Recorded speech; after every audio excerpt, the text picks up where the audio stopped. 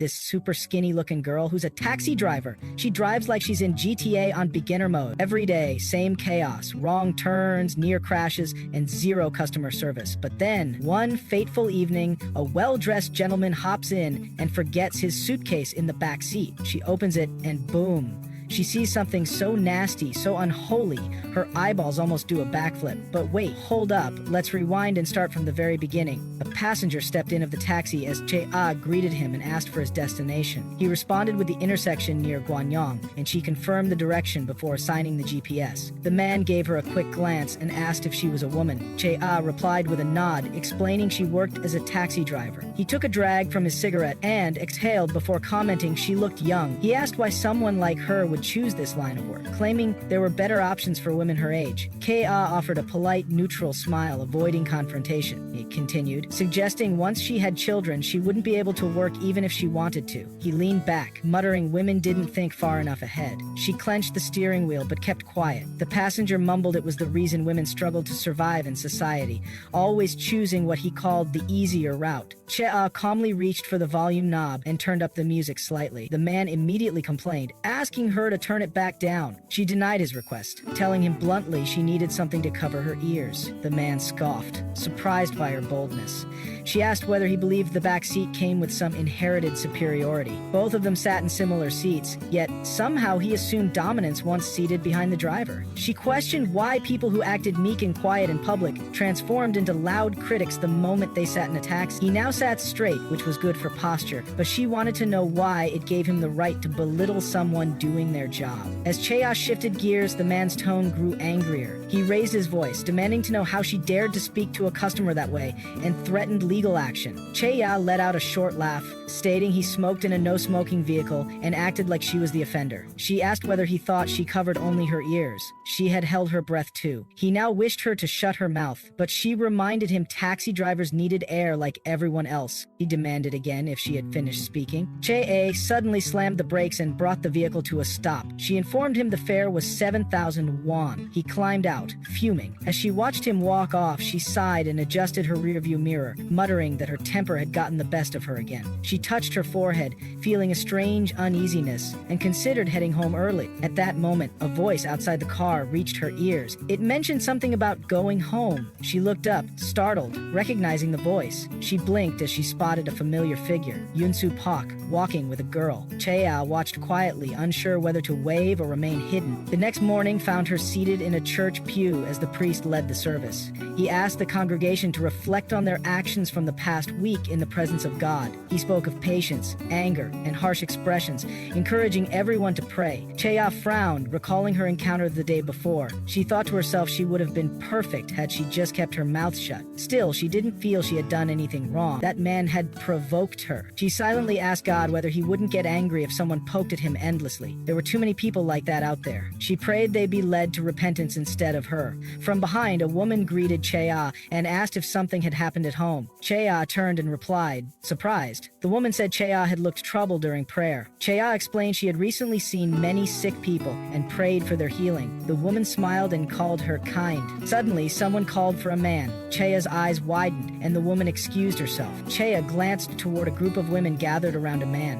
One woman told him not to bring anything next time, but he responded that she had none, so he brought extra. The women praised his thoughtfulness. Another asked if there was anything he couldn't do. He responded humbly, claiming there were still many things beyond him. While Che noted that man is Yunsu, who is neat, multi-talented, and diligent, and he is inhumanely perfect. One woman noted he wasn't interested in dating and found it odd given his age. Another suggested she'd introduce him to someone if she could find anyone worthy. They all agreed he was too good for most. Cha-ah, listening nearby, suddenly burst into laughter. The woman stared, surprised. Cha-ah announced she had seen him with a girl the night before. The women's jaws dropped. Cha-ah asked if she had misunderstood, and if the girl was perhaps his sister. The woman immediately turned to Yunsu with curious stares, asking questions, while Cha-ah quietly slipped away. As she entered her taxi, someone tapped on her window. Startled, she looked up to find Yunsu standing there. He asked if she was working, to which she nodded. He requested the trunk be opened. She obeyed. As he loaded his his suitcase, Chae wondered why he chose her car. They rarely even exchanged greetings at church. He gave her an address and she began driving. From the mirror, she noticed him watching her. She turned her head slightly and asked what it was. After a pause, he asked where she had seen him the previous night. She told him she had seen him near the intersection while working. He asked again if she was sure. She apologized, assuming he was upset by what she had said earlier. She admitted she had gone too far with the joke and had a tendency to get nosy. She promised to clarify everything with the women next week. He asked if she remembered the girl clearly. Jae froze for a second and then denied remembering Danielle, well, to which he fell silent. As the ride neared its end, she informed him they had arrived. He removed his jacket and stepped out, thanking her and complimenting her driving. Chea, still unsettled, watched him walk away. She muttered about how creepy the whole situation felt. Then, as she prepared to drive off, Yun-soo turned his head and stared directly at her. A chill ran through her spine. She quickly looked away and drove off. Later that day, she returned home.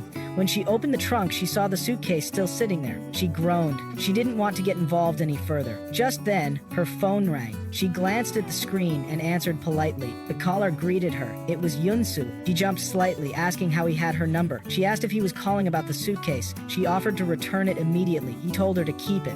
He assumed she hadn't opened it yet. She asked why she would open someone else's suitcase. He told her she could if she wanted, and even keep what was inside. Chea hesitated. She asked what was inside and why he was giving it to her. He calmly suggested if she didn't like what she found, she could bury it somewhere. Her hand froze. Her phone slipped from her grasp. As the zipper moved, her breath caught in her throat. When she opened it, her eyes widened. Inside lay the lifeless body of the same girl she had seen with him the previous night. Chia was found guilty as the defendant. Despite considering it, she remained silent. The court had given her charges of attempted murder, which Chia denied, mumbling under her breath it wasn't true, though she was sentenced to 5 years. Chia bolted upright as she was jolted awake from the nightmare. Breathing heavily, she glanced at her phone. Picking it up, she questioned what his problem was. Leonsu believed she must have seen it and probably got surprised, laughing at the thought. He advised her to take a deep breath first. Chae simply said not to, as Yunsu asked if she didn't understand, this would all be over soon. Chae questioned whether he didn't know everything would be over if she reported him.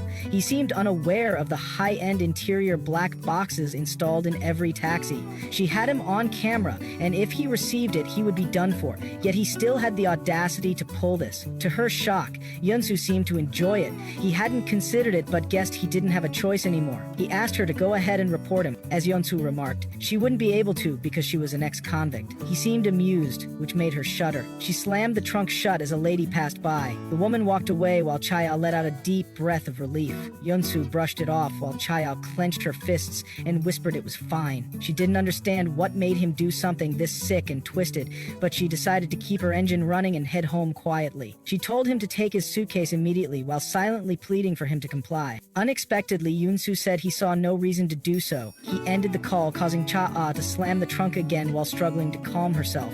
She still had proof, and there was only one passenger today. She watched the dashcam footage and saw Yunsu. She believed it was him. The recording showed him speaking about working last night, the same time she had been out working. She remembered seeing him near the intersection and figured he must have been upset about what she said earlier. She was only joking, but perhaps she had taken it too far. Chea was shocked to see nobody appeared in the footage the whole time. Seeing this, Chea drove into a forest carrying a few tools. She questioned whether this was the right thing to do. Even a mouse would bite a cat when cornered, but she had no one to bite. More accurately, she didn't even know who she should bite. Trying to stay composed, she forced herself to act quickly before her thoughts spiraled. She pulled out the shovel and began digging. Retrieving the suitcase, she dragged it toward a hole. Exhausted, she collapsed but held back tears. She slapped herself back to awareness, urging herself not to think anymore. She buried the suitcase, apologizing while fatigue clouded her thoughts. She just wanted everything to end already. Letting out a tired sigh, she thought it was finally over. Suddenly, a series of photo clicks echoed. She looked up and saw Yunsu snapping countless photos. Chea stood frozen, trembling. She cursed under her breath and questioned what he was doing. Yunsu smiled and claimed he had found her weakness. As Yunsu showed Chae the picture, he remarked she seemed far from the gentle, angelic person she appeared to be at church. He expressed his disbelief, noting she had been disposing of a body with her hands covered in dirt. While Chaya looked in disbelief, without missing a beat, she kicked the phone aside and dashed toward it. But Yunsu made her stumble, and she collapsed to the ground. Yunsu slowly stepped toward the phone as Cha-A struggled to move, her energy nearly drained. She barely managed to grip the phone, only to look up and find him standing before her. He commented she must still have plenty of energy left to hold on like that. Suddenly, Chae felt something shift. Her energy drained rapidly, and she questioned what was happening. Her body no longer responded. Yunsu admitted he had tried to be kind, but humans always found a way to anger him. He figured no one ever knew what lay behind his mask. Sitting beside her, he mentioned he was sure she could understand. He calmly took the phone from her hand and grabbed her face. He pointed out she didn't want to return to prison, not after everything. She didn't want to waste her life again, especially not for something she hadn't done. Then he gave her an order to bring him one person every week to a location he would provide. Cha froze, shocked. Yunsu pointed at her, demanding a response. Though confused and unwilling, she realized her head was nodding on its own, as if her body moved without her control. Yunsu stood, staring at her, and suddenly his pupils began to glow with an eerie light. Just then, Chae woke up in her room. 6 days had already passed. She hadn't done what he asked. She hadn't reported him either. She wondered what she was supposed to do now. Later in her taxi, she whispered that nothing would change just because she left the house. She didn't have much time left. She considered doing nothing and just going to church. She feared prison and told herself maybe she should follow his demand. She believed she could do it if she truly tried. It wasn't really her, but suddenly her true consciousness returned, yelling at her in disbelief. She leaned back, questioning why such things always happened to her. Suddenly, a passenger slammed the door and got into the taxi, barking at Chia to drive. She tried to explain she wasn't taking passengers at the moment. The man cut her off, accusing her of discriminating against him because he was drunk, but Chia denied it. The passenger yelled she couldn't speak to a customer that way. He said he was going to sleep and told her to hurry to Ilchan. Chia froze, unsure if she heard him right. She asked again where he was headed. The passenger scoffed, questioning if she hadn't heard the first time. He told her to go to Ilchan, the same address written on the slip given by Yunsu. Panic crept in. Chae unconsciously confirmed the location and started driving. As she glanced at the man slumped in the seat, she called out, mentioning his house must be on Ilchan Street. The passenger offered no reply. She tried to convince herself it was just a coincidence. He happened to be headed there. She wasn't doing anything wrong. She was just taking a customer to his destination. As they arrived, she turned toward him, saying they had reached the place, and asked him to wake up. As she turned towards him, the seat was empty. Chae called out again, but no one answered. Afterward, at home, Chae sat down and started analyzing the footage. She paused it as she clicked to a scene where the passenger vanished into thin air, just as they reached a specific spot. She replayed it several times, but each time she couldn't catch anything that made sense. She questioned how could this happen. She had no idea. The next morning, Chae questioned whether she should go to church. Yunsu's unsettling stare from the previous day kept replaying in her mind. She felt she had no choice but to go and see for herself, no matter what had happened. She had to witness it with her own eyes. With that thought in mind, she got dressed and left for the church. When she arrived, she cursed under her breath, sensing Yunsu's presence in the air. As she reached for the door, a sudden flash of him taking her phone from her hands rushed to her mind. The shivers ran through her body as the memory triggered her unease. She questioned herself. Why had she come here? She should just turn back and leave. But as she started to turn around, she caught sight of Yunsu, walking into the church with a child. He completely ignored her, moving inside with the child trailing behind. The boy bowed his head slightly as he entered. Yunsu glanced back over his shoulder before slamming the door behind him. Chae walked inside hesitantly. A woman approached the child, addressing him with concern. She had heard he'd been sick recently and asked if he was feeling better. Grim responded affirmatively, thanking her for her care. The woman added that it was still cold at night and mentioned she'd brought him something warm for when he slept. She then asked Grim if he needed a scarf. Grim politely refused, saying it was alright because his uncle Young-soo had already bought him plenty, and he thanked her again. Chae stared at the interaction, processing the fact that this boy came to church with Yunsu every week. She wondered if Grim knew about Yunsu's real nature. Then Grim asked the woman if Ji-hue wasn't coming today. The woman replied that Ji-hue would be attending the evening mass. She then asked if Grim wanted to see her. Grim, his frustration evident, quickly replied, "It's not like that." Chae watched, thinking to herself, that kid doesn't know anything. He's just a pawn in Yunsu's game. As the church mass began, she shifted her attention, listening to the hymns and getting ready for the message. But Chae's mind wandered again, questioning why someone like Yunsu would care about a kid. She speculated that maybe Grim was being held against his will. Just then, Grim, sitting beside her, asked if he could sit next to her. Chae nodded in agreement. She stared at him for a moment, but quickly looked away, not wanting to engage too much. As the mass continued, Chae's thoughts turned darker. She was suspicious of everyone and everything at that church. She questioned, what was Grim's true role in all this? Was he like Yunsu in some way? Suddenly, Grim called her name, pulling her from her thoughts. Chae turned to face him, wondering what was coming next. He handed her a slip of paper, telling her to keep up the good work. Chae stared at the note for a moment, her thoughts racing, realizing maybe Grim and Yunsu Yunsu are the same after all. Chea unconsciously dwelled on the questions about his remark once again. As she tried to grab Grim, she asked him who gave him the note. Grim simply stated that she already knew who it was and quickly hushed her. Chea suddenly sat down, realizing that this had to be the work of that bastard. She questioned why he kept doing this to her and what the deal was with it, glancing at him and asking if he knew what was going on. After the mass ended and everyone began to move outside, Chea called out to Yunsu, questioning if he thought this wasn't right. With a swift motion, she slapped the note against his face, demanding to know why he kept doing this to her. She asked what she had done to deserve this, and if he really thought she was impressionable enough to do whatever he told her. Unlike most people, she was crooked inside, and her body trembled with the thought. Chea stepped forward toward Yunsu, now questioning if he had the video. She wasn't going to be left alone with this.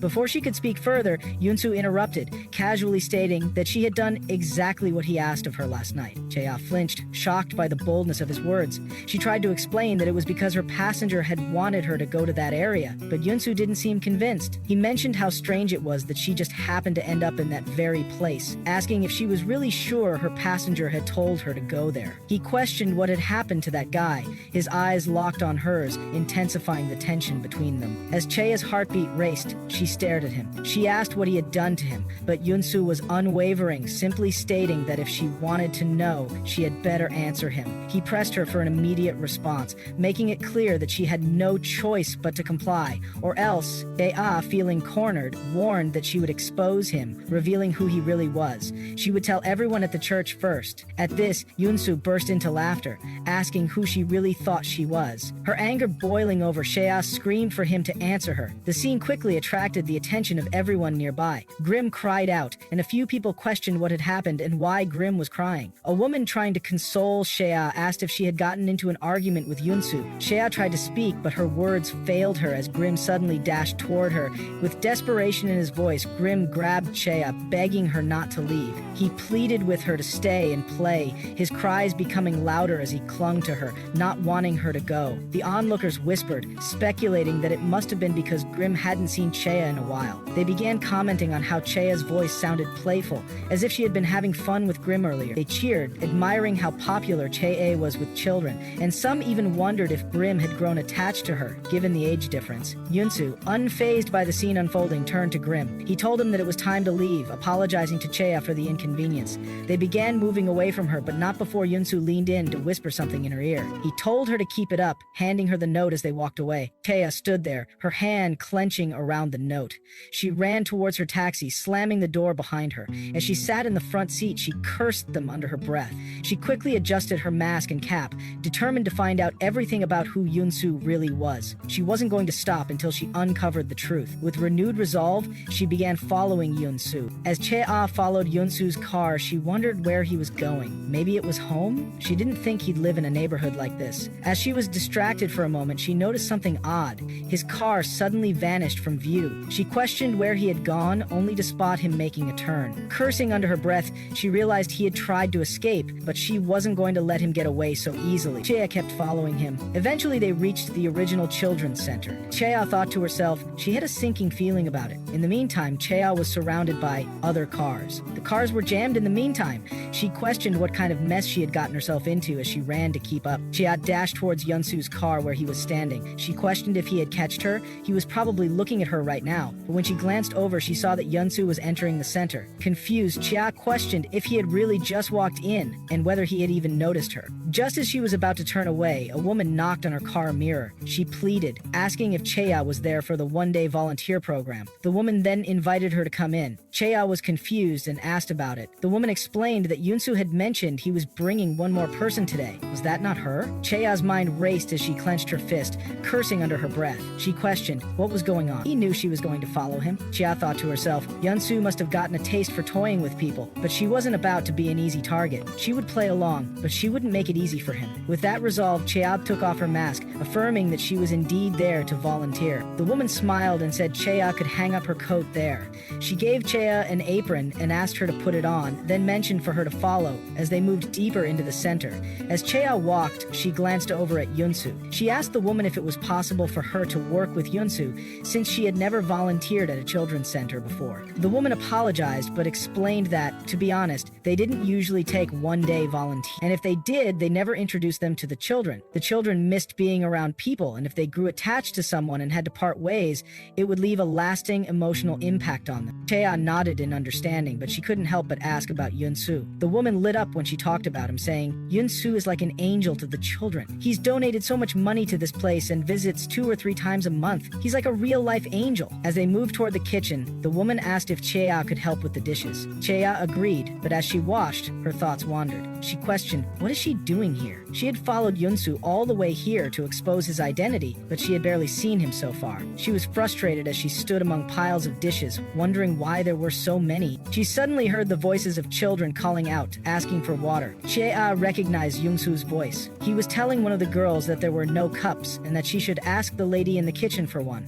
Lady in the kitchen? Chea thought. He's talking about her. Yunsu opened the door and stepped into the kitchen. He told the girl to ask the nice lady for a cup. The girl, looking at Chea, asked if she could have a cup of water. Chea agreed and reached for the glass, but as she did, it slipped from her fingers and fell to the floor. A small cut on her finger started bleeding, and a few drops of blood dripped down. Ta'a quickly told the girl to step aside, saying she would clean it up. She turned to Yunsu and asked him to leave the room while she did, but there was no response from him. Cha'a turned to him again, asking, when is he going to do her? Her voice wavered slightly. When she looked up, she found Yunsu staring at her, with a furious expression on his face. Chea froze, her heart racing. She had never seen him look so angry. His gaze was intense, full of frustration, and something else she couldn't quite place. Her mind raced, trying to understand what was happening. Afterwards, as Yunsu stared wildly at Chea, he stepped forward. Chea attempted to warn him there was glass on the floor, but he crunched through it without hesitation, approaching her. She pleaded with him not to come any closer. He grabbed her hand. Though she tried to cry out for him to let go, her body suddenly lost all strength. She believed he had done something strange again.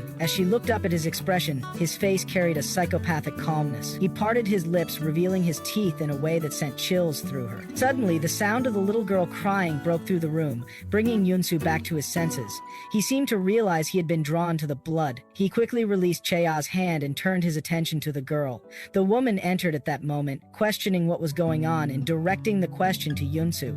He responded vaguely, suggesting the child had likely become frightened when the cup broke. Chea remained where she was, drained of strength. She thought it had happened again, just like before. Her body had refused to move. As the woman asked if Yunsu was leaving already, he replied something urgent had come up and he needed to go. Chea, realizing he was about to leave, thought she needed to follow him. Chea knew she had to pull herself together. Forcing herself to stand, she stumbled outside and saw Yunsu speeding away in his car. She climbed into her own taxi to pursue him, but after taking a turn, she lost sight of the vehicle. Frustration overcame her and she slammed her hand against the steering wheel. Once she arrived home, her mind replayed the earlier scene. She found it strange how angry he had seemed. She had never seen him scowl like that before.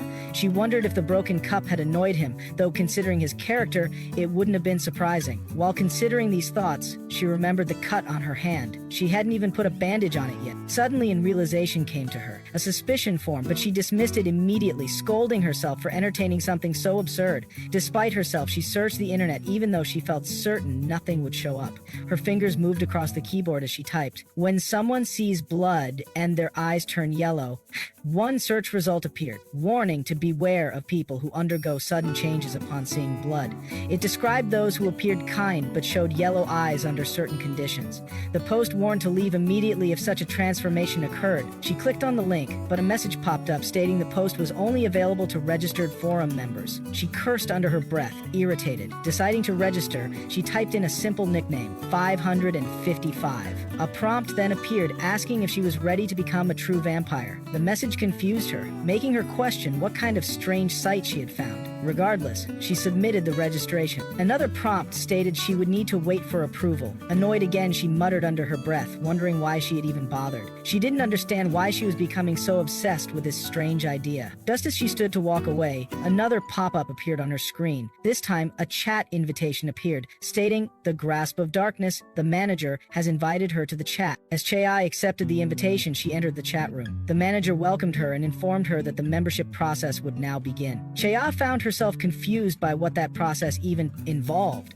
The manager then asked if she was ready to become a vampire's servant. The question made her pause. She tried to understand what exactly it meant. The manager continued, stating that she would need to gain the consciousness of blood, which left her startled. The phrase sounded unsettling. She clicked on the prompt and began typing, trying to figure out what that was supposed to mean. Twice considered that gaining consciousness of blood sounded like a strange and unsettling process. The instructions explained that she had to take a blank sheet of paper and write a specific sentence on it, but the catch was that it had to be done using her own blood. She thought it was completely messed up. Hesitating, she typed out her concern, questioning what would happen if she refused to go through with it. The manager responded coldly, claiming it would simply mean she wasn't ready to join them. That answer only made her angrier. She muttered to herself, wondering what kind of twisted joke it was. He wanted her to write with her own blood and seemed to think it was all perfectly normal. She regretted ever clicking on that forum. She had warned herself about wasting time online, and she knew she should have closed the tab the moment she saw something strange. Still, curiosity pushed her forward. She grabbed a ketchup bottle, thinking that it might be good enough. It wasn't real blood, but she figured it could pass for it. She wondered aloud why she was even doing this, but convinced herself it would be fine. The sentence she was asked to write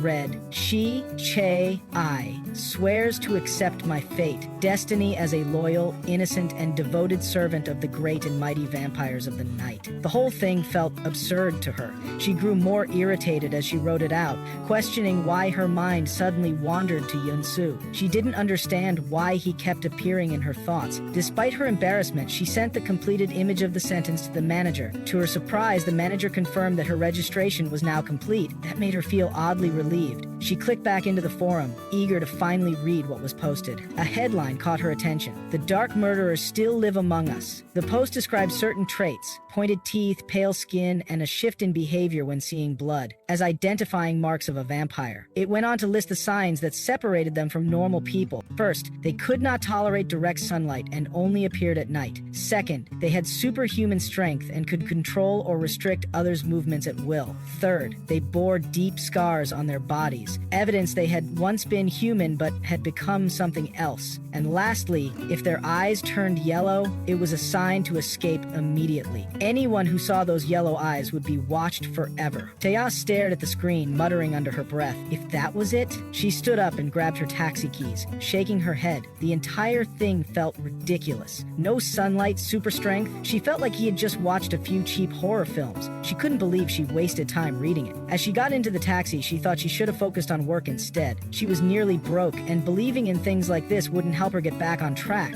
Real life didn't work this way. She would need to figure things out on her own. But from the alley just behind her, a figure lurked, its glowing yellow eyes fixed on her as Chea drove away. Afterward, a passenger boarded Chea's taxi, requesting a ride to the neighborhood. Chea confirmed the location and asked which street. The passenger instructed her to head toward the second street, and she agreed. Just then, her eyes caught a glimpse of someone who looked like Yun-soo, making her turn her face away quickly, uncertain whether it had really been him. As Chea got quite nervous, she asked the woman if by any chance, to which the passenger questioned what she meant. Chea opened her mouth to say something, but then scoffed and muttered, "Never mind." She figured she had become too sensitive and was now seeing things. That bizarre post she'd read earlier had clearly messed with her head.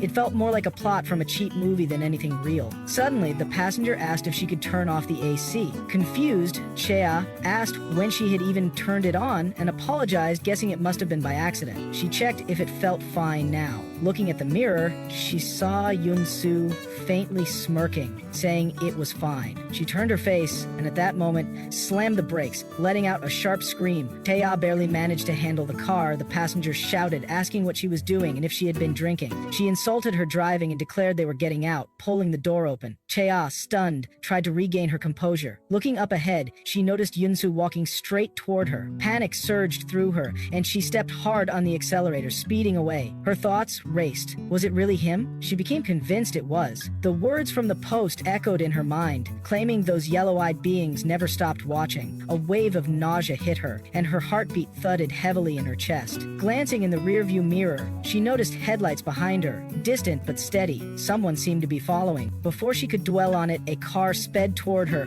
from the opposite direction. Jolted back into reality, she honked quickly and swerved, barely avoiding impact. Turning her eyes back to the mirror, she saw a car overtake hers and vanish into the night. Her breathing quickened. She wondered if she was losing her mind and checked her surroundings. She found herself near the police station. Hesitating, she debated whether she should go in and report what she saw. Just then, another passenger entered the taxi, mocking the idea of anyone trying to sue someone like him. The man bragged that people agreed to anything once a settlement fee was offered. He argued it wasn't like he had done anything too serious. Drunken mistakes happened all the time, he claimed, before inviting someone on the phone to join him for drinks. Addressing Cheye, the man asked why she wasn't driving and whether she had business at the police station. She denied it and asked for the destination. He mentioned the G neighborhood and commented that taxi fares were nothing compared to real money. Cheye chuckled dryly as he talked about hitting someone and solving it with cash. He then asked if he could smoke. Cheye declined. When he said he'd pay the smoking fine, she sarcastically asked if offering settlements was his hobby. The passenger stared at her coldly,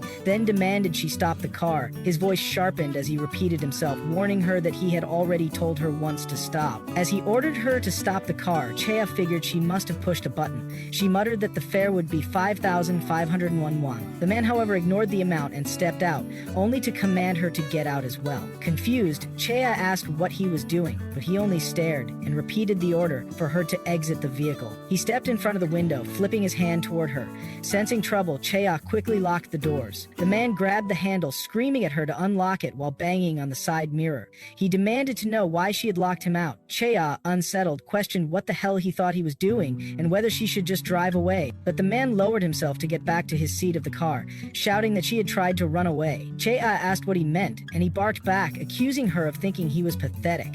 He questioned whether she believed he was joking earlier when he'd said he had beaten someone. Cheye replied sarcastically, asking if that was something worth bragging about. The man sneered and said she didn't even realize what she'd done wrong. Asking if she truly thought she was in the right, Cheye, trying to stay composed, stated that no, she didn't know what she had done. She asked if he could please enlighten her. The man laughed, taunting her to listen to herself. He asked if that was how she spoke to customers, and claimed that if a customer was in a bad mood, she should apologize. He demanded to know how she dared to talk back. Cheye bit her lip, holding herself back. She realized she needed to stay calm. Trying to defuse the situation, she apologized, admitting she had spoken too rashly and would be more careful not to offend him. But instead of backing off, the man grabbed her wrist and warned her not to mess around unless she wanted something bad to happen. He hurled curses at her, but Cheye scoffed, yanking her hand away. She told him seriously he was a nobody and she wouldn't drive him anywhere. She ordered him out of her car, refusing to tolerate his abuse. The man laughed coldly, questioning who she thought she was to refuse him. Cheye told him she would report him if he didn't leave immediately,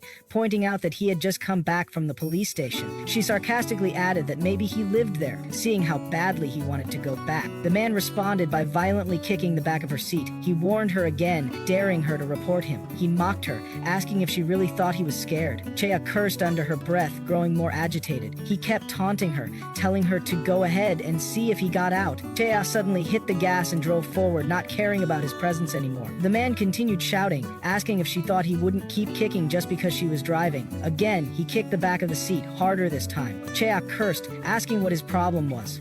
The next kick rocked the seat so violently that she nearly lost control and swerved close to a pole. She screamed at him to stop, warning that they could get into an accident. He only laughed and asked if she was scared now, mocking the confidence she had shown earlier. Then he kicked again, more forcefully, yelling at her to keep going. He threatened her, saying that if she dared to stop again, he would kill her. Cheye broke into a sweat, her grip on the wheel trembling. Her heart pounded, and she wondered what she was supposed to do. Then, out of nowhere, she spotted a board pointing toward a place named Sapum Naru. Something inside her clicked. Acting on impulse, she turned the wheel sharply and drove toward the sign. The passenger continued kicking, his rage undiminished. Cheye's thoughts blurred as the constant pounding drained her focus. Her body felt heavy, her vision unsteady. Still unsure of what she was doing, she brought the car to a halt. She exhaled sharply, chest rising and falling, trying to catch her breath. Turning her head, she noticed the name on the slip. Same name, same area. area. Her eyes widened. The seat behind her fell silent. She turned around, only to find it empty. The man had vanished into thin air. A chill crept down her spine as reality dawned on her. She turned to face forward, and there, standing calmly with an eerie smile, was Yunsu, watching her from just ahead. As Chea regained consciousness, she questioned what she had done. Her body shivered as she stared ahead and saw Yunzu. When he opened his mouth, Chea instantly sensed what he was about to say. Yunzu whispered, praising her for her good work, and gave her a thumbs up. Chea's face flushed, a mix of fury and seriousness burning through her. She slammed the pedal and drove off, leaving Yunsu clapping behind her. She gritted her teeth, but then his voice echoed from the back seat, casually asking if they were strangers now, and where she thought she was going without saying hello. Chea clenched the wheel tighter, trying to convince herself it couldn't be real. She prayed for him to disappear, just disappear again. But her hands trembled, and she abruptly stopped the car. From the back, Yunsu commented on her aggressive driving, questioning whether she thought she could keep working as a taxi driver like that. Then, with a mocking tone, he said maybe she should just stop driving and keep running around for him instead, because she was much better at that. Chea's heart dropped as she realized that this was real. She glanced back, and Yunsu, still smiling, praised her again for the great job she had done that week.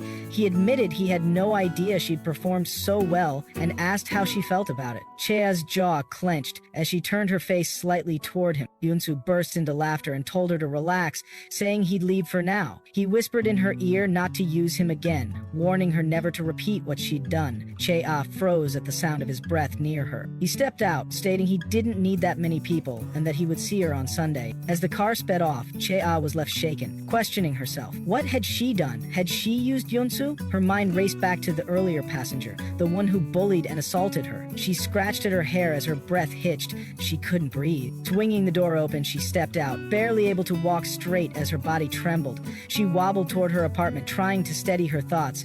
She questioned, how had he known that? Was he truly watching her? His words echoed again in her mind. He didn't need that many people. What did that mean? Did he intend to get rid of someone? As she stepped into her apartment, lost in thought, a sudden noise broke through the silence. She froze as she heard the voice of footsteps. They approached her door and stopped right in front of it. Chea's breath caught as she stared at the door, her pulse pounding in her ears. A knock followed on the door. Then came the voice asking to open the door, as it's her. As Chea stood up, barely able to clean up the mess and arrange the chores here and there, someone called out her name. She asked them to wait as she loaded the clothes into the washing machine. When she opened the door, it was her sister, Chae-sun. Chea recognized her immediately. After they sat down and the strange tension settled between them, Chae-sun asked how she had been. Chea replied the same as ever. She glanced at her, questioning the occasion, mentioning that Chae-sun hadn't said she was coming over. Chae-sun explained that Chei hadn't picked up her phone and hadn't seemed to be at home, so she had waited in her car and came up once she saw her return. Chei apologized, saying she had been a little distracted, recalling vaguely that someone had been parked downstairs. Chae-sun said she was glad they met that day, since it was the only day she had some free time. She handed Chea an envelope. Chea looked down and realized it was a wedding invitation. Cheazan confirmed it with a chuckle, and Chea stared in shock. Cheazan laughed at her expression. Chea muttered that it was pretty sudden, only a few days left. She asked when it had all happened and, despite her surprise, said she was happy Chea had been living a good life. She congratulated her sincerely. Cheazan thanked her quietly. Cha-e admitted she had completely forgotten and asked if she wanted some water, explaining that she didn't have anything else at home. But as she tried to stand, her legs gave way and she collapsed from exhaustion. Missy-all immediately asked if she was all right. Chea questioned what was wrong with her body, confused by how unresponsive she felt. Chea's voice turned cautious as she asked if something had happened again. Suddenly, Chea thought to herself that no matter how long it had been since they last saw each other, Chae-son would never genuinely worry about someone like her. Chea asked what she meant by again.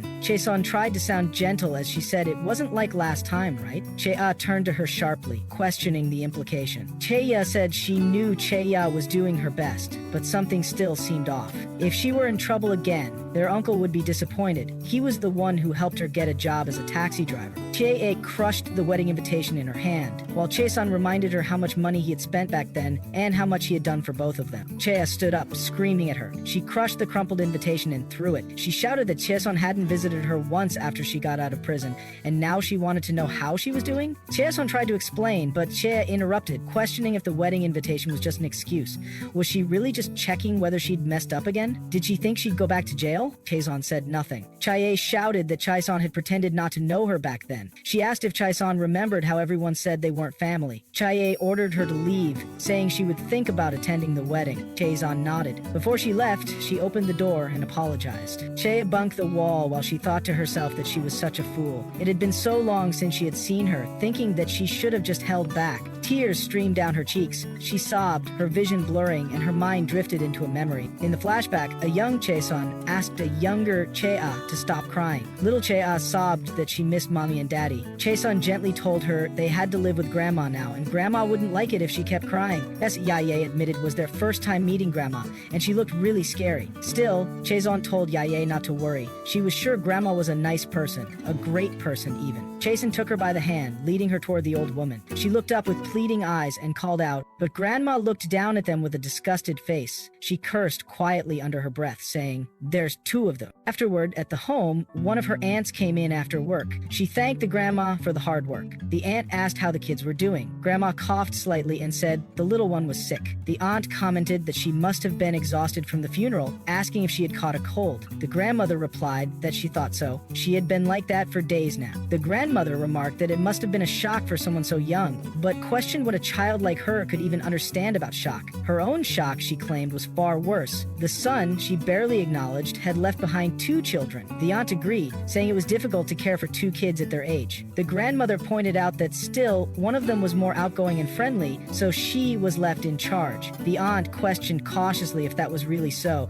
The grandmother nodded, stating that she was clever and sharp. She had even gone with her to the supermarket to buy ingredients to make soup for her sick younger sister. The first thing she grabbed were the ingredients for soup. If only the older one had been left behind, maybe it would have been worth raising her. Suddenly, the grandmother remembered the soup might be boiling over. She headed toward the kitchen and opened the door, calling out for the little one to come and have some soup, but what she saw surprised her. Little Chae was folding the blankets while huffing in fever. The grandmother asked if she was all right. Chae forced herself to say that she was fine, not sick at all. That was the first lie she remembered telling in her life. The grandmother asked if she was faking it and scoffed, calling it unbelievable. At the dining table, she reminded them that their uncle was coming that day, and they had to be on their best behavior. He was the one providing money to raise them. Both children nodded in agreement. Chae clumsily tried to hold the chopsticks. The grandmother scolded her, saying she had told her to hold them correctly. Chae affirmed with a nod. Later, the grandmother told them to greet their uncle. As the man entered, he glanced toward Chaeson and asked if she was Chaeson. Chaeson affirmed. He took her with him. Chae turned to her grandmother and asked where they were going. The grandmother sighed without answering. Outside the market, Chae called out for Chaeson,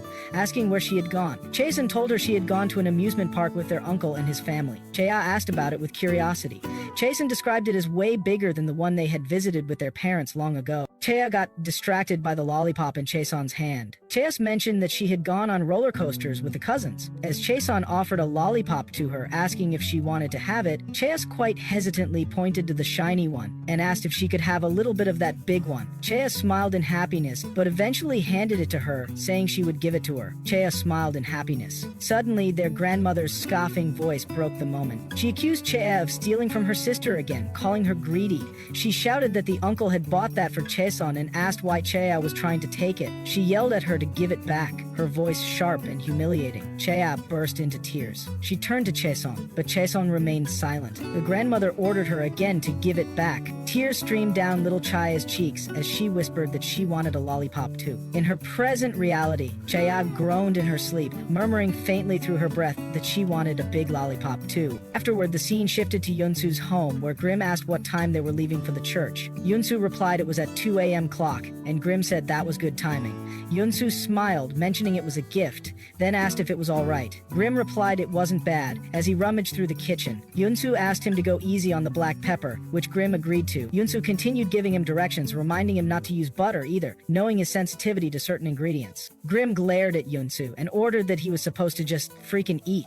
Yunsu thought he would probably leave the leftovers anyway. When Yunsu asked why Grim was so annoyed, Grim explained that ever since Yunsu started that useless game with Chae, they had way too much food downstairs.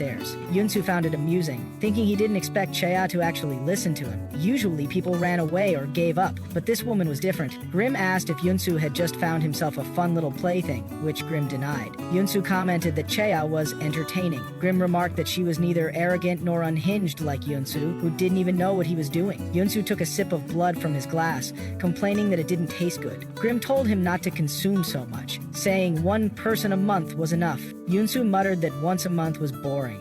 Grim insisted that was still plenty, warning that all toys broke if he was too rough with them, offering him a steak. Yunsu slammed the bench and asked if they were supposed to pray, to which Grim scoffed, stating that it was always so annoying. They prayed for the sacrificial lamps before having dinner. The scene then shifted to the church. Stepping out of the car, Grim commented that Yunsu had timed their arrival just to see that woman. Yunsu didn't respond. Grim glanced outside and saw Chaya standing anxiously in front of the church. Yunsu said it was funny, laughable, and pathetic how she looked, unaware of her own condition. He wanted to pass her by and see the horror in her face, but as Yunsu glanced at her while walking past, he was surprised Chae showed no reaction. Grim pointed out that it wasn't the response Yunsu had expected. During the mass, the announcement was made for everyone to take their seats. Yunsu glanced again at Chae, who remained distant and unresponsive. He sat down beside her and slipped her a chip, stating that she knew what to do. Chi took the note silently, but after a moment slid it back. She said clearly that she didn't want to. She wasn't going to do this anymore. Yunsu was shocked by her reaction. He glanced at Chea, questioning why she was acting this way,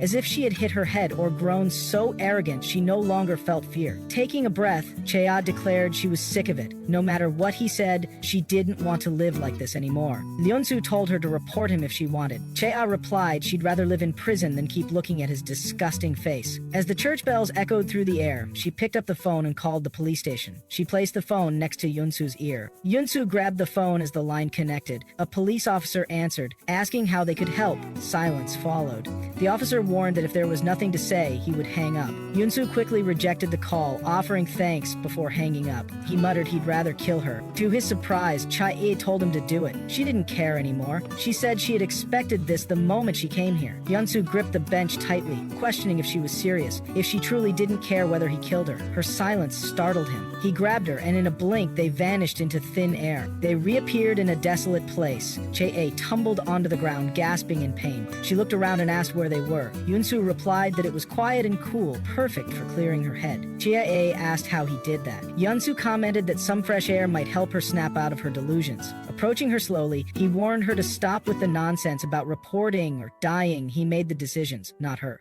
He told her to stop acting like she mattered, to stop thinking, and to just be a good girl who did as she was told. Chae looked up at him, trembling. She questioned if he even understood what he was saying. She fumbled around and grabbed a broken piece of mirror. Yunsu scoffed, saying he'd do her a favor and let it slide just this once.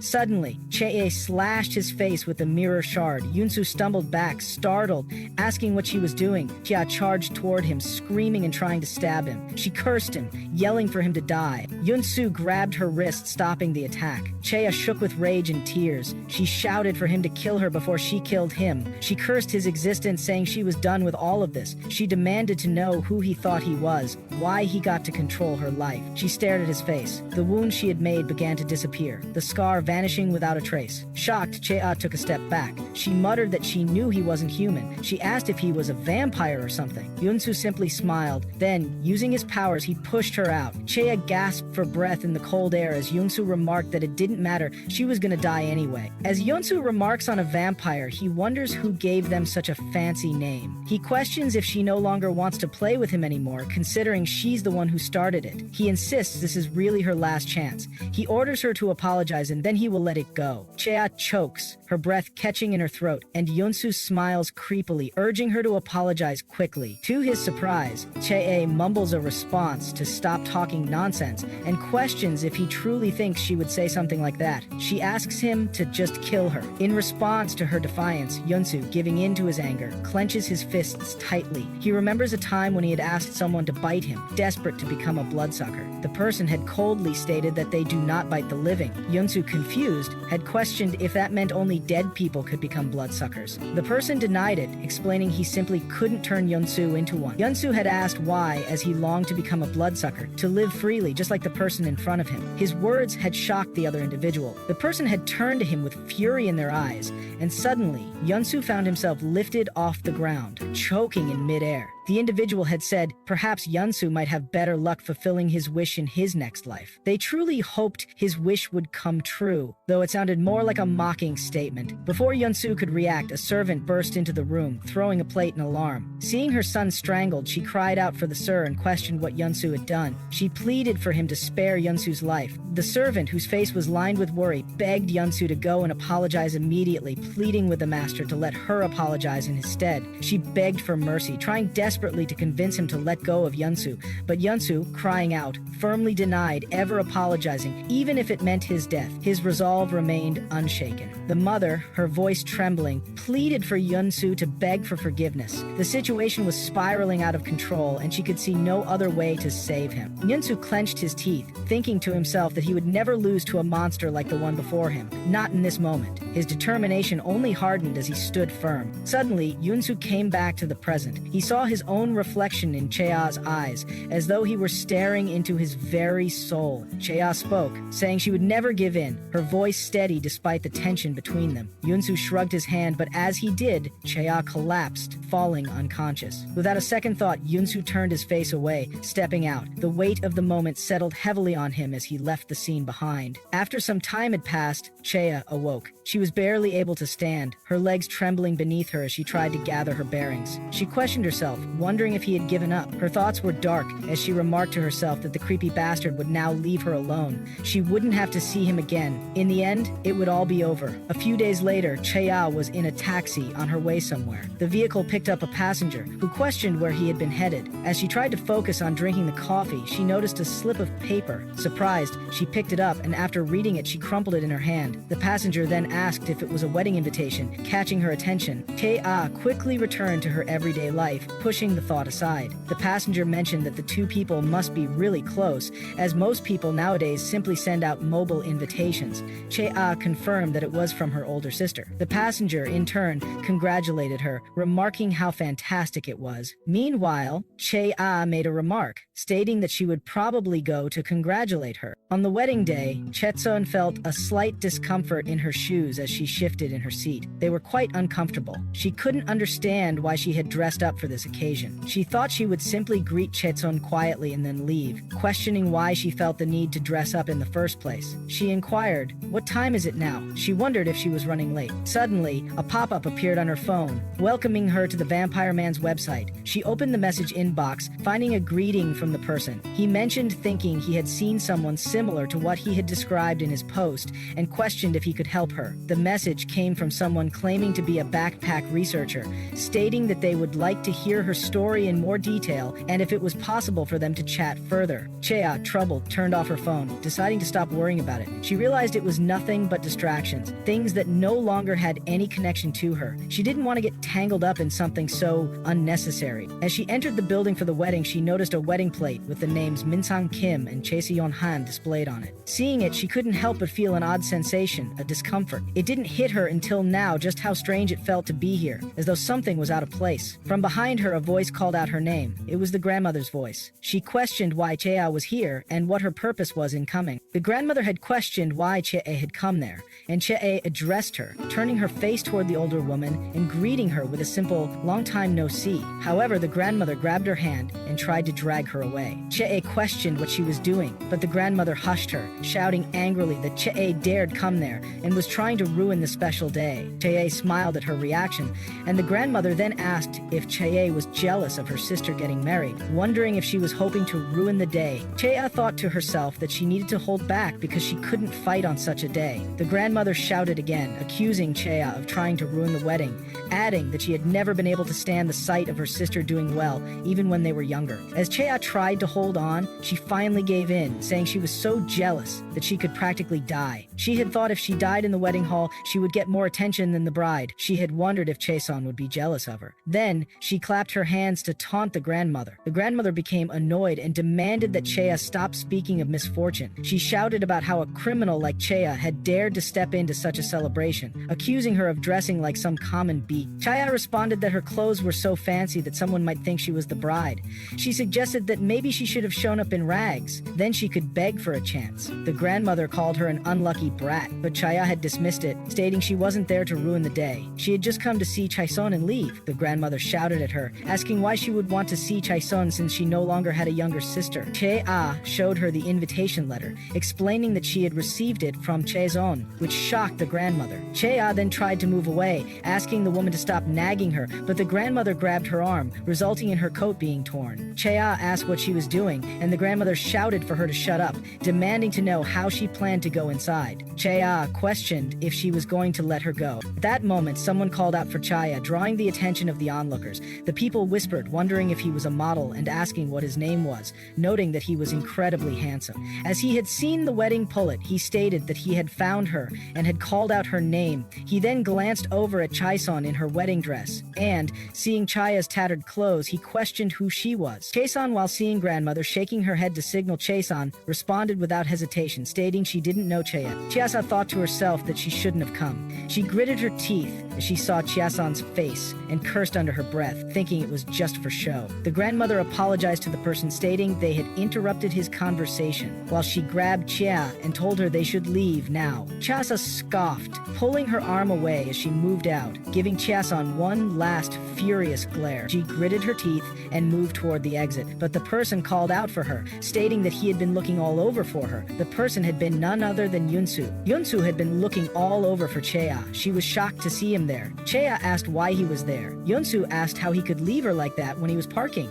He mentioned how impatient she had been. Chea had, without thinking, questioned what he was doing. As he glanced at her clothes, he asked what had happened to them. Without another word, he took off his own coat and draped it over her to shield her from the cold. Chea cautiously asked what he was scheming, but before Yunsu could answer, Chea's grandma bowed to him while Yunsu introduced himself. He stated it was nice to meet her. The grandmother confirmed her identity, and Chea's friends had whispered among themselves, commenting on how handsome he was. One of Chea's friends said they had never seen such a good-looking man in their lives, while another asked Cheason if she knew him. Yunsu interrupted, declaring Cheason the star of the day. He grabbed Chea's hand and, with a confident smile, said that she is Chea's sister. He congratulated Cheason on her wedding and claimed that Chea had told him so much about her. Cheason's friends whispered, questioning if he was really her sister's boyfriend, commenting on how amazing it was and how classy he looked. Cheason, surprised, had affirmed, thanking him. Curious, Kaesun asked how Yunsu knew Chea. He tried to downplay it, saying they were close friends, but Kea quickly declared, they are dating, obviously. Yunsu then affirmed, saying they loved each other to death. Chea continued,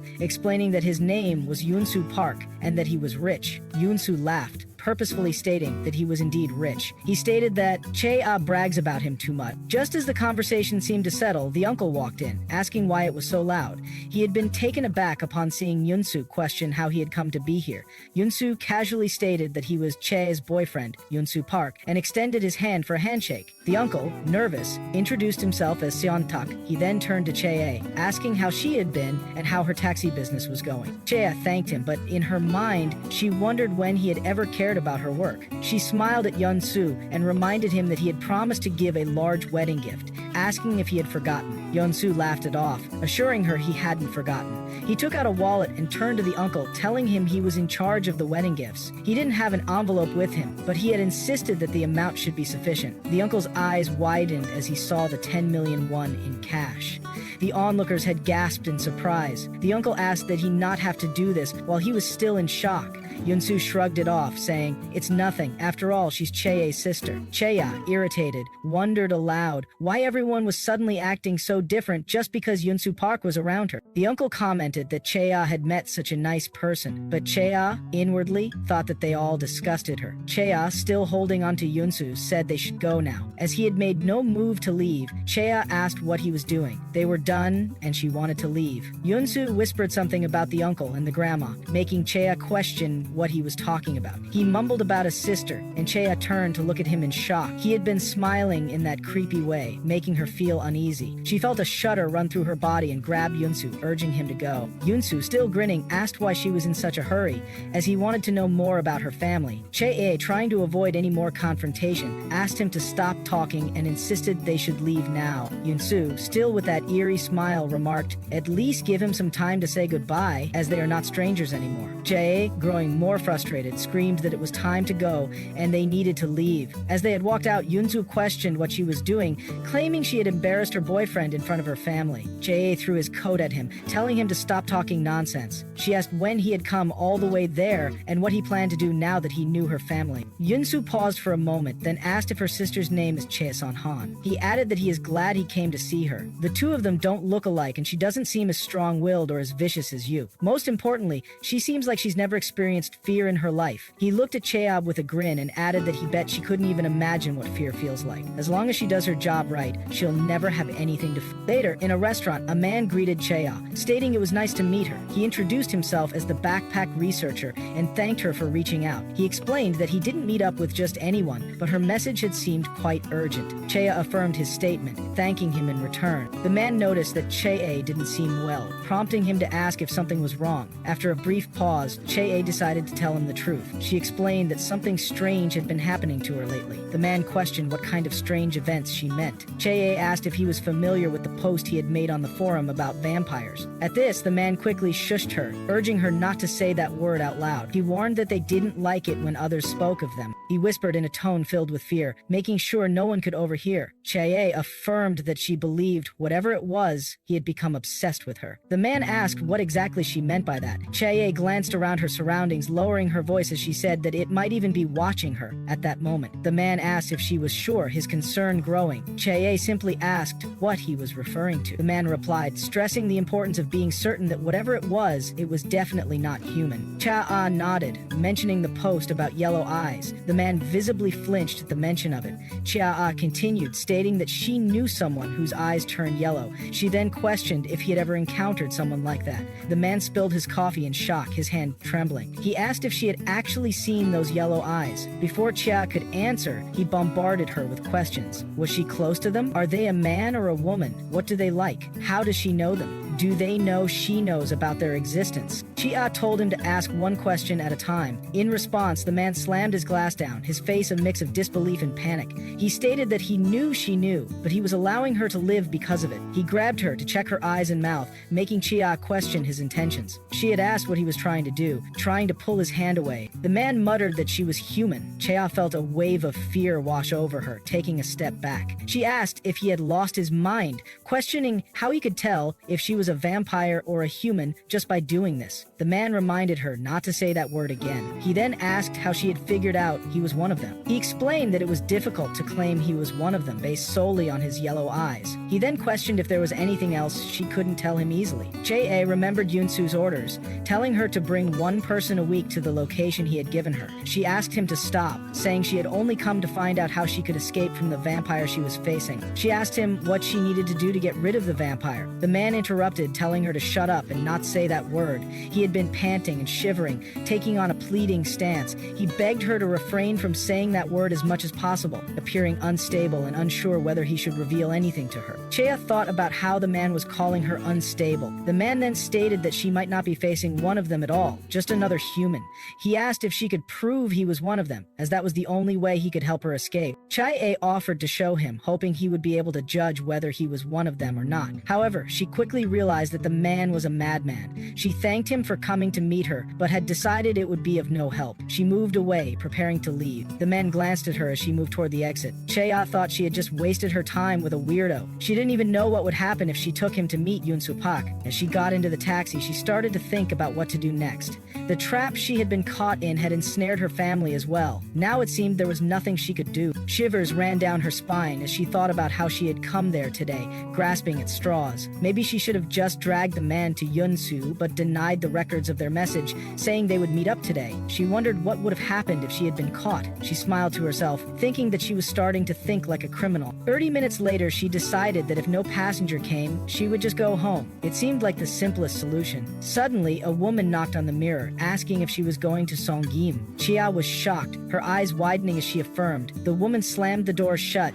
saying she was lucky because most taxi drivers wouldn't go to Songgim from that area. Shivering, Chia agreed, stating that it was true. She noticed the note lying down with the same destination. Chia raised the accelerator, ready to move out. However, the researcher boarded his car. He questioned if that woman had really seen the man she mentioned earlier, the one obsessed with her. He questioned if following her would allow him to see it, and he chose to follow her. The passenger asked Chee to take her to the Rodeo building on Sonim Street to share a forum. Chee entered the address into the system, glancing at the note as she read it.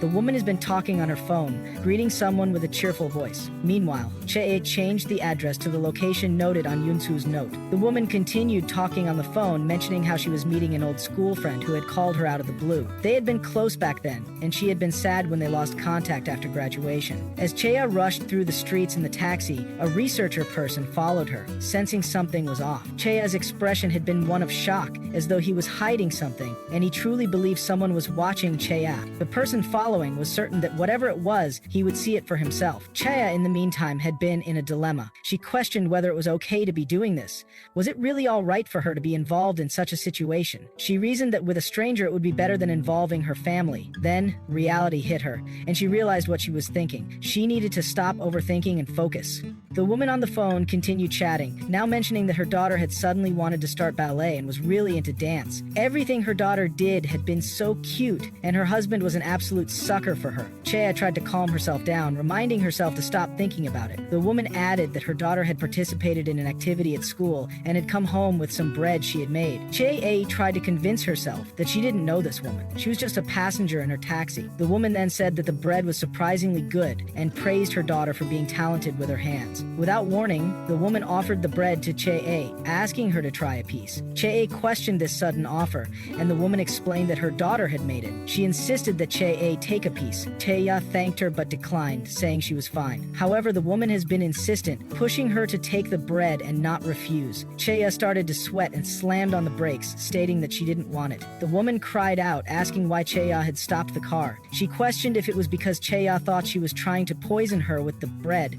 Chea shouted at the woman, saying she didn't want to eat it and to stop annoying her. She pleaded for the woman to get out of her car, refusing to take the fare. The woman, still on the phone, mentioned that something had come up and she would call back later. She asked Chea who she thought she was talking to, shouting that if she had had kids earlier, she could be the same age as her daughter. The woman then insisted she had just wanted to share food with Chea, considering how hard she worked as a taxi driver. She questioned if this was really something to get so upset about, expressing disbelief that Chea told her to get out of the car in the middle of the drive. The person following had zoomed out, wondering what was going on. The woman cried out that it was illegal and tried to call the police station. Chea, desperate to end the situation, accelerated, telling herself that she just needed to drive and forget about everything else. The woman tossed the bread, telling Chea to eat it later if she wanted. Chea felt a heavy sense of finality, thinking this was the end, with only one road left behind. The person following had been watching from a distance, wondering what was happening. As Chea approached Songgim Street, her heartbeat had started to race. The pressure in her chest had been overwhelming. The GPS had announced that they had arrived at their destination, with the route guidance completed. Chea felt a huge weight in her heart, calling herself a monster. Suddenly, the woman called out, asking what Chea was doing. To Chea's surprise, the woman had questioned if this was the right place, and if she was sure she had entered the correct address. Chea was confused, asking what was happening. The woman looked at the address and immediately declared that it was wrong. She reminded Chea that she had asked to go to the Rodeo building. The woman insisted that Chea should keep going straight, questioning if Chea didn't know the area well. The woman stated that she was very busy and asked Chea to hurry up.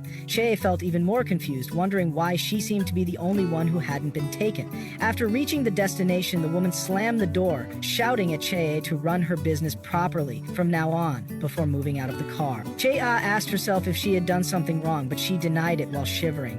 She thought she had followed the instructions exactly and that Yunsu was the one who had messed up. Yet she denied the thought, knowing there was no way he would have made such a mistake. Something was wrong, but she couldn't pinpoint it. The person following zoomed in once more, capturing everything on camera. Observing Chea's expression, he felt something was strange. She was shivering, and everything about the situation felt off. Afterwards, in the parking lot, Chea thought in the end the lady hadn't disappeared. There was no way Youngsu Park had made a mistake, so there had to be some other reason, though she questioned what it could be. Suddenly, she heard a click and felt it was the sound of a shutter. Thinking back, ever since earlier, she had been noticing the same car beside her. The scene shifts towards the church, where Grim handed her a note. As Cha-e tried to speak, she warned Grim to stay out of it, or asked him to bring out Yunsu Park, stating she was referring to his uncle and if he had anything to say, he could say it himself. When Grim asked what she was talking about, he warned her to just do as told since she couldn't even follow basic instructions. Chea shouted she had done exactly what was asked, and they were the ones who failed to follow through, for which Grim whispered she should lose the tail first, shocking her. Grim asked if she was stupid or just dense. As Chea looked around for the tail, she questioned, could he be referring to that person? As Grim questioned why Yunsu was keeping a woman like her around, Chea thought he meant the car and believed there had to be a reason. While the mass ended, many of the women surrounded Yunsu, asking if he was busy again, as they wanted to treat him to coffee as repayment next time. Yunsu replied it was all right. Suddenly, Chea entered, declaring she also wanted to do so, mentioning she had planned to buy him coffee for helping her the other day. She said it was perfect and they should all go together. When one of the women asked if she really meant it, Chea affirmed she would treat everyone today, while Grim wondered if she had lost her mind. As the woman asked Yunsu if he would join them, Grim tried to hold his uncle back, saying they were busy, but Yunsu agreed, saying they should go, making Chea sweat as she thought she knew he would never back down. Yunsu said he believed it would be fun, while Grim glared at him. Grim refused to go, thinking both of them were irritating. Yunsu remarked he was sure she already had a place in mind, and she confirmed it. As they stepped out of the church, the person following them believed that Mass must have ended and found it unexpected. He thought who would have guessed she visited a church, and when would she come out? Suddenly, Chea appeared beside the mirror, slapping it and demanding to speak to the man, accusing him of following her since yesterday.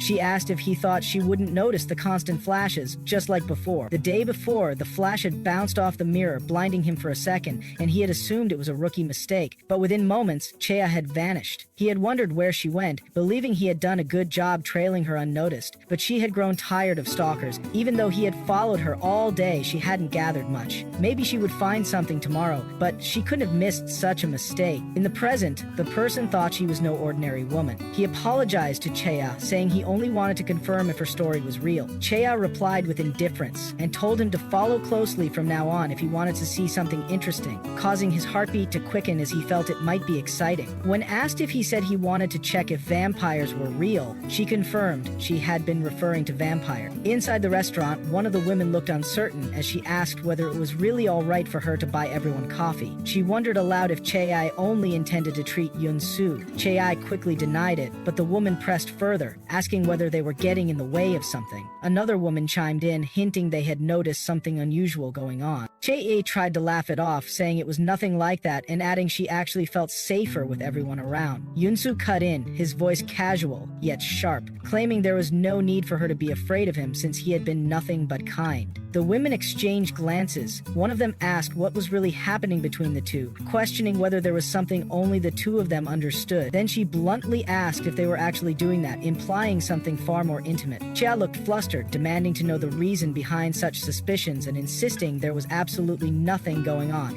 Before she could say more, Yunsu spoke again, saying they could call themselves business partners. He explained he had thought Chia would be a great fit for his line of work, and so they had recently begun working together. He went on to say Chia had been doing so well that his life had become incredibly easy, asking Chia to confirm his words. Before she could answer, the phone bell rang. Chia seized the opportunity, excusing herself and stepping outside, claiming she needed to take a call. Gritting her teeth, she fumed at the absurd idea of them being business partners. She questioned what kind of businessman threatened and tried to kill his own partner? She resolved not to let him outmaneuver her again. At first she couldn't figure out why he hadn't taken the lady, but then she remembered he had told her himself. That strange man had been watching them, and Yunsu couldn't afford to be exposed. He wanted to keep up the illusion of being human and live quietly among them. Chea wondered, if his identity got revealed in front of all those people, would he ever show himself around her again? With that thought, she grabbed the knife hidden behind her while also lifting a tray of tea. Steeling herself, she walked forward. One of the women noticed her return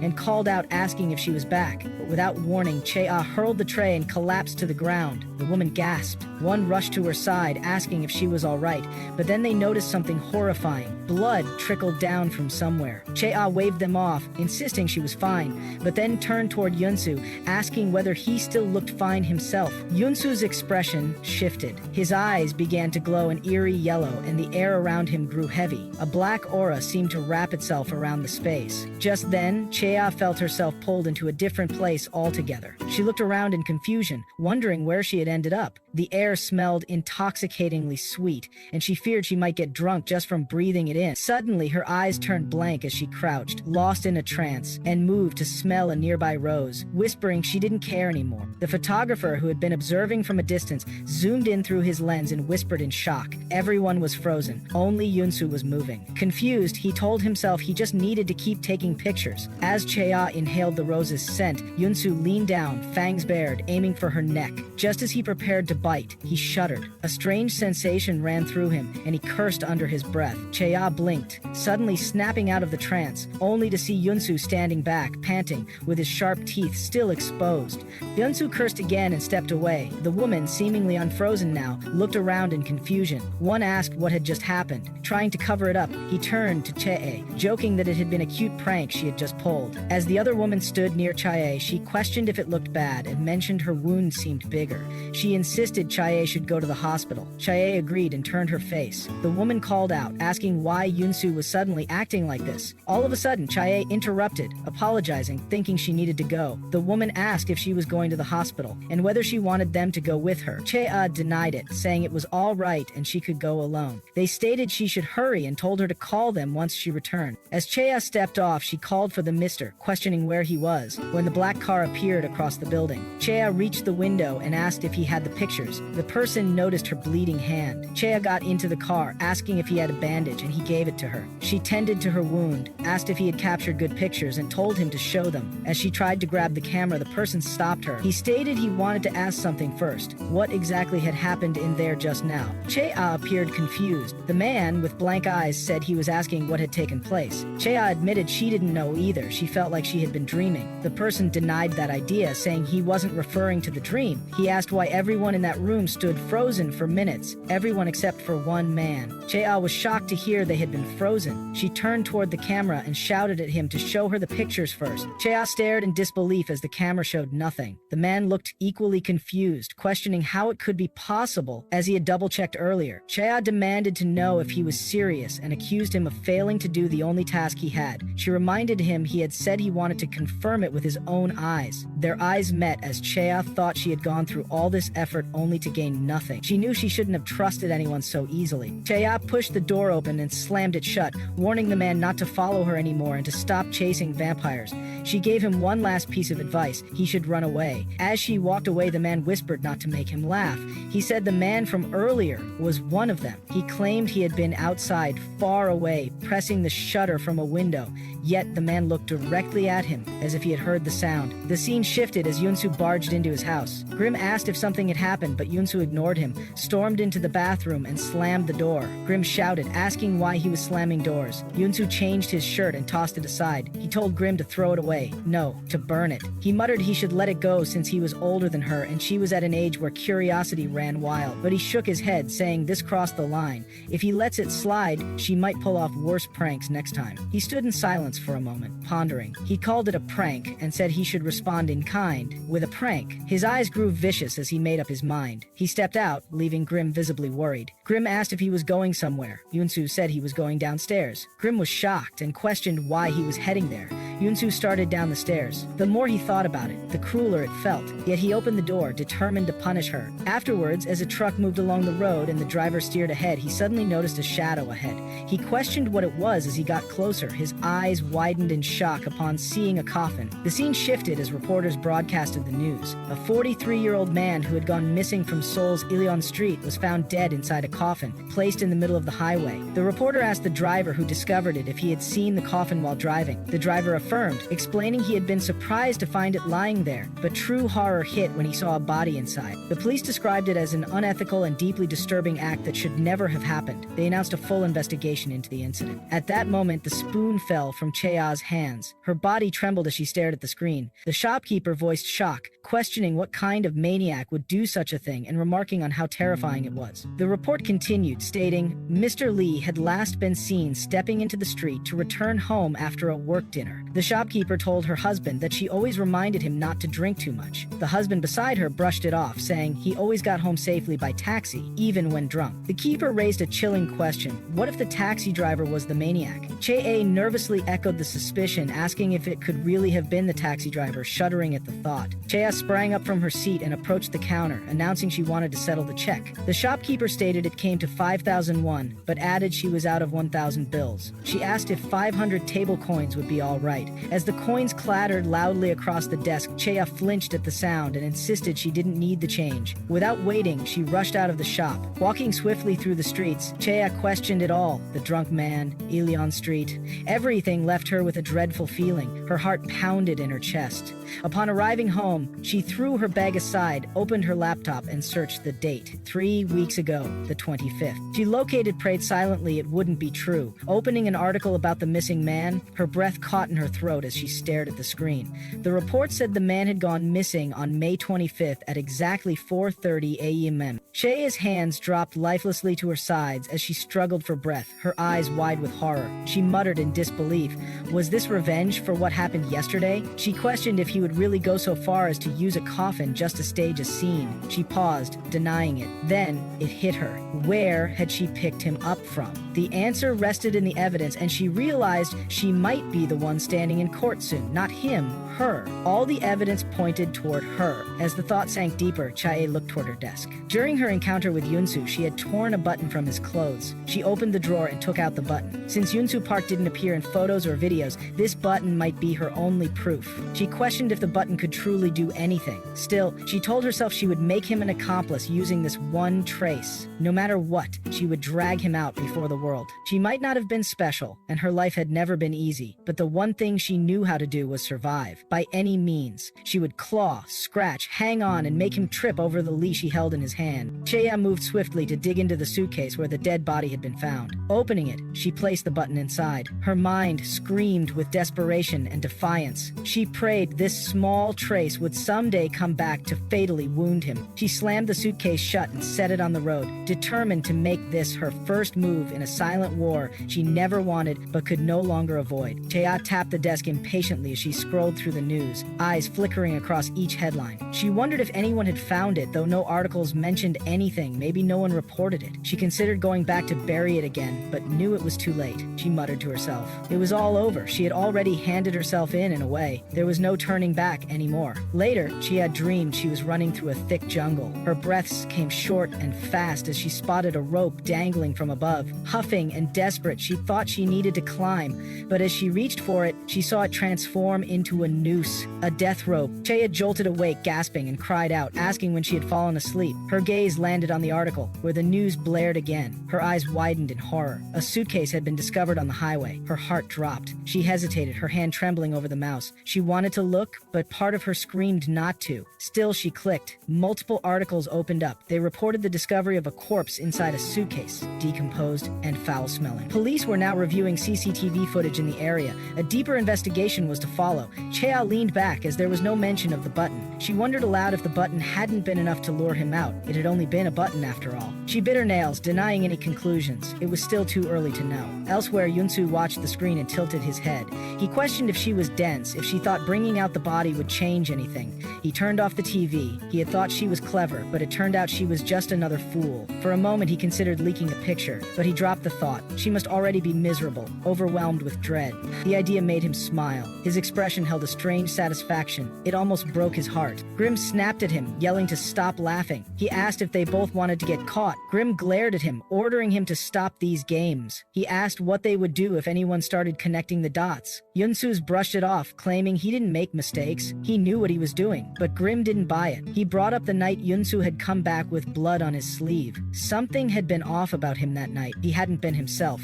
Grim warned him. What if he had made a mistake while in that state of mind? Just then, Yunsu's phone rang. He and Grim exchanged a glance before Yunsu picked it up. A man's voice came through. He asked if Yunsu could hear him. The voice smiled as it spoke. Yunsu's expression darkened. His fist clenched at the sound of that voice. He spoke coldly, asking to what he owed the pleasure. He addressed him as father. Yunsu's father told him calmly it seemed he had made another foolish mistake, just like 30 years ago. Yunsu asked what he meant. His father stated clearly, the body found inside the suitcase in Korea today contained his button. Yunsu's eyes widened. He asked how it had ended up there. His father's tone dropped to a chilly low. He questioned if Yunsu intended to let the world find out about them. He stated for millennia they had been known only by name. Very few truly knew they existed. The pre-A reason was the strict rules in place to ensure they remained undetected by the world. It was not merely the rules themselves, they also worked closely with the world's richest and most powerful individuals, protecting one another in secrecy. However, what Yunsu had done recently was regarded as quite foolish and, frankly, unacceptable. First, he had left a coffin in the middle of the road, then a button with his insignia. His father questioned if he had left that button on purpose to reveal his presence. With no immediate response, his father warned him to answer. Yunsu denied having done so intentionally, replying firmly, "Of course not." His father stated he would handle both incidents from his end, erasing any trace as if nothing had happened. Yunsu sighed deeply, and his father added that as a consequence he was prohibited from hunting for the time being. To further frustrate him, his father directed him to live like a normal human for a while. Find a hobby, go on a trip, spend time and money, and avoid making things harder for their kind than they already were. He reminded Yunsu that he had grown tired of his reckless incidents, especially after the disaster that occurred 30 years ago. To unsettle him further, his father asked if he had forgotten the past. Yunsu warned him sharply to stop. His father urged him to remember his old friend whom he had killed. Yunsu interrupted, demanding his father stop bringing it up. His father questioned why, suspecting the boy might be listening. Yunsu turned to look at a shocked Grim. His father then questioned if Yunsu believed he would remain unaware, considering he had been hiding Grim all this time. Yunsu dismissed it as nonsense and questioned the spy's presence, since he already knew about Grim. His voice rose as he insisted his father stop. After a brief pause, his father said he had said all he needed to say and bid him goodbye. When the call ended, Yunsu groaned and cursed, wondering what the button's purpose had been. He asked himself if Chea had ripped it off him and whether she had staged the entire scene on purpose. He marveled at her cleverness. Grim asked what was happening, and Yunsu explained that restrictions had been placed on him, meaning he would have to lay low for a while. Grim speculated it must be because of recent events. Yunsu apologized to Grim and then asked if he could deal with the man following Chea. Grim, though shocked, agreed to obey the order. Before leaving, they exchanged glances that spoke volumes. The scene shifted back to 30 years earlier. Someone knocked on the door, calling out for Yunsu. Recognizing the visitor as Sion, Yunsu cautiously asked what was happening. He noticed Sion was bleeding and carrying a small baby. Sion said the child was his son. Yunsu was quite shocked to hear this and learned the baby's name was Grim. Yunsu questioned what Sion meant by calling Grim his son. He asked if he had fathered the child with the woman from 10 years ago. As Sion glanced at him, Leonsu noticed blood on his lips and cheek. Concerned, he asked where the woman was and why Sion was wearing his clothes. Leonsu called out again, demanding to know why Sion wasn't answering and where the woman was. Sion turned his face toward Yunsu, tears filling his eyes. The scene shifted to Chea, who cursed fiercely. She said she had intended to turn herself in, but insisted it would not happen unless that bastard, Yunsu Park, came with her.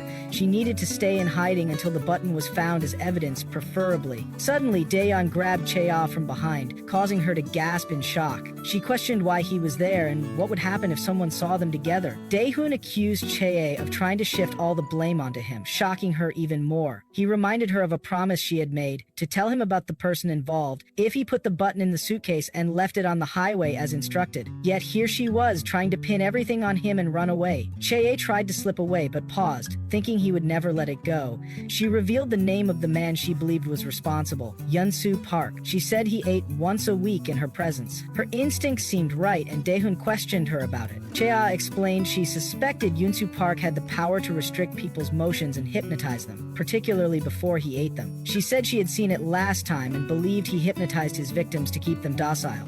This made Daehoon gulp nervously. Chae added that on the surface, Yoon-soo Park was a perfect member of society. He volunteered at an orphanage every month and regularly donated to charities. The button found in the suitcase belonged to Yoon-soo Park. Daehoon shouted in agreement, saying he had known the button looked familiar for some reason. Chae asked him where he had seen it before. Daehoon lunged forward to show her the button, stating it bore the same design. Chae admitted she could not identify the brand despite her efforts, and asked Daehoon where he had gotten the button. Daehoon recalled it had been about 30 years ago. His house had been at the top of a hill and he often played with a boy from his neighborhood. One day they saw a man standing in front of his friend's house almost every day.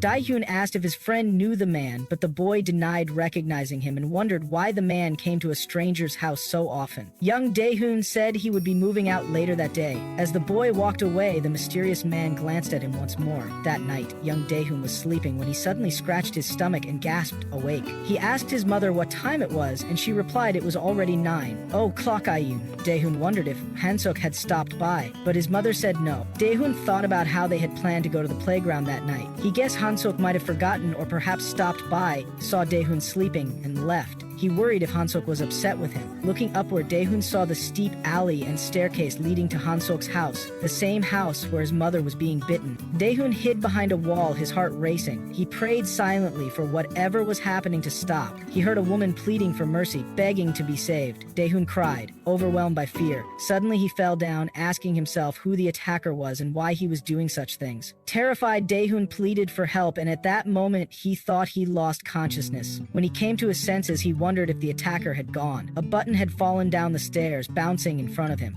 Daehoon took a cautious peek but saw no one nearby. The next day, Hansuk's family had disappeared without a trace, as though they had never existed. It was so believable that Daehoon almost fell for it. He nearly believed the family had never been there, if not for the button he had found. The button was the same as Yoon-soo Park's, and Daehoon could not accept this as coincidence. Chae insisted the person who killed Hansuk's mother was Yoon-soo Park. While Grim was hearing this, shuddered at the horrifying revelation that Yoon-soo Park had killed his mother. Chae smacked the button and insisted she wanted it to stop immediately, claiming this was all she knew. Daehoon cautiously asked about the suitcase and whether Yoon-soo had done something with it too. However, Chae decided she didn't have time for this and suspected someone might be following them right now. Daehoon called out to her, but Chae told him to lay low for the moment. Although Daehoon continued calling after her, Chae moved away and got into a taxi. She told the driver to take her to the subway terminal, and the driver agreed. Despite Daehoon's repeated calls, Chae ignored them. Suddenly, a pop-up screen appeared showing a new message from a group named the Vampire Manual. Chae thought that Daeyeon didn't know when to quit, so she decided to leave the forum. Just then, the sender changed to someone called Grasip of Darkness, who identified as a manager. Chae suspected this person was the forum administrator. The message mentioned important information about Yoon-soo Park and requested her presence at Ganggang Cathedral. Chae was shocked to learn there was information about Yoon-soo and wondered if the message came from Yoon-soo himself. She dismissed the idea, since he didn't seem like the type to send messages or request meetings. She questioned who could have sent the message. Chae ordered the driver to turn the car around and headed to the cathedral. Upon it, she was surprised that it would still be open at this hour. Looking around, she found no one inside. Suddenly, Grim called out to her from behind. Chae screamed in surprise and asked why he was there, questioning whether he had come with Yoon-soo. Grim explained Yoon-soo was not there and revealed he had sent the message. Chae asked if he was the forum administrator. Grim showed her a letter of declaration and mentioned few people would put their real names on such documents. Chie blushed in embarrassment and cursed Grim silently. She demanded to know what was going on and why Grim wanted to meet alone. She pressed him to explain what he intended to say about Yunsu Pak, and wondered if they weren't on the same side. Grim urged her not to associate him with Yunsu, whom he called a bastard. He offered to help if she wanted to fight back against Yunsu. Chie sighed and questioned how she was supposed to trust him. Grim replied, Yunsu Pak would be unable to act for a while. I asked for clarification. Grim revealed he knew the button she had placed in the suitcase was very important to them, explaining the wolf was Yunsu Park's insignia. Chie was shocked and thought the button from 30 years ago must have belonged to Yunsu as well. Grim explained investigations into her and Yunsu's actions had been blocked, but Yunsu was punished by being forbidden to hunt for a month. He would probably stay quietly at home, unable to harm Chia during that time. Grim noted Chia had been holding up well against Yunsu Park. He then showed her a note. Chie asked what the note was. Grim confirmed it was Yunsu Park's address. He shivered and said if Chea was the one who received it, he believed she could kill Yunsu Park. Chea was shocked and asked if Grim really knew how to kill Yunsu. She quickly reminded him he was a vampire too. Grim told her she no longer needed to hide and could do as she pleased. He started to leave. Chea called after him, but he refused to wait, leaving her screaming in agony. Grim's heart raced as he walked away, realizing he had spoken carelessly about killing Yunsu Park, the unstoppable and fearless Yunsu Park. When Grim reached his room, he called out for Yunsu but found only a note. Shocked, he read the note aloud. He called for Yunsu again and asked where he was. Yunsu revealed he was on a plane. Grim asked where Yunsu was going. Yunsu said he was going on a trip. Grim asked when Yunsu planned to return. Yunsu said he did not know and would come back when hungry. Grim was left shocked by the answer. The scene shifted outside the country as a receptionist asked Yunsu what he thought of a particular item. Yunsu revealed he already had it. When the keeper showed him another, Yunsu said he had that one as well and simply requested the items he had picked up to be sent to his address. The receptionist affirmed this. Yunsu sat down on a chair as the keeper asked if he was ready to order. Yunsu said he would have 1 cup of coffee, which the receptionist confirmed. She then asked if she could get him anything else, while Yunsu's thoughts drifted back, remembering the first time he saw this woman, which must have been about 20 years ago. He reflected that she had aged while he himself had not changed. The world around him had changed, and though he used to find that amusing, it no longer interested him. Time was an untouchable fact that he could not control, which frustrated him endlessly. The scene then shifted to Chea. As she reached Yunsu's home, she gasped, thinking if she opened the door, Yunsu Park would be there. She had assumed the boy had given her a fake address, but it turned out to be real. She also remembered how, just as Grim had said, all the articles about the cases had been deleted. This meant someone had covered up the incidents. Chea knew Yunsu hadn't been to mass at all that week, so maybe he really had been holed up at home. She wondered, however, if this was all a trap. What could she even do inside that house? Chie sighed, realizing worrying wouldn't answer any of those questions. She had worried enough that week and saw no reason to waste more time. She just needed to face whatever awaited her head on. As she reached to touch the gate, it opened automatically. Chie was shocked the door had opened on its own. A chill ran through her as she questioned what kind of place this was and whether people could really live here. Could Yunsu Park really live in a place like this? As she approached the door and reached to open it, Grim appeared, questioning why she was so late. Chea called out to him, grabbing his arm and asking if Yunsu Park was inside and what he was doing now. Grim told her Yunsu was not home. He had left for Europe a week ago, which shocked Chea. Grim then asked what she had been doing for the past week since he had given her Yunsu's address and everything. Chea tried to explain, but Grim closed the door. Chea wondered what was going on. The house was clean and extremely well organized, but it creeped her out, making her want to leave immediately. She asked Grim why he had asked her to kill Yunsu Park instead of doing it himself. Wouldn't it be easier since they lived together? Grim explained he could not do it himself. Chea questioned why, but immediately scoffed, asking if Grim actually knew how to kill Yunsu Park. Grim admitted he did not, which frustrated Chea even more. Annoyed, Chea asked if Grim was joking and what he meant by wanting her to do the job.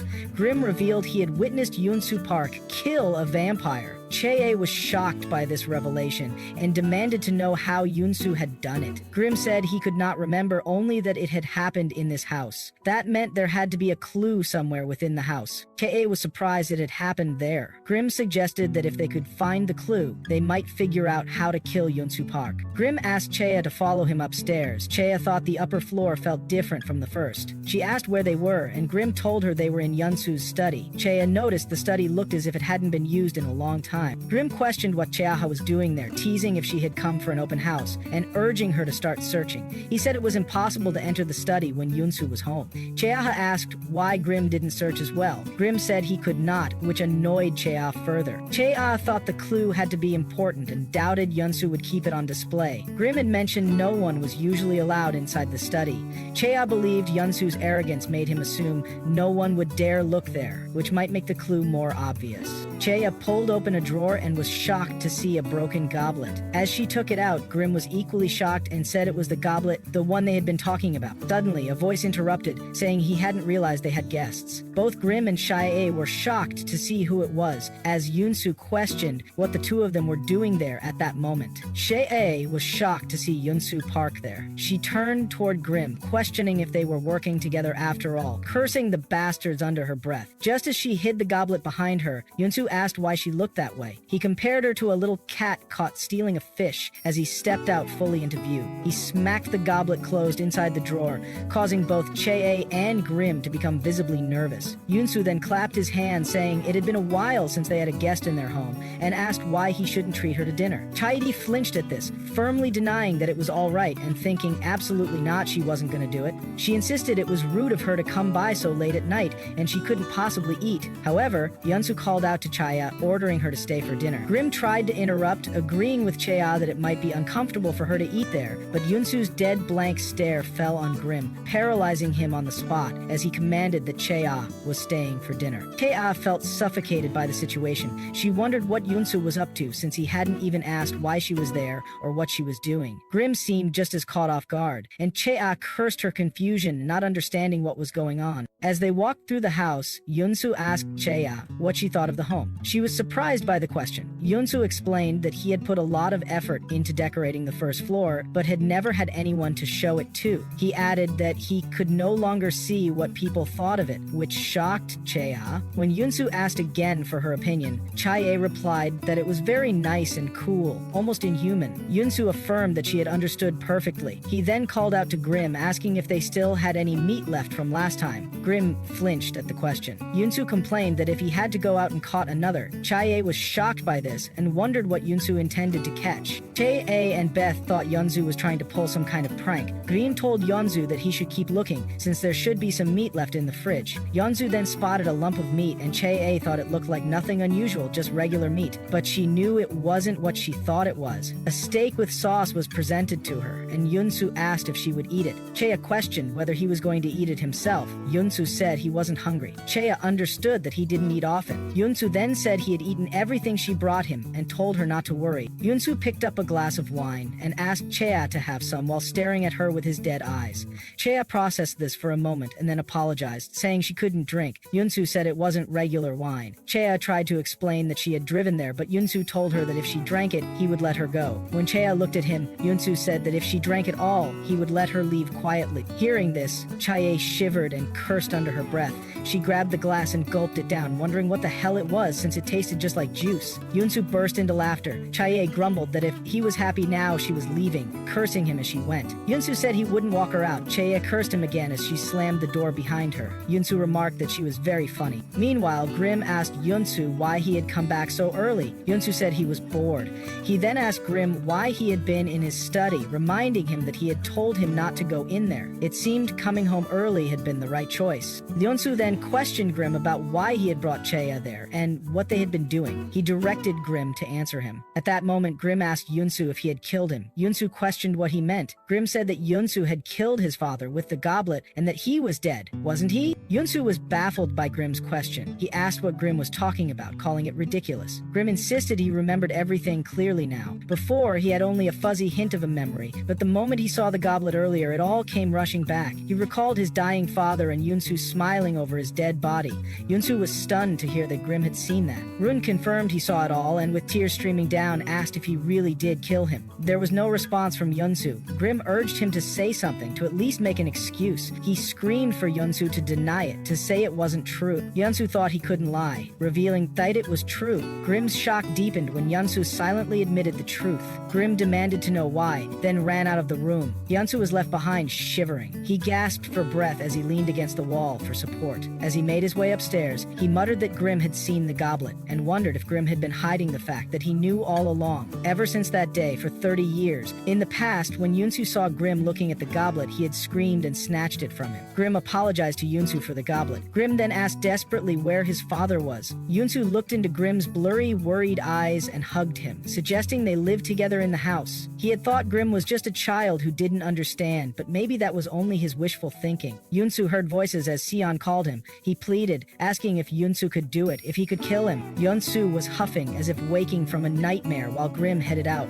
Grim knew the truth, but wished it wasn't so. He wished he hadn't been lying to him, wearing a mask for 30 years. He wondered why he had hidden it. Was it because he didn't want to accept the truth, or because of the distance he felt when he saw his face that day? The connection between them that he never dared to approach. He knew everything, but let Yunsu behave otherwise, because Yunsu Park was all Grim had. He questioned whether it would have been better if he had never known, if the truth had stayed buried, but he denied this. Now, with rumors that Yunsu might have killed his mother too, Grim couldn't remain silent any longer. He couldn't stay with Yunsu. Meanwhile, Daehun had seen Chea come out of the house earlier, cursing as she left. He wondered aloud who that child was, and who lived in the house. The boy looked strangely familiar, but Daehun couldn't recognize him. Suddenly, Grim vanished right before his eyes, leaving Daehun shocked. He questioned if that boy was one of them, and if the house could be their lair. If Yunsu Park was inside, what did that mean? Daehun wondered what Chea's identity was in the first place. The scene shifted when Daehun entered his house, greeted by a familiar voice that welcomed him back. He immediately brought up the matter he had asked about the other day, questioning his companion regarding any updates. The man understood what he meant and responded, stating it concerned Yunsu Park. He explained how locating him had turned out more difficult than expected. It remained unclear where he lived. Though he had tried to track his movements, he couldn't get a clear view of him. On top of it, Yunsu hadn't been seen for 3 weeks. He expressed frustration, wondering aloud if this man was even real, possibly a ghost. Daehun considered it, figuring he should have expected such a result. He then remarked how he could probably dig up something if he pushed a little more. His companion then added that he had also gathered information on someone else, Chea. Daehun perked up, asking what had been found. The man began explaining how she had lost both her parents at a young age and had one older sister. Raised by her grandmother, her past didn't appear too unusual at first. However, the real issue came with a piece of her background not many knew. She held a criminal record, which was attempted murder. Daehun looked startled upon hearing it. The man clarified that she had been caught threatening her ex-boyfriend with a knife. She had served 5 years before her release. What puzzled him most was how, only a year after getting out, she began working as a taxi driver. He noted how this shouldn't have been possible. Daehun nodded, affirming that those with criminal records involving violent crimes weren't legally allowed to work in positions involving public transport. His companion questioned how she had managed it. Had she obtained the license illegally, or did she belong to a family wealthy enough to cover up such issues? Daehun stood still, deep in thought, saying he could investigate further. His companion agreed, offering to keep digging if needed. He then pulled out a photograph of a woman, handing it over, informing that Thistasan had gone missing later that same day. He asked whether he should continue searching for clues related to her. He called out for Daehun, but Daehun's attention had already shifted, and he muttered Chea's name under his breath. Elsewhere, Chea entered her building, her mind spinning with disbelief. She had gone through Yunsu's entire house, and yet he let her walk out freely. She questioned, could he really do nothing right now? Did that mean she was free, even if only temporarily? The thought made her feel like she could finally breathe without tension. She reached her door, but as she opened it, she let out a scream. Grim stood inside, waiting. She burst out, asking what he was doing there. Calmly, he welcomed her home. She asked why he would say something like that. Grim casually told her he planned to crash at her place for a while. She stared at him, confused, asking what he meant, and told him to stop being ridiculous. Grim then admitted he had fought with Yunsu. Chea quickly suspected whether it was because she had broken into their house. He tried to reason with him, saying he couldn't stay there just because of that. Grim replied, stating how she had a lot of questions about Yunsu Park. He told her this would be a good chance to get some answers. Afterwards, at night, as they both lay down in silence, Chea asked about Yunsu's hometown. He replied without hesitation that he didn't know. She then asked how tall he was. He told her a little over 5'11". She pressed further, asking about his weight. He then asked whether she planned to ask where the mole on his neck was. Chea smirked, saying she hadn't planned on it but now wanted to know. Grim cursed quietly, asking her to stop. Chea asked if he wasn't sick of playing video games all week. Grim snapped back, saying he was more tired of her questions. All week it had been questions about Yunsu. He was surprised she hadn't died of curiosity already. Chea called his name softly, then asked why he thought Yunsu was so obsessed with her. Grim looked caught off guard. He asked if she she really didn't know. Then he said it was likely because she hadn't run away. Everyone else either fled, went crazy, or broke down. She hadn't shown fear, nor had she attempted to leave. Jie fell quiet for a moment, then said it wasn't possible for her to escape from someone like Yunsu anyway. Days passed.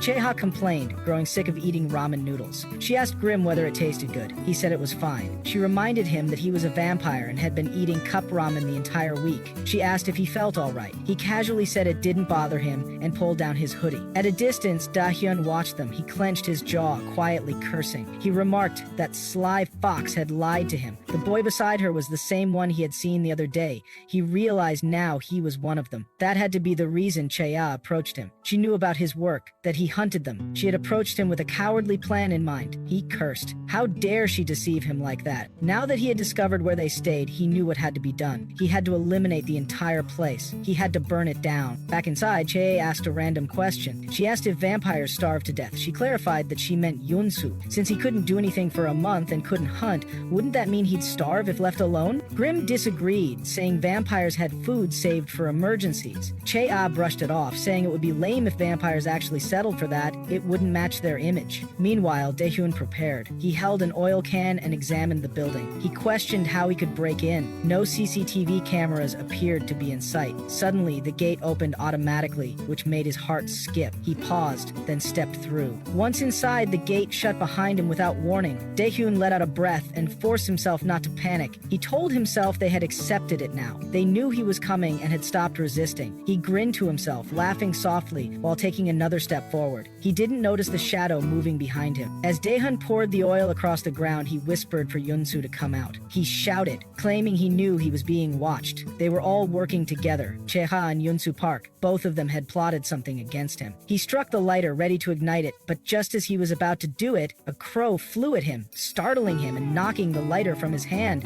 Daehyun gasped, his breath catching in his throat as he reached for it. Just before his fingers touched it, a foot came down and crushed the lighter. He looked startled and said the words under his breath. It was him. Before another word escaped, dizziness overtook him. He staggered, vision swirling. As he collapsed, his voice trailed off, asking who it was. When his eyes opened again, Hansok stood in front of him. He called out, asking if it really was Hansok. He questioned where he had been all this time and how he could disappear without a single word. He shouted about how hard he had searched for him and how much effort he had spent. But as he tried to approach him, an invisible barrier blocked the way. Daehyun touched the space between them, pressing his hand against it. He mumbled how something was there. He cried out Hansok's name again, telling him how he appeared in his dreams over and over. He always called for help, always begged to be saved. He questioned what this was, why he couldn't reach him. He slammed his hand against the unseen wall, shouting again. Because of this, he couldn't save him. In reality, Daehyun sat behind bars. On the other side, Grim stood, staring quietly. Grim asked if he remembered who killed his mother. He asked whether he remembered what he looked like. Daehyun blinked. He said nobody could have known. It had been too dark. He'd stood too far away. Nothing had been clear, except those yellow eyes as they had glowed. He remembered the glow, but not who they belonged to. He said maybe it was Yunsu Park, maybe not, but he was sure Hansok knew. He said it again. He knew it had been Yunsu. He asked whether Hansok was a vampire too. If so, would he make him one? Daehyun pleaded for him to hurry. He asked again and again, "Bite me and turn him as well." The Grim turned away. He walked out and slammed the door, his voice echoing a simple plea. Stop calling him that. Outside the room, Grim stood in silence, breath unsteady. He muttered the same words. Stop calling me Hansok. He questioned how Daehyun had recognized him. Maybe the hallucination had worked too well. It had taken him back to childhood, stirred something buried deep. He regretted doing it. He hadn't found the killer. He hadn't uncovered Yunsu's real motives. Nothing useful had come from it. Only a name, one he had wanted to forget forever. He begged again, "Don't call me that." Meanwhile, Daehyun sank deeper into a hallucination. He wandered, confused, calling Hansok's name again. He questioned, where had he gone? Why wasn't he answering? Then he sensed it, something terrifying behind him.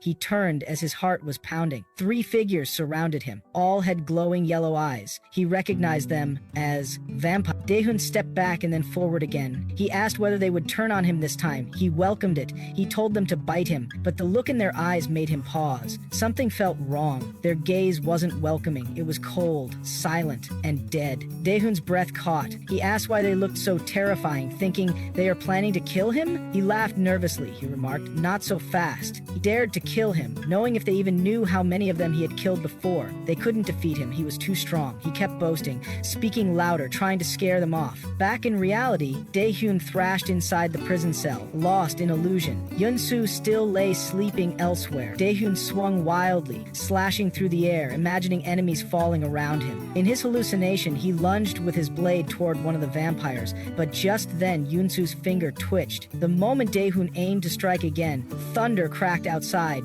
and Yunsu's eyes opened. Yunsu woke up, unsure how long he had been asleep. After noticing the full moon, he assumed nearly a week must have passed. He wobbled down the hallway, completely drained of energy. He sensed he had reached his limit. Past this point, a vampire might die from dehydration, and for some strange reason, he found the idea mildly amusing.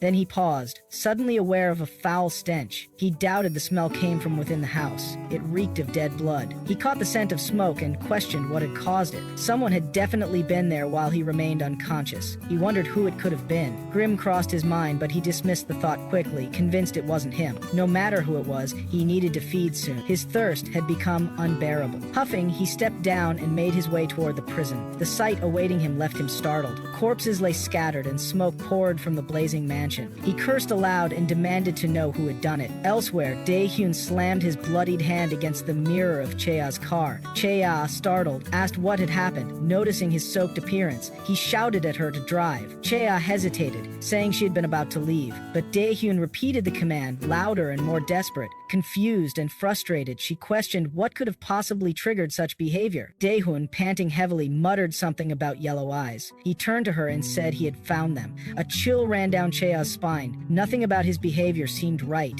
The man who once talked non-stop now sat in complete silence. She grew tense, uneasy over whose blood covered him, but what troubled her most was the look in his eyes.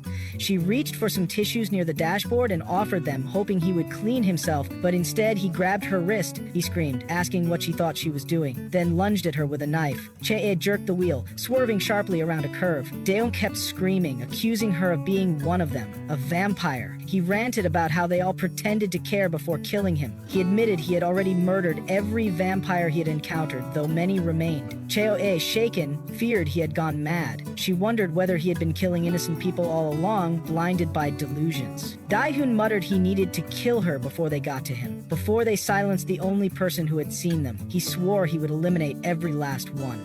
As he raised the knife again, Chaya lost control and the car crashed violently. Trembling, she turned to find Daehoon unconscious beside her. She cursed under her breath, unsure how to handle someone who had just tried to kill her again. As she panted in fear and exhaustion, Daehoon stirred. Back at the mansion, Yeonsu cursed upon realizing the fire had already been set before the intruders had fled. He kept wondering who could have been responsible. The idea of Grim returning quickly faded. The bodies had been stabbed with a knife, something he knew Grim would never use. He questioned when it could have happened. He had been too weak from starvation to sense anything. Still, drinking dead blood was out of the question. He needed to hunt. He had to feed. Yet his failing body couldn't take another step and he collapsed to the ground. Moments later, a car pulled in. Inside, Daein had been restrained. Yunsu spotted Chea stepping out and called for her. She approached him slowly, taking in the sight of his withered state. Then she turned toward the flames devouring the mansion. Looking back at Yunsu, she offered a small smile and remarked, "He looked like someone who could use a little help." With a smirk stretching across her face,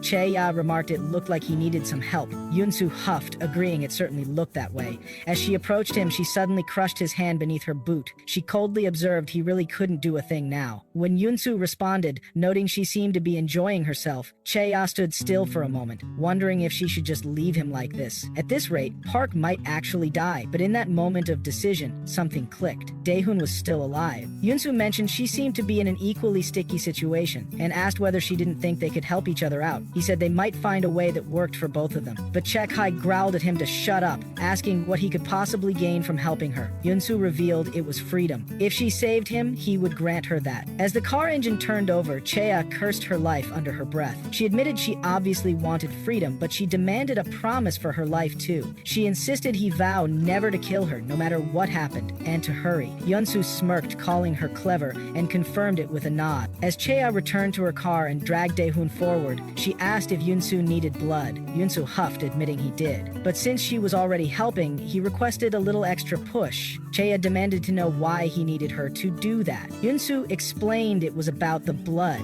He needed her to draw some. A small amount would suffice. He just had to smell flowing blood. Thea, shocked by the request, wondered why she had to do something so twisted. But with clenched teeth, she cursed and slashed Daeon's cheek. Blood spilled instantly. She asked if that was enough, but by then, Yunsu already stood before her, fully revitalized, smiling with renewed strength. Before she could react, Yunsu darted past her and sank his fangs into Daehoon, sending a shiver down Ka's spine. As she staggered back, she questioned what she was witnessing. Daehoon, groaning, asked if he was finally becoming one of them. As he looked at the scene unfolding, he trembled and muttered he had turned into a vampire. Then, he collapsed lifelessly while Yunsu wiped his lips clean. Yunsu stepped forward, approaching Chaya. She screamed at him not to come any closer, and warned him not to cross the branch lying between them. But Yunsu crushed the branch underfoot and calmly stated she needn't worry. He intended to keep his promise, as long as she kept one rule. Ye, startled, pointed out he hadn't mentioned any rule before. Yunsu replied and asked her to attend mass every Sunday. Ji, confused, asked why. Yunsu told her to think.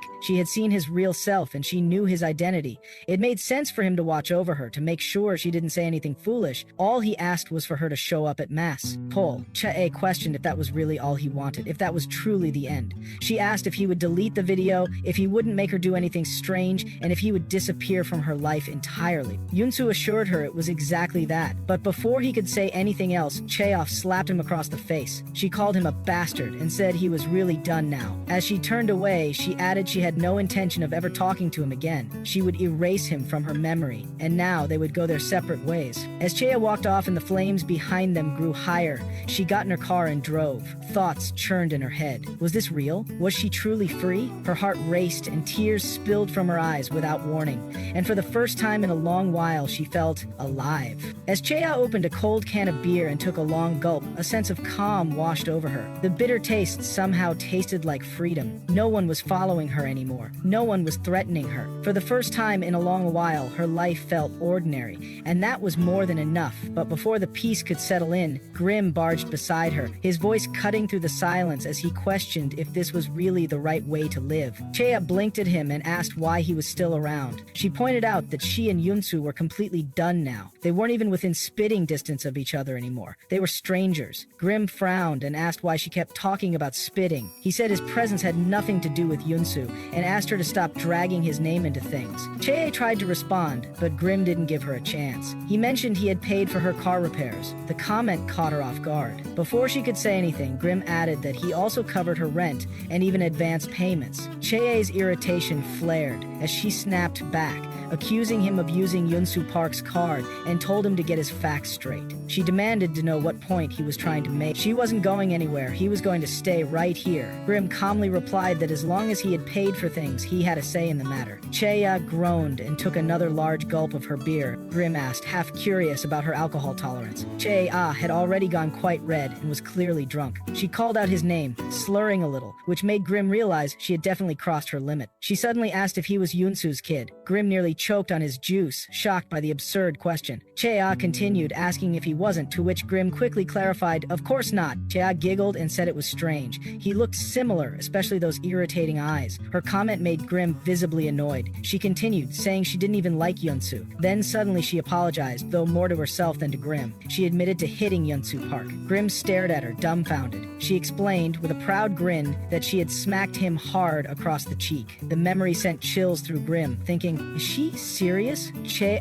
said he should have seen the look on Yunsu's face. It didn't matter who messed with her, whether human or vampire, they'd face consequences. She finished her beer and leaned back, stating that she felt happy now. The next morning, Chea stood in front of the church, hesitating. She cursed under her breath. She didn't want to go inside. The memory of Yunsu's instruction played in her mind. He had told her to come to to mass, but Chea couldn't even take a step forward. She had barely calmed down after taking a break all week, and now she had to face him again? Her body froze as she reached for the door. She decided she would just wait outside and show her face when he came out. That should be enough, right? Soon, the mass ended. The announcement echoed from inside, wishing everyone a blessed day. Chea thought the mass was already over. That meant Yunsu would be coming out any second. But just then, a figure passed by her. Her heart sank. It was Yunsu. He looked at her for the briefest second before turning his face away and walking past without a word. Chea stood still. That 1 second drained all her energy. He hadn't said anything, but maybe the silence was enough.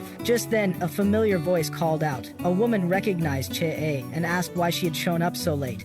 She said she had been waiting and was glad to see her. She grabbed Chea's hand and, smiling, mentioned she hadn't seen her around lately. She then asked Chea's age. Chea quietly replied, 28. The woman's eyes lit up as she stated that it was a perfect age. Her friend's son was in town and he happened to be single. She assumed Chea and Yunsu were no longer together. Chea immediately yelled that they weren't. The woman nodded quickly and asked if she could set her up with her friend's son. She mentioned how good the two of them would look together. Chea tried to protest, but the woman didn't give her a chance, insisting she shouldn't be so stiff. Just then, a man stepped between them. Chea groaned inside. This was getting irritating, but then she took a glance at the man's face and froze. He recognized her, and in that moment, Chea knew something unexpected had just begun. As the man called out, asking if it was Chea, the woman asked if the two of them knew each other. The man confirmed they had known each other a while back. Then the woman said she was going to introduce them, but she guessed there was no need and she apologized. The man responded not at all, expressing happiness that she did. Chea attempted to apologize, explaining she was a bit busy today and would see them next week, but the person held out Chea's fingers, suggesting they should grab coffee nearby since it had been a long time. The woman agreed, saying she would treat her and have a cup of coffee before she left. Chea tried thanking them, but the woman insisted it seemed like the two of them had not seen each other in a while and they should catch up. The man agreed, saying she had gone through the trouble of bringing them together, so it would not be right not to go. Chea appeared quite surprised and said she would stay for a little while at the coffee shop. At the coffee shop, the woman sparkled with curiosity and asked how the two of them had known each other. The boy said they had worked part-time at the same store when they were younger. The woman agreed, guessing the store only hired good-looking workers. She then asked if Ha-Ha-Wan had been popular. Chea replied that she guessed so. Ha-Wan added that Chea had been more popular than him. The woman asked about this, and Ha-Ha-Wan confirmed Chea was cute,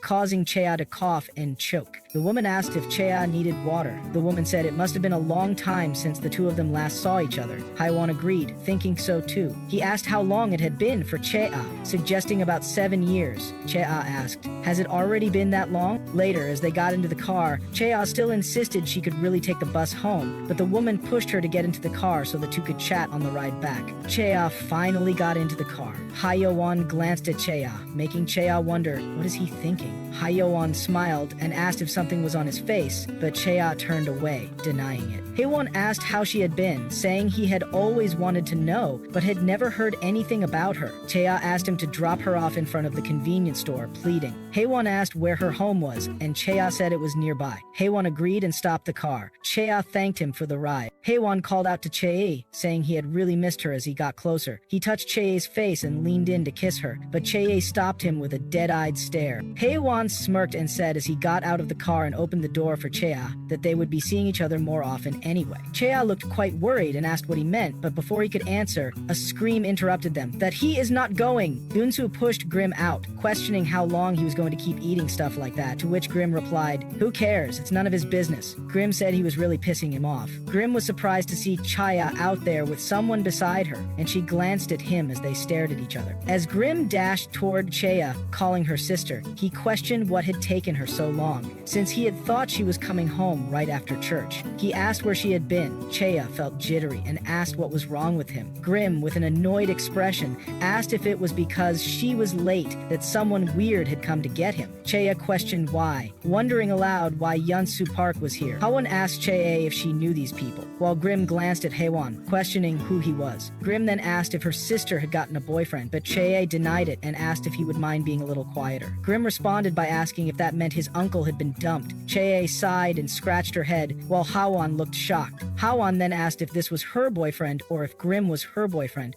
saying he had no idea about any of this. Chae tried to explain it was not like that. She turned to Grim, telling him to go back to Yunsu, but Grim said he was going to her house, which annoyed Yunsu. Chae grabbed Grim, telling him he was driving her nuts, and if he planned to come over, he should hurry up. She pulled Grim along as she moved out, turning toward Haewon to thank him for the ride. She glanced at Yunsu and told both of them they should never see each other again before walking away. Ka wondered what on earth was going on and how someone's life could get so twisted. Yunsu glanced at Haewon, but tried to leave. Haewon called out to him and tried to grab him, but Yunsu dodged the attempt and stared back. Haewon asked how long he had been seeing Chae. Yunsu replied with an annoyed face. Haewon apologized for asking such a question when they did not know each other. He explained that he had been looking for Chae for a long time and admitted he had hurt her badly in the past. Haewon said Chae was so pretty and kind, and he should have assumed she would have someone new by now. Yunsu asked what it was he wanted to say. Haewon grabbed Yunsu, making him furious. Haewon questioned if he really loved Chae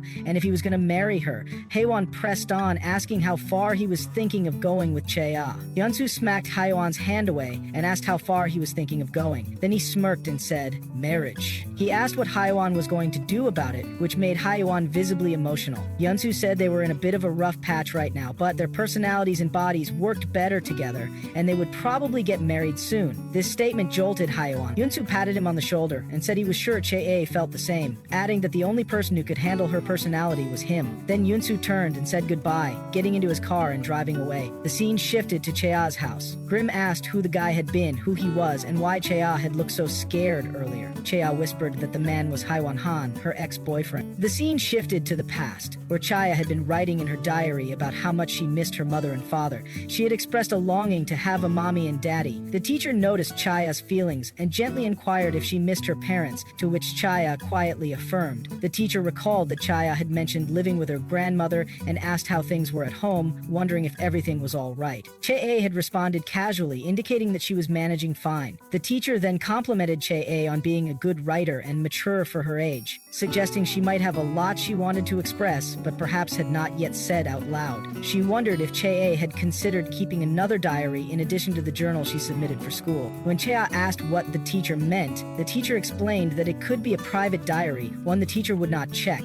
where Chae could be truly honest with herself and write only for her own eyes. On her way home, Chae thought about the compliment and the suggestion. She reflected that perhaps she was a good writer and mature, but as she approached her grandmother, she called out cheerfully that she had received praise at school. However, she immediately noticed that her grandmother was crying. Her grandmother, clearly affected by alcohol, asked bitterly why Chae, the daughter of the woman she despised, was there. The question had jolted Chae. Her grandmother turned her face away and demanded to know why she was in the house. Chae had known her grandmother hated her mother fiercely. The grandmother had never seen Chae's father again after his marriage, and when she had finally seen him after 15 years, he had already passed away. All of her bitterness and resentment seemed to have been aimed at Chae, who looked so much like her mother. The grandmother grabbed Chae's arm tightly, accusing her of being the woman who stole her son and calling her a granddaughter who resembled the hated mother. Chae cried out while her grandmother screamed in anguish, questioning why it had to be her. Dea did not know how long she had cried that day. All she had wanted was for her grandmother to see her as herself, not as a reflection of her mother. The constant hatred and cruelty had only deepened her wounds,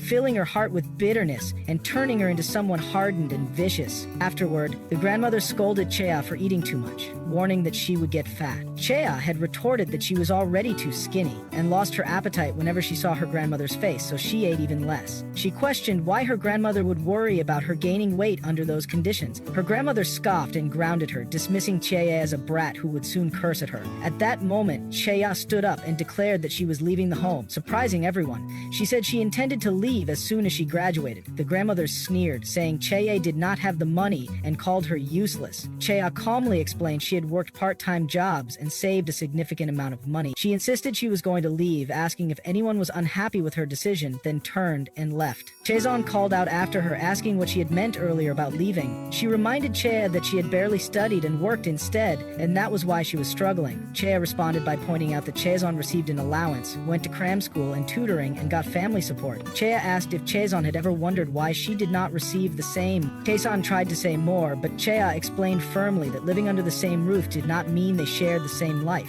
What was paradise for Chaeson was hell for Chea, and that was why she intended to escape. Chea had packed her belongings, deciding to bring the rest later. She felt a quiet sense of relief and happiness, knowing it was her house now and she had escaped the hatred and discrimination. Later, at work, the owner had called Chea to remind her that now that she was a full-time employee, she would be responsible for training the part-timers. Chea confirmed this, realizing she had almost forgotten the day because of the move. One part-timer asked if the new part-timer was the man from the business department. Another expressed excitement and said they couldn't wait. When the door opened, everyone had exclaimed in surprise. A handsome man greeted the group warmly and introduced himself as Haewon Nam. Chea recalled the hateful looks from her grandmother and uncle. She realized in that moment she had met someone who might be her savior.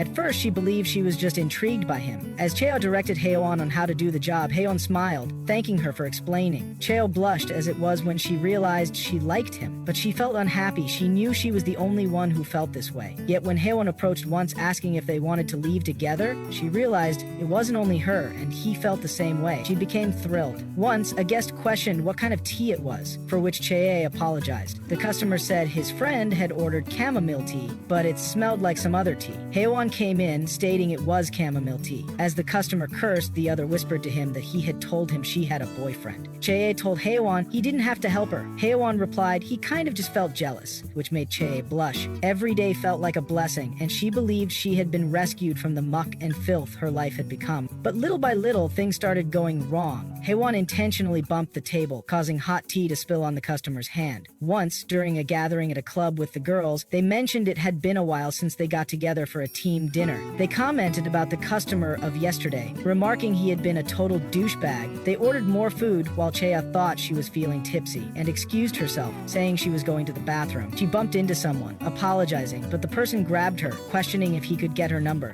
Chea got angry, shoving off his hand, stating she had a boyfriend. She swayed, about to fall, but the person attended to her, questioning if she was all right and where her table was. Then Haewon appeared, stating it was fine since she was his girlfriend. The person excused himself, affirming as he moved away, while thinking he was scary. Chea stated she must have been drunk, for which Haewon said they should leave early. Chea questioned it, and Haewon said he would inform everyone and get their things. Chea tried to stop him, but saw Haewon moving away. That day, Haewon slapped Chea. She couldn't comprehend he had hit her. He had slapped her cheek. She questioned why there was no one else around, a kind of place where he wouldn't get caught, revealing his true face. Haewon warned he had told her not to talk to other men, and hadn't he said he was a jealous person? She knew how much he loved her. Chea questioned if it was right and if this truly felt right. Even her grandma never hit her. She hated her and left emotional scars but never hit her. But he was right. She had been wrong, since she made the person she loved misunderstand her. Haewon warned, if she looked easy to get, what would that man have thought of her? Chea questioned if it still felt right, really right, for him to hit her. She wondered if it was her fault. Did she deserve it? Was it because he loved her too much? And why did he hate her? She questioned again if this truly felt right, as she shivered. Once, Chaeson messaged Chea, saying she was sorry, apologizing about yesterday and pleading for her to answer her calls. Chea ignored it while Chaeson walked toward her apartment, thinking this must be it, but realized the door was open. She questioned if she had stepped out. As she got inside, Chaeson recalled Chea's words about the allowance. Chea thought she never knew, since Chea had never said anything. She knew Grandma disliked Chea, but had no idea she treated her so differently. She wondered how Chea felt living in that house. Chaeson peeked into her diary and flipped through it to read it. She became shocked as she read Chea had written how she hated Chaeson for pretending not to know anything, cursing how she wished she could do the same as she felt jealous and lonely. Suddenly, Chea appeared, questioning what she was doing and why she read it, moving to tears as her true self, one she didn't want exposed, was revealed. She screamed, asking why she would read her diary, the records of her insecurity. She dashed forward to grab it, stating Chaeson had everything, and the diary was the only thing fully hers. Chaeson tried to apologize, saying she was just sorry. She also tried to say she couldn't find the key for it. Chea screamed at her to get out, shouting, "Get out!" Afterwards, Chea ran toward Haewon and hugged him. Sometime later, as snow was falling, Chea said it had been snowing a lot this winter, for which she added, maybe. That was why it felt so cold at home. Hwan questioned if her place wasn't insulated, for which Chea denied and said a draft came in from from the windows. Juan stated she should cover them, and he remembered the window above her bed. She should cover that one, or she might catch a cold, to which Chea affirmed. Chea believed at least this person loved her and she should let go of her suspicions, or so she thought. Reaching home, she felt it was fear. She questioned how Haewon knew what her house looked like. Chea became terrified, thinking she never told him anything about it.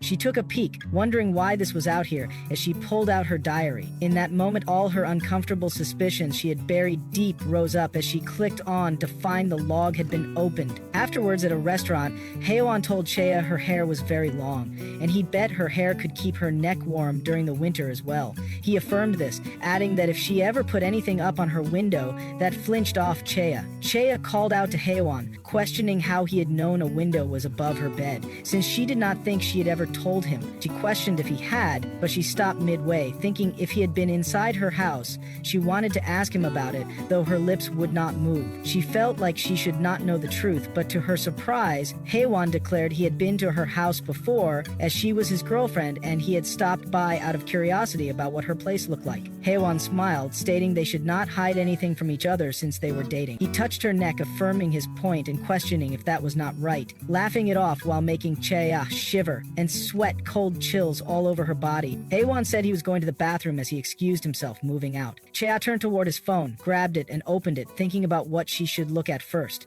knowing she needed to act fast before he returned. She opened the phone and went into the photo gallery. She was shocked to see the number of stalking pictures of her. Questioning her disbelief upon seeing this, she questioned if all the photos were really hers, but suddenly Haewon came back, stating he had left his phone behind, questioning Chea. The phone fell from Chea's hand as Haewon called out to her, saying this was not hers and she should not go through other people's things like this. Chea, quite shocked, confronted Haewon, questioning why he had so many pictures of her alone. Haewon stated it was because he was curious. Chea questioned if he thought that was an excuse, while thinking it was like talking to a wall. Chea said this was stalking. Haewon grew furious, questioning what she was saying. Chea screamed that what he was doing right now was stalking and obsession, but in anger, Haewon threw the phone just past Chea. Chea flinched, quite shocked by this, as Haewon said it was not right to say such things. Chea's suspicions all came through, and the last puzzle piece was the slap from Haehun. She affirmed that this was not right. Chea said she could not take it anymore and they should break up, warning him not to stalk her anymore as she was going to report him to the police. She left, saying she was serious. While running, she wondered if she would be alright, since he already knew where she lived and would not give up easily, though she denied that he would ever come back. But suddenly, as she reached home, the huge banging continued. Chea cried out, pleading for it to stop. Haewon kept banging on the door, calling out for Chea, while Chea cried, questioning why he was doing this to her and what she had done that was so wrong. Haewon continued banging on the door, calling out for Chea. Chea screamed at him to stop and warned that if he did not leave immediately, she would call the police. She cursed him, saying he should get lost, as she flopped onto the floor. The banging stopped, and Chea collapsed on the bed, wondering if he was finally gone. As she lay on the bed, she questioned and realized he had left. Exhausted, she wondered what this feeling was. It seemed like someone was watching her. She opened her eyes slightly, questioning what she saw. She opened them fully to see Haewon upon her. Haewon questioned if she had gotten some rest, saying she did not look so good, and asked if she had a nightmare. Chea tried to stay calm as she woke up, saying she had a bad dream and questioning how he got there. Haewon questioned why it mattered, while Chea said he was right. It did not matter. Haewon asked if she needed something and why she was going to the kitchen. Chea grabbed a knife, warning him not to come any closer, saying if he did, she would kill him. Shivering with the knife, she warned him to stop doing this. Haewon questioned if she was acting this way because of the earlier fight, making Chea shocked. Haewon asked if she did not think this was a little excessive, but, to his surprise, Chea slashed a little bit of his cheek before running out. Chea was huffing as she ran, thinking she could not get through to him and that he was not normal. Just then, Haewon grabbed her hair, and Chea, in a hurry, cut off a strap of her hair as she ran out. She screamed at him to get away, saying she would report him. Haewon confronted her, stating she could never escape him, since she had no friends and basically no family. She was not welcome anywhere, and did she really think she could leave him? Chea was split open inside. Haewon grabbed Chea's hand, cautioning that if she could stab him, he bet she would, saying he was the only happiness in her life and her savior, and she could never stab him because she loved him. But to his surprise, Chea stabbed him. Chea turned to see Haewon, as the knife had already penetrated his stomach. Yeon-shae cried out and screamed as onlookers questioned what was happening.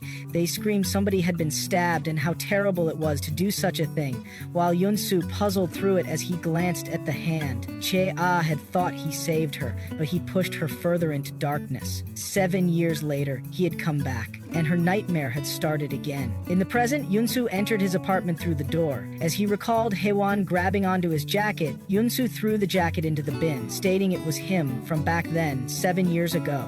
He had followed the scent of blood to the place where Cheya and that man were, but he was full at the time, so he had just walked by. However, he never forgot the scent of that sweet blood while remembering the fate. Yunsu drooled, thinking how surprised he had been when he saw Cheya at church a few years ago.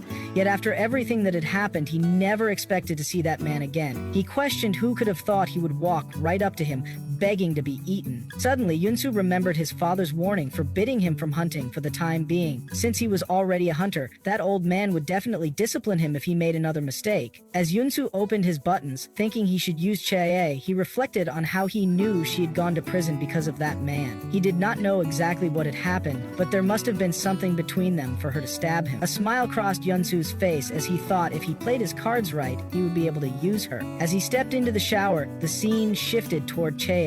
Cheya called out to Grim, warning him to be careful not to drop anything and to follow her. Grim, quite annoyed, affirmed he would. Cheya handed the garbage to Grim, placing it into the bin while giving him the paper and glass to handle. Grim complained, questioning why there was so much, along with flattened boxes, remarking how annoying it was. Cheya asked why he kept whining about it when he was actually doing it well. Grim questioned where the plastic bottles should go, while Cheya told him to keep doing this since she was going to throw out the trash. As Cheya looked around here and there, she thought she was feeling anxious because of Haewon again, and that she should have used that bastard Yunsu Park at a time like this. Suddenly, Yunsu appeared behind her, questioning her without offering anything first. Cheya grabbed a stone reflexively and without thinking threw it toward Yunsu, but he effortlessly dodged it. Cheya screamed, asking why he was here, to which Yunsu remarked she was always so full of energy. While Yunsu questioned Grim about why he was there, Yunsu asked what Grim was holding, wondering if he was sorting the recycling. Grim grew embarrassed and ran off, brushing it off. Cheya got annoyed, warning him to finish what he was doing and questioning where he was going,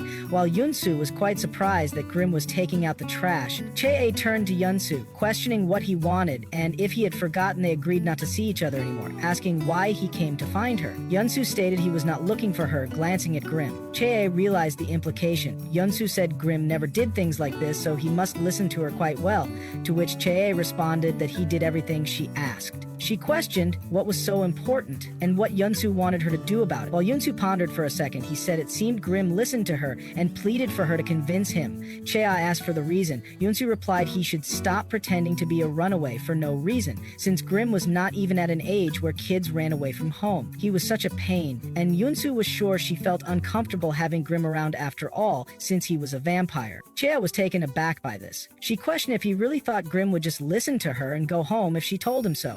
She remarked how ridiculous a favor it was, and asked why she would do anything he told her to do. She questioned if he did not know there was no reason for her to obey his orders anymore. She ordered him to stop coming for insignificant things like this as she moved away. But in an instant, Yunsu grabbed her arm and tugged her toward him. Yunsu said he would get rid of Haewon for her, shocking Cheya. Cheya wondered how Yunsu Park knew about Haewon. Yunsu said the two did not get along. He meant she had even stabbed him with a knife, while Cheya was surprised at how much he knew. Yunsu said she had not looked well when she was with Haewon the other day, and it really hurt his heart to see her like that. He called out to Cheya, questioning what she thought and if she was interested in his offer. Cheya was quite taken aback as she stared directly into Yunsu's eyes. She called out to him sharply, questioning who he thought she was, which surprised Yunsu. Cheya stated that he was trying to make her go along with a murderer again. No matter how much of a bastard Haewon was, she asked if Yunsu really thought she would do something like that. She stepped closer toward Yunsu, reminding him that she had saved his life back then under the condition she would never have to do something like that ever again. If it were not for that, she would have just let him die. Yunsu remarked that she was lying, which caught Cheya off guard. Yunsu claimed she must have been in a difficult situation because of that man as well, or was she really such a kind person that she simply could not leave a dying man behind? Cheya gritted her teeth in frustration.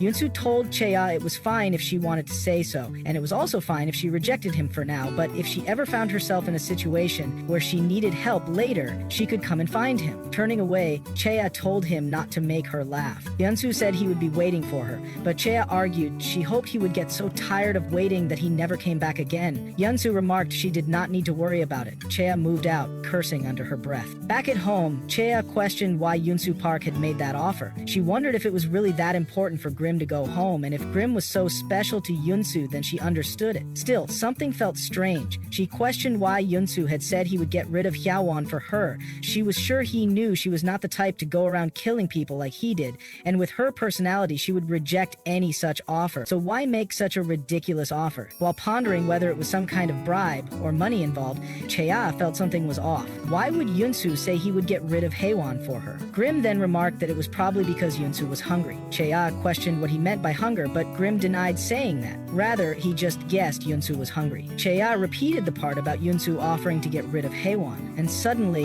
an idea struck her. She thought Yunsu must want something. Chea then asked Grim if it was true that Yunsu was not allowed to hunt and how long that had been going on. Questioning was Yunsu still not allowed, Grim said it probably had not been that long, as the rules were pretty strict. Chea thought if Yunsu could not even hunt, how was he going to take care of things? She was certain he was definitely scheming something else. The scene shifted toward the church, where Chea looked around anxiously, thinking about where Yunsu might be. She knew she had to see him quickly because she was sure Hyeewon would be there. From behind, Hyeewon called out to Chea. Chea turned to him as he greeted her. Chea told him she had already said she did not want to see him again, as it made her feel uncomfortable. Hyeewon had done all sorts of terrible things to her, but in the end, she was the one who stabbed him. If he still harbored bad blood and started telling others what happened, Chea would be in a tight spot. Chea glanced over at Yunsu, thinking she could leave now that he had seen her. She dashed outside, stating she was going to go, but suddenly Yunsu called out for Chea again. She was quite surprised to hear him speak to her. Annoyed, she cursed at him and asked him to go away, but there was no response. Hyeewon then stepped in between them, greeting Yunsu. Chea was quite surprised to see him greet Yunsu and wondered if the two of them knew each other. Hyeewon said the two of them must not have made up yet since they came separately.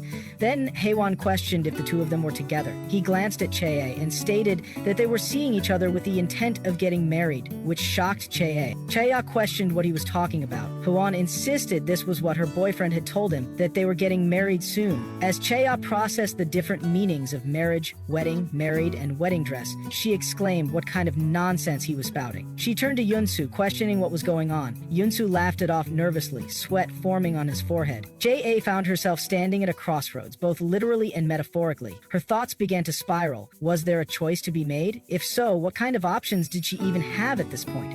She imagined a screen flashing before her eyes, asking whether she would like to view the character profiles. First came Yunsu Park, occupation, vampire personality completely insane, and a special notice labeling him a murderer. Not exactly the kind of catch someone dreams about. Would she like to make another choice? Up next was Hyeewon, personality, creepy pivat freak, and a stalker. Note, she had stabbed him with a knife. Chea couldn't help but wonder what kind of twisted joke life was playing on her. She internally screamed, questioning what kind of messed up situation she had been thrown into. Why in the world would Yunsu claim they were getting married? Her eyes narrowed into a glare directed at Yunsu, silently demanding answers. Someone needed to clean up this mess, and it certainly wasn't going to be her. Hyeewon, appearing clueless, asked Chea if something was wrong, and whether he had misunderstood the nature of her relationship with Yunsu. Trying to hold back her irritation, Chea sighed and questioned whether he didn't think it was a little early to be talking about marriage, especially as she clenched her teeth at Yunsu, who clearly had gone off screen. Yunsu, quite surprised that she was playing along, looked delighted. The fact that Chea had chosen to stand beside the crazy vampire murderer actually made him smile. He claimed he must have gotten too ahead of himself. He was simply mad about her, that was all. He reached out and affectionately stroked Chea's hair, which only earned him a string of silent curses from her. Chea grabbed his hand, holding back the urge to snap it off, and stated that she didn't realize he was already thinking about marriage. At this pace, he'd probably be dreaming about kids next. Yunsu, not missing a beat, teased that if she was already thinking that far ahead, then she really was impatient. He snapped his fingers and asked whether she was upset that he hadn't proposed properly. He told her not to worry, he'd make it grand, as big and dramatic as she could imagine. Their banter turned unexpectedly lovey-dovey, though Chea inwardly cursed her circumstances, thinking that if it weren't for Hyeewon's interference, she would have been in serious trouble today. Around them, whispers started to swell. The onlookers, already intrigued, gasped at what they believed was a genuine proposal. They questioned what they had just witnessed, Yunsu proposing to Chea, and was she saying yes? Just in time, a group of ladies approached the two of them with giddy smiles, recalling how they had mentioned working together some time ago. The ladies questioned when the wedding date would be and laughed among themselves, wondering whether they'd be invited for cake. They commented that the two of them looked great together and even offered their congratulations. Chaya flicked her hair with practiced elegance, realizing there was no saving their reputations now. They were stuck in this farce for the moment. The announcement for the mass came through, urging everyone to take their seats. Chaya, however, was panicking. She thought that this was getting out of hand. If things kept going like this, she might actually end up marrying Yunsu, and it would all be because of Haewon. She glanced toward where Haewon had been standing, only to realize he had disappeared. She questioned if he had left and why Yunsu kept dragging her into unnecessary nonsense. Yunsu noticed the shift in her expression and asked if something was on her mind. Before she could restrain herself, Chea's fist shot out, lightly punching Yunsu in the face. She winced at her own impulse, reminding herself she was in church and needed to restrain her violent urges. She demanded to know why Yunsu kept doing this, and why he continued provoking Haeon. Was he offering to get rid of Haeon because he wanted to hunt him? After a pause, Yunsu lifted his head and casually stated that he simply thought Haewon's blood would taste delicious, which made Chea shiver. That one sentence sent a cold wave through her spine. She asked if that had really been his intention all along. Was he planning to hunt Haewon? When she looked at Yunsu's face again, she was horrified to see him drooling, eyes gleaming with hunger. Goosebumps spread across her arms. Just then, the group of ladies returned and excitedly asked how the two had ended up engaged and demanded to know the full story. Chea quickly excused herself, saying she was busy and that Yunsu would explain everything in detail.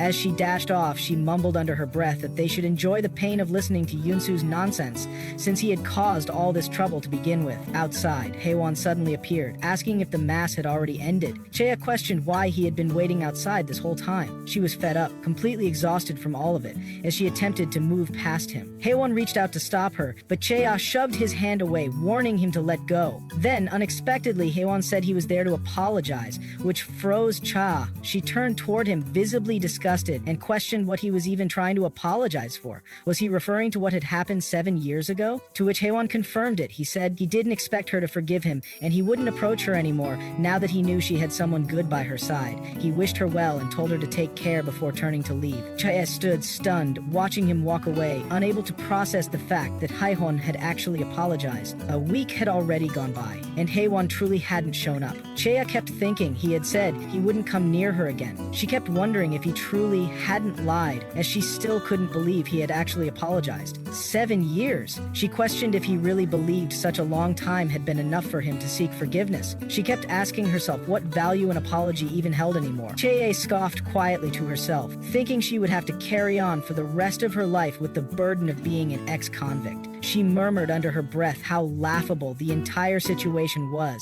He only wanted to ease the weight on his own conscience. But then she shook her head, forcing herself to stop, reminding herself she had to move on. She believed it would be fine as long as she never had to see him again. That was the only thing she cared about now. While walking alone, someone bumped into her. The encounter made her feel uneasy, and she recalled she still had one remaining problem: Yunsu. Chea stepped out with a heavy sigh, thinking about how she ought to handle the person now. Upon reaching her home, she called out for Grim, telling him to return to his father's place. Grim looked confused and asked what she meant by his dad. Chie clarified she was referring to Yunsu Park, the one who kept lingering around her like some former husband trying to catch glimpses of a child they never had. Grim rolled his eyes, saying he was just bored, and told her to stop bothering him. Chie asked who in their right mind followed someone around purely out of boredom. Grim simply shrugged and reminded her she already knew he had always been a bit odd. Chie paused, silently admitting he had a point. She then told him to make peace with the person and leave her house. She added he better not invite that man back inside again. Grim asked where she was headed. Chie responded that she was going to work. Before leaving, she reminded him not to live off just instant noodles again. She scolded him for being just a kid eating nothing but junk food, then walked out while Grim sat back and thought about Yunsu. The scene shifted as Chie entered her taxi, pondering if she should really go out that day. Meanwhile, Grim debated whether he should step out to buy ramen, eventually heading out. As Chie tended to a passenger and asked where he needed to go, Grim Grim entered a convenience store, wondering if he should just sit and eat there. While Chaya drove her passenger towards Seojang, something unexpected happened. The front door to her house creaked open and someone stepped inside. It was Haewon. He wandered around, rummaging through her books, then picked up a piece of cloth and inhaled its scent. A wave of dizziness hit him. His eyes fell on her laptop. Moving toward it, he opened a deleted folder and clicked a file. A video started. He questioned what he was watching, suspecting it might be dashcam footage. He raised the volume and suddenly the screen showed Chaya punching someone. A man lay on the floor. Jia cursed, claiming she could do it since he was already there. Then she took out a knife, preparing to slice the man. Just then a voice startled Haewon, asking what he was doing there. It was Grim, standing right behind him. Haewon seemed caught off guard, his voice shaky as he questioned when Grim had gotten there. His confusion deepened as he wondered aloud whether Grim had been there the whole time without him realizing it. Grim's gaze locked onto Haewon's, quiet yet intense, and for a moment, Haewon appeared visibly unsettled. He quickly turned his face away, trying to regain his composure, and muttered that he was only there because Chea had asked him for a favor. She'd told him to bring her a laptop, and that was what he had done. Grim stepped forward as he calmly stated that the laptop Haewon was holding actually belonged to him. The claim visibly surprised Haewon. He blinked, questioning if Grim had just said it was his laptop. Haewon repeated the words back, trying to process them. There was disbelief in his voice as he insisted the device belonged to Cheye. He was sure of it, but before he could say much more, Grim's eyes began to glow faintly, a subtle but clear sign of his hypnosis taking effect. Haewon froze in place, his body reacting against his will, his mind struggling to understand what was happening. It was as if his movements were no longer his own. He stared ahead, bewildered, watching as the entity in front of him began to approach. Grim reached out, placing a firm hand on Haewon's face, his intentions unclear, but the contact seemed to snap Haewon out of the trance. He jerked back slightly, gasping as the mental fog began to clear. Disoriented, he questioned if he had imagined what had just happened. His eyes darted to the laptop, now in Grim's possession. He hadn't even noticed when it had been taken. He stared at Grim, clearly disturbed, as Grim calmly asserted once again that the laptop was his and that Chaya must have simply been mistaken. And Grim then asked Haewon if he planned to leave, implying the conversation was over. Without further argument, Haewon nodded stiffly and moved toward the door. Yet, as he tried to open it, confusion returned. Something wasn't working. He struggled with the knob briefly before Grim effortlessly opened the door for him, making a biting remark about Haewon not being so bright.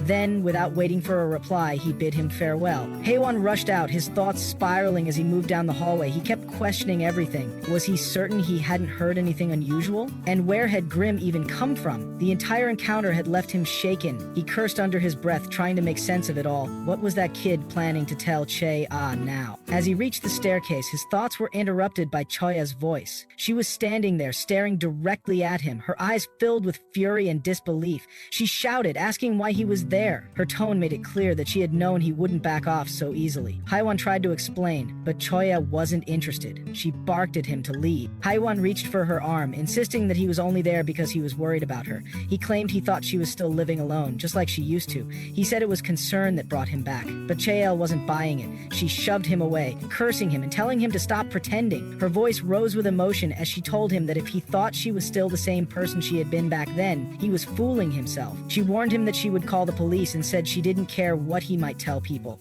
She reached for her phone, her hand trembling slightly, and declared that she had nothing left to lose anymore. But Haewon stepped closer, reaching out again, and warned her that calling the police on him might not be a good idea. He then mentioned something he had brought with him, the file of the man from her deleted folder. Hearing this, Che-ah froze for a moment. She stared at him, trying to understand what he wanted from her. She asked what she was supposed to do with it, and what he expected her to do. Her voice cracked slightly as she questioned why he was doing this to her now, of all time. Juan inched forward, closing the distance between them. He told her they could return to how things used to be. He sounded almost desperate now. His hand reached out to her again as he urged her to come back to him. Chea rushed back to her apartment, her heart pounding in her chest as her eyes darted toward the laptop. Her mind raced with questions. Had anyone been here? Grim, standing nearby, confirmed it without hesitation. He told her her ex-boyfriend had been inside. She turned to him sharply, asking for details. Grim mentioned that he had been looking through her laptop. A curse slipped through Chea's lips as dread settled into her stomach. So he really had seen it. Panic began to rise as she wondered whether he had copied the file onto a flash drive or perhaps emailed it to himself.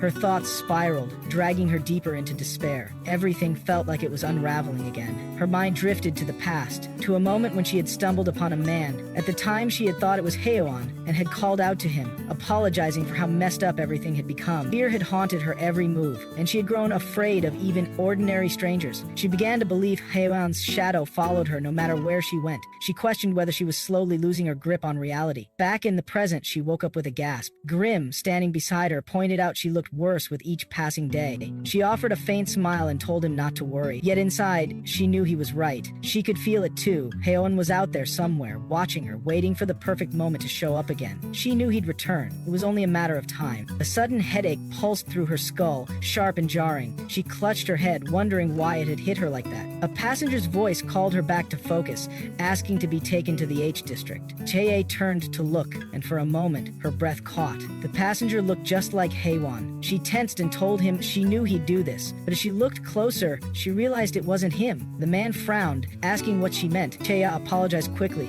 explaining she had mistaken him for someone else. The passenger scoffed, saying there was something off about her, then stepped out of the cab. Chae let out a deep breath, thinking she couldn't handle another day like this. Maybe it was best to head home early. She wondered what had made her act this way. She had survived Yunsu Park. Then why couldn't she handle Haeyeon? Why did the thought of him alone throw her off balance? As she drove, her eyes caught sight of a familiar figure walking by. The very person she'd just been thinking about. She pulled over quickly. Her mind flashed back to the convenience store. That guy. Yes, it had been Haeyeon. Her phone rang. An unknown number appeared on the screen. With hesitation, she answered. A voice came through, calm and mocking. It pointed out she had come home early today. Chea's stomach twisted as she immediately recognized the voice. It was Haeyeon. He was still stalking her. She muttered that he just wanted her gone, but Haeyeon's tone shifted. He said she should watch how she spoke, reminding her that if the file ever got out, she'd return to prison. Ki exploded, cursing under her breath. She stormed outside, yelling at him to get out and demanding he show himself, but no one answered. She stood alone in the empty street. Her voice echoed. Then the sky opened up and the rain came pouring down. Ka stood in the rain, tears mixing with the water streaming down her face. She screamed out into the void, hating herself for what she had done. She whispered that she should never have stabbed him, should have held back, and should have shouted for help instead. Maybe then she wouldn't have ended up like this. Maybe she wouldn't be living like a criminal. But even as she thought that, she wondered, would Haeyeon have let her go? Would anything have been different? She cried louder, demanding to know what he still wanted from her. How much longer did she have to suffer? What more could she do to fix this miserable life? Why did nothing ever change, no matter how hard she tried to escape? She shouted that she should never have dated him, never said those things, and never dragged that man into Yunsu drenched, exhausted, her voice hoarse from the screaming. Chae dropped to her knees. Her thoughts turned numb. Her pride, the only thing keeping her mind intact, crumbled under the weight of everything.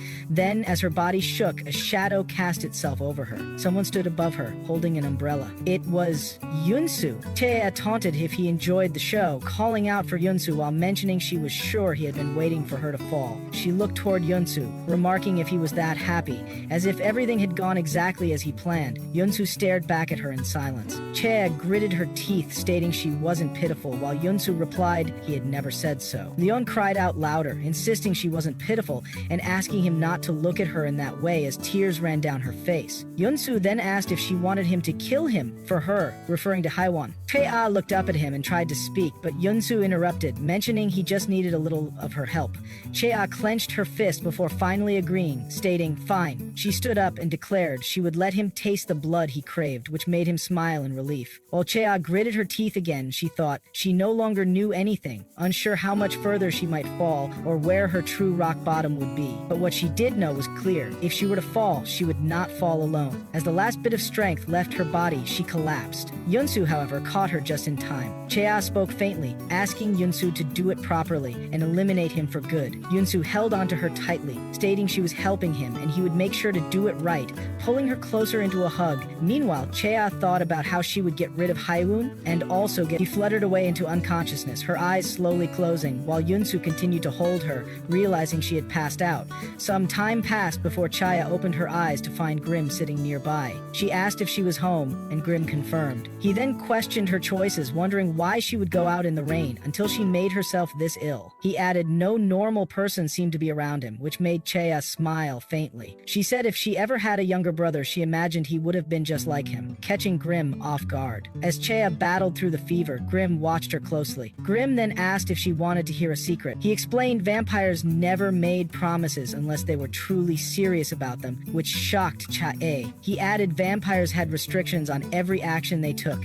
If they ever promised something, it meant they swore on their life. For that reason, they didn't allow others to get close, nor did they form friendships or start families. He recalled she had mentioned how Yunsu promised her life. Chea was struck with his words, Grim continued, stating that meant Yunsu would never be able to kill her. He added this was likely why Yunsu kept trying to check on her during mass, careful not to be caught, since he had made such a promise. Chea slowly turned her face toward Grim as he stepped away, brushing it off by claiming he was just speaking casually. Suddenly, Chea's heart skipped a beat as her thoughts returned to Yunsu. Days passed and Grim asked Chea if she felt better, and she nodded in reply. She then passed him the phone, asking if he had Yunsu's number. Grim questioned what she intended, and she told him to call and ask Yunsu to come see her immediately. Afterwards, Chea opened the door and was greeted by Yunsu. He remarked she seemed better now and mentioned he had thought she was dead. Chea responded she couldn't just die while people worse than her were still walking around. Yunsu replied it was a shame and added he wished others had seen her looking so weak. Chea laughed and said he hadn't looked so great either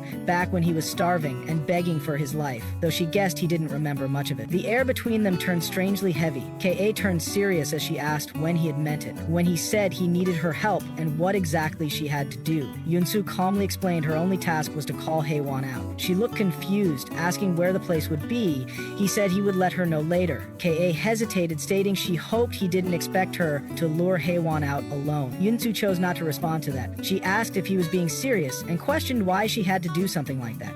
She mentioned how easy it was for them to kidnap people and pointed out how it seemed to be his hobby. So why did he suddenly need her involvement? Yunsu questioned if she wasn't planning to help, which made Chea flinch slightly. She turned away, silently thinking she had no desire to see Haewon again. Yunsu handed her a knife, prompting her to ask about it. He stated there might be something dangerous. Chea questioned if he wouldn't be nearby during the meeting. Yunsu mentioned the opponent was nasty, unpleasant in every way. Chea looked back at him, asking what would happen after she called Haewon. She then called out to Yunsu, stating he would come to her right away, wouldn't he? The scene shifted to Haewon, who opened his door to see a photo of Chea. He wondered what she might be doing, and admitted he probably made her really upset last time. He thought giving her some space would be best, as pushing too hard could drive her away. After all his efforts to find her again, suddenly his phone rang. It was Chea. Haewon was stunned. As he picked up, he calmly responded he understood. Haewon got into his car, telling himself Chea had finally recognized his sincerity. As he sped through the streets, he reminded himself not to mess things up. He soon arrived at a location he recognized as a warehouse. Spotting Chea from afar, he parked and stepped out, asking if she had been waiting long. He apologized for the sudden meeting and clarified he didn't mean he wasn't happy she called.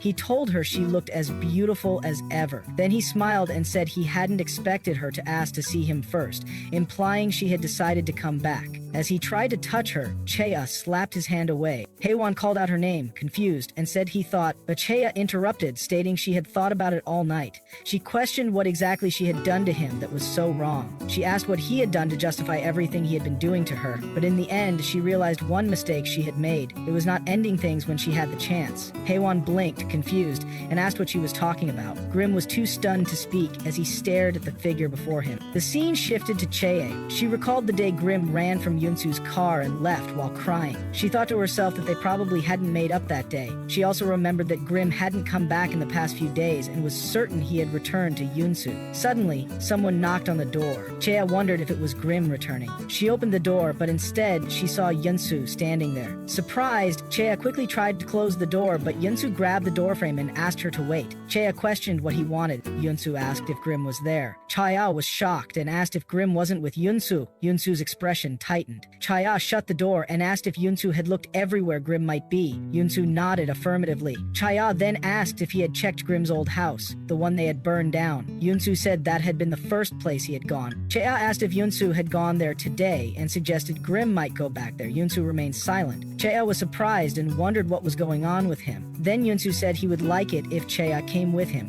Chea was taken aback as she thought he was joking. Yunsu added that he never listened to him before. Chea remembered Grim's words, asking if he could stay with her. Chea thought for a moment and then agreed that she would come with Yunsu. Later, as rain began to fall, Chea sat beside Yunsu in the car. She thought it was raining again and wondered if it was the monsoon season. She glanced at Yunsu's face and noticed he looked nervous, which was unlike him. They arrived at the palace. Chea observed the garden, which was completely burnt, but the house remained frighteningly intact. They opened the door, and Chea thought the flames hadn't done anything to the house itself. Yunsu led the way inside. As they entered, a thick smoke billowed out. Chea couldn't see clearly. She doubted Grim would be there. She called out to Yunsu, saying she didn't think Grim was inside, and suggested they leave. But Yunsu didn't move. Chea questioned what he was doing there, but Yunsu gave no response. Concerned, Chea asked if he had found Grim. As she stepped aside, she suddenly froze. Chea gasped, her eyes locked on the lifeless body of Grim lying on the floor. Chea saw Grim lying there and questioned if it was really him. She wondered why he was like that and why he was just lying there. She swayed down, struggling to breathe. The air felt cold, so cold it seemed to make her warm breath meaningless. The coldness, the uncomfortable feeling, Grim's doll-like appearance, and Yunsu's silence all told her what she needed to know. Grim was not alive.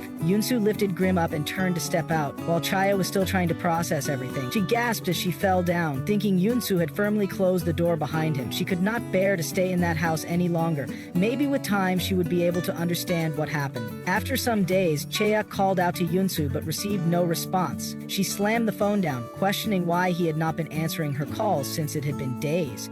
Chea wondered what had really happened to Grim and whether he was truly dead, but she thought of Grim's vampire nature and questioned whether it made sense for him to be dead, considering there was not even a scratch on his body. Now that she considered it, Grim had told her about seeing someone kill vampires before. He had also mentioned searching for a way to kill vampires. She suspected if this meant he had found how to kill them, and by killing himself, she recalled how she should have stopped him from leaving back then and cursed herself for not doing so. Not knowing what else to do, she grabbed the phone and left the house, deciding she needed to ask Yunsu for answers herself, so she took a cab. The scene shifted to Yunsu as he reflected on the situation. He wondered why things had unfolded this way. For days, Grim had not woken up. Yunsu questioned if Grim was truly dead, but it seemed impossible. Grim was half vampire, and dying so easily did not make sense. He thought, could it be some kind of suicide? But Yunsu denied this, reminding himself Grim had never even spoken of wanting to die. He questioned, why then did Grim look like a corpse? Yunsu muttered quietly, trying to move his hand. He managed to lift it, but felt how odd everything seemed. The sensation felt strange, as if Grim were really dead. Yunsu insisted this made no sense. Only vampires could kill other vampires, and vampires were rare in Korea now. Suddenly, Yunsu turned his face towards something glowing in his pocket. It was the button of an insignia. Yunsu recognized it as the symbol of a bat. The scene shifted again, revealing a person who stated it was about time Yunsu showed up. Yunsu thrashed the chessboard in frustration. The person remarked on Yunsu's aggressive way of greeting and called out to him. Yunsu argued, saying his homecoming present for him was not exactly pleasant. Addressing him as father, Yunsu's father affirmed it very well. He had thought Yunsu might come looking for him to learn what had happened to the boy, but judging by the upset look on Yunsu's face, he must be dead. Yunsu was too stunned by the question to respond, thinking, is Grim really dead? Yunsu's father stated this was the price to pay for breaking the rules as he splashed through the king. He accused Yunsu of killing the boy, which made Yunsu furious. Yunsu glared at his father, crumbling the toy, and the mirrors shattered around them. Yunsu grabbed his father, slamming him down while questioning why he had killed the boy and destroyed everything around them. He asked if his mother had not been enough, and why he had to take Grim away too. Yunsu questioned why his father always took everyone from him. He demanded to know why his father killed the boy when the boy had nothing to do with any of it. Yunsu's father pushed him back harshly, calling him arrogant and saying his arrogance knew no bounds. No matter who Yunsu had killed or saved, who was he to have any say in anything? He questioned if he had forgotten the power he had just used was given by his father, yet Yunsu dared to use that power against him. It seemed necessary to remind Yunsu once more. He was still alive, not by his own willpower, but because his father took pity on him. Yunsu began choking as he closed his eyes. The scene shifted to Chea as she went to the palace. She thought it was open and wondered where Yunsu was, seeing the door ajar. She called out, questioning if he was there, but noticed Grim's body still lying there. She thought Grim remained in the same state and questioned where Yunsu was and why he had left Grim behind. She stepped closer to Grim and knelt down, thinking Grim did not really look dead. She asked if he was asleep or maybe unconscious. She believed believed there was no way he was dead and thought he must be sick. Chea was certain Yunsu was out searching for a way to cure Grim. Convinced that Grim was not gone, she recalled Grim's words and memories of him caring for her during difficult times. Her resolve crumpled as she called out to Yunsu, wondering when he would return. Suddenly, both Chea and Yunsu jolted awake. Chea realized she had not been able to sleep for days and must have passed out. She saw the empty bed before her and was shocked, thinking he was just here. Suddenly, she heard a voice behind her. As she turned, she saw the injured Yunsu behind her. Yunsu muttered, questioning why he had forgotten. When vampires die, they disappear. Tears welled up in Yunsu's eyes as he knelt down. As Yunsu fell down, Chea screamed, questioning what he was talking about and what he meant by vampires disappearing when they died. Chea understood he was referring to Grim, but Yunsu gave no response. Tears dripped from Yunsu's eyes, and Chea was shocked. She wondered why he was crying and if those tears meant Grim was truly dead, despite being a vampire. She urged him to say something, cursing him for making her cry. She shook him, begging him to speak. Yunsu needed to say something, so she squeezed onto him again, but Yunsu smacked her hand away. Chea was stunned by his sudden rejection. In the process, she got a small slash on her cheek. She gasped as the blood streaming down caused Yunsu's eyes to glow intensely. Chea stumbled back, leaning away from him. Yunsu stepped closer, and Chea asked him to wait. She questioned if he was going to bite her, fearing how close he had gotten. Chea reminded him that he was not allowed to kill her. Yunsu responded by stating she was not going to die. Chea questioned his sanity. She thought he was not in his right mind and might be trying to kill both of them. She called him a bonehead and tried to smack him again, but Yunsu leaned in closer and quietly said he wanted to die. Chea was shocked by his words. Yunsu gently tugged her face as he moved even closer, and Chea thought this was wrong. Without warning, Yunsu licked her wound, sending chills throughout her body. Yunsu pleaded silently for more. Chea screamed, telling him enough was enough. Yunsu paused, sensing someone in the manor. He turned his face and said he could sense someone nearby. Just in time, Chea struck Yunsu's face with a stick and tossed it aside, demanding he get out of her way. Chea moved quickly while screaming. Yunsu called out after her, begging her not to leave, since someone was out there. Chea stumbled away, thinking how vampires never seem to consider anything except their own struggles, but she was worried about him nonetheless. Suddenly, someone grabbed Chea from behind and threw her into a room. Yunsu closed the door just in time and questioned his father's sudden return. His father looked at him and remarked Yunsu was already hunting again, saying he truly was incorrigible. He stated he had come back only to make sure of something. Since he could sense only 2 vampires there, the boy must surely be dead. Then he warned Yunsu to watch himself as he slipped away, disappearing. Gertie was scared, hearing the man call Yunsu father. The man seemed important, someone capable of making the great Yunsu Park powerless. If what he said was true, then Grim was really dead. Suddenly a voice questioned if he was gone for good. Yunsu, while the person in front of her questioned if the person was truly gone. J.I. was shocked by what she saw in front of her as Grim stood in front of her. J.I. screamed out for Grim, questioning what had happened to him and why he looked the way he did. Yunsu, hearing her voice, opened the door and saw Grim standing there in front of him. He was too stunned to react immediately and called out Grim's name, his voice trembling. Grim noticed Yunsu and took a step back, but then called out for Chea. He expressed a strong desire to go to her house, which shocked Chea. Grim insisted if Chea didn't let him go, he would never come back. He pleaded with urgency, asking her to hurry, which also surprised Yunsu deeply.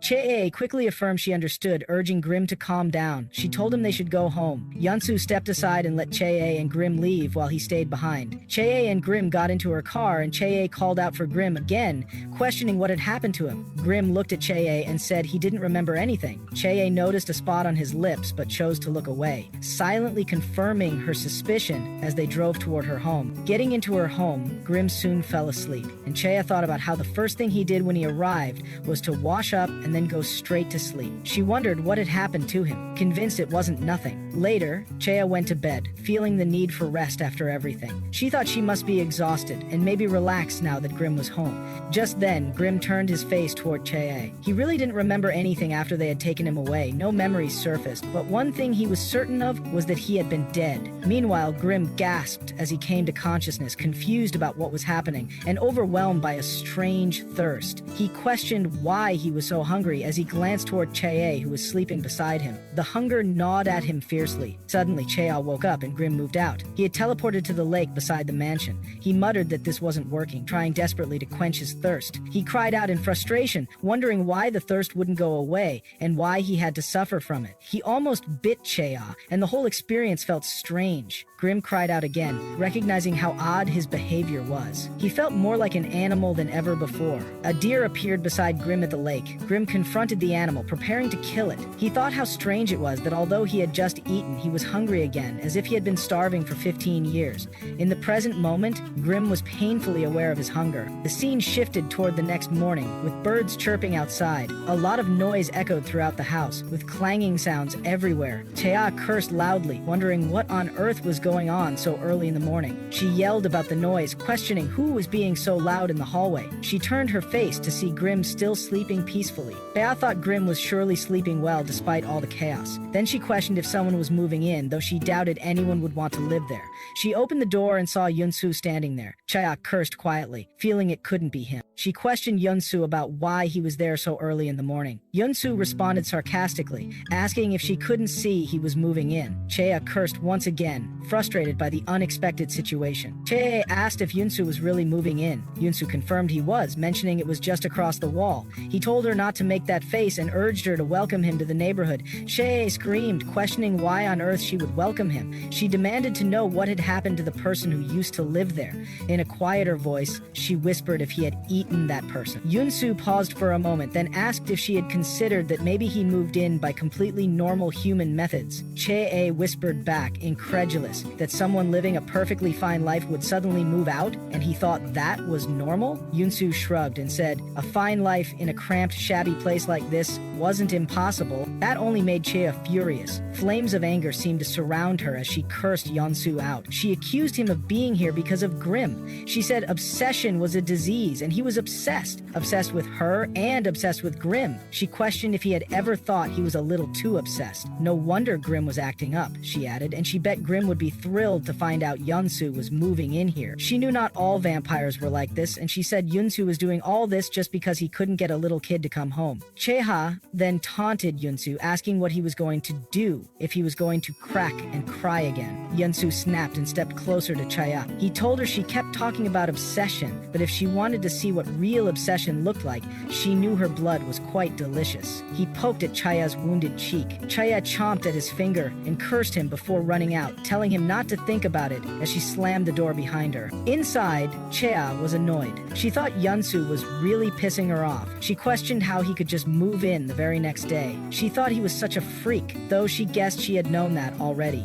She wondered if this meant she would have to keep seeing Yunsu's annoying face while Grim was staying here, and that thought only made her angrier. She questioned what she should do next. Grim suddenly asked Chea what she was doing. Chea told him not to ask. Then she suddenly stopped mid-sentence, thinking about how she was supposed to tell Grim about Yunsu moving in. What if Grim ran away again? She decided to keep it a secret from him for now. Chea said she didn't have any cup ramen at home, and asked what Grim wanted to eat. Grim shrugged, saying he wasn't hungry. A strange smell wafted through Grim's nose as he stared at Chea, tending to her bandaged wound. He swallowed hard and turned his face away, thinking he needed to get out of there as soon as possible. Later, at the convenience store, Grim asked why Yunsu was there. Chea glanced toward Yunsu and wondered what was wrong with him. She worried about what she was supposed to do if Yunsu followed them around, and what this meant. Grim told Chea to stop communicating with Yunsu through their eyes. It was just making things more annoying. Yunsu stood beside Chea, and an awkward, suffocating wall seemed to surround them.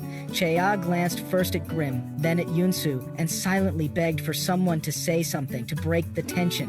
Chea called out to Grim, asking him to hurry up and finish so they could leave. She questioned why he was eating when he clearly wasn't hungry. Grim admitted he had no appetite at all, and Yunsu thought it was quite odd. Suddenly, a person stepped beside them. Yunsu intentionally slashed his arm a little during the movement, and the person screamed upon seeing the blood. Chea quickly told the person to wipe it off. The person thanked her, saying he must have scratched himself on something. Chea looked at Yunsu, suspecting he had caused the wound, but she wondered why Yunsu wasn't reacting to the sight of blood. The look on Yunsu's face was different, like he had done it on purpose. Yunsu then stepped toward Grim and grabbed him firmly. He told Grim he had become a real vampire. Grim struggled, trying hard to hold himself together, but it was clear he was having a difficult time controlling his urges. As Yunsu tried to convince him to return, Grim abruptly shoved his hand away, warning him to back off and to leave him alone.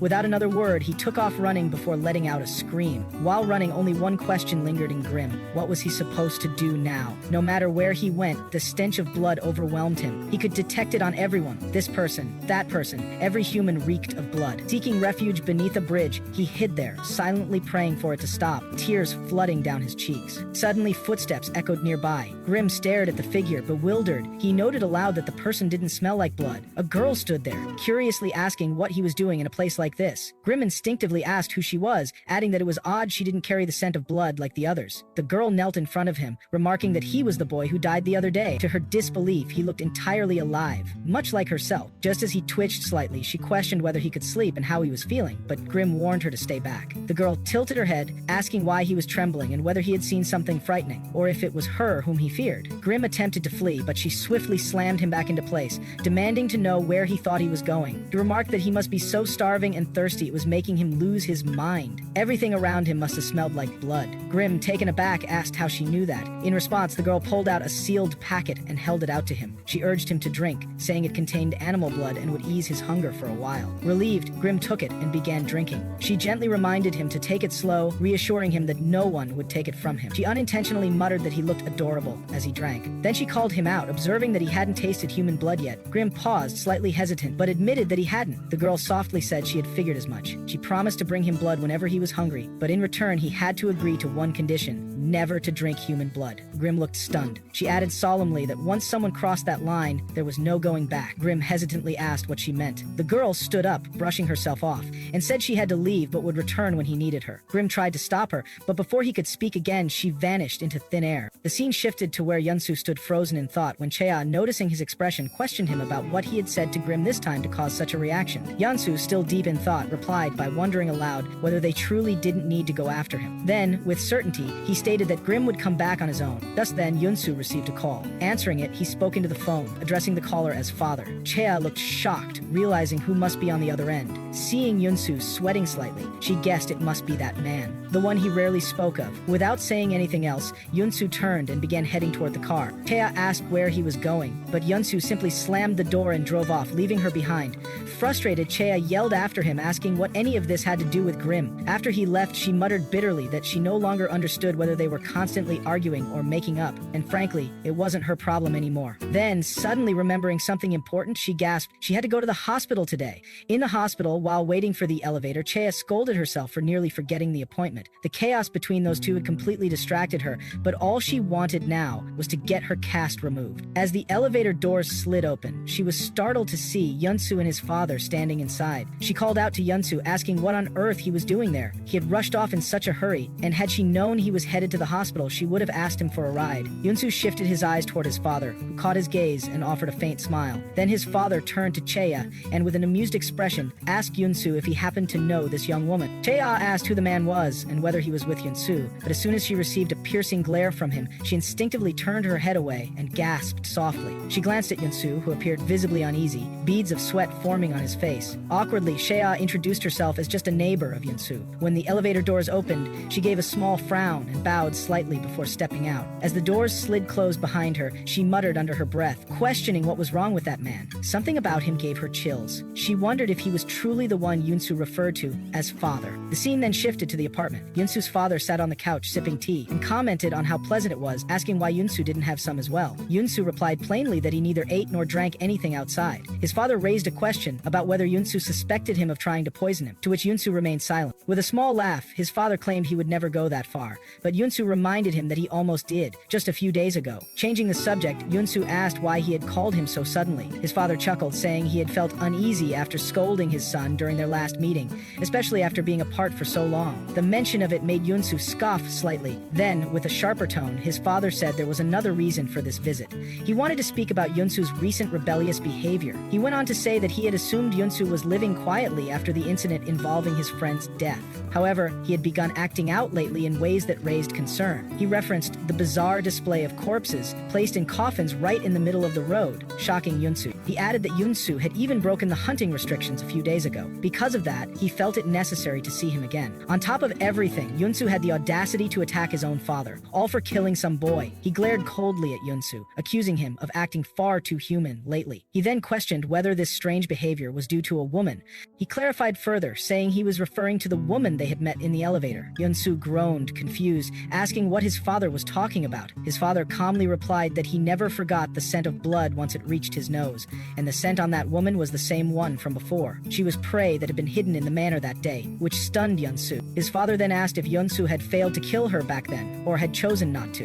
Yunsu answered that he had been forbidden from hunting at that time. His father pressed on, asking if that was the only reason she was still alive, since Yunsu now seemed quite attached to her. Beads of sweat appeared again on Yunsu's face, as his father studied him closely, noting that his expression now was the same as it had been when he saw her in the elevator, as if he had been caught in a dilemma. With a sly smile, his father declared that he would lift the hunting ban, and asked what Yunsu thought about that. Would he hunt the woman now? Yunsu turned his head away, replying with clear discomfort that he had no idea what his father was talking about, and telling him to stop making such assumptions. His father simply stated it didn't matter. He only hoped Yunsu wouldn't meet the same end as his friend. Yunsu flinched at those words, as his father warned him not to forget how falling in love with a human woman had ended for that man. Recalling the fate of his father's friend, Yunsu called out, insisting that the woman was nothing more than a toy to him, someone he could kill at any time. He remarked, "How foolish would I have to be to fall for a mere human?" He chuckled to himself, brushing it all off as ridiculous nonsense. Later, the scene shifted to Yunsu driving. He cursed under his breath, annoyed that he had unexpectedly run into Cheya at the hospital, and in front of his father of all people. As he recalled his own words from earlier, he scoffed at how absurd they sounded, and then, echoing his father's words in his mind, how he simply hoped Yunsu wouldn't end up like his friend. Yunsu grimaced. Climbing the stairs back at the apartment,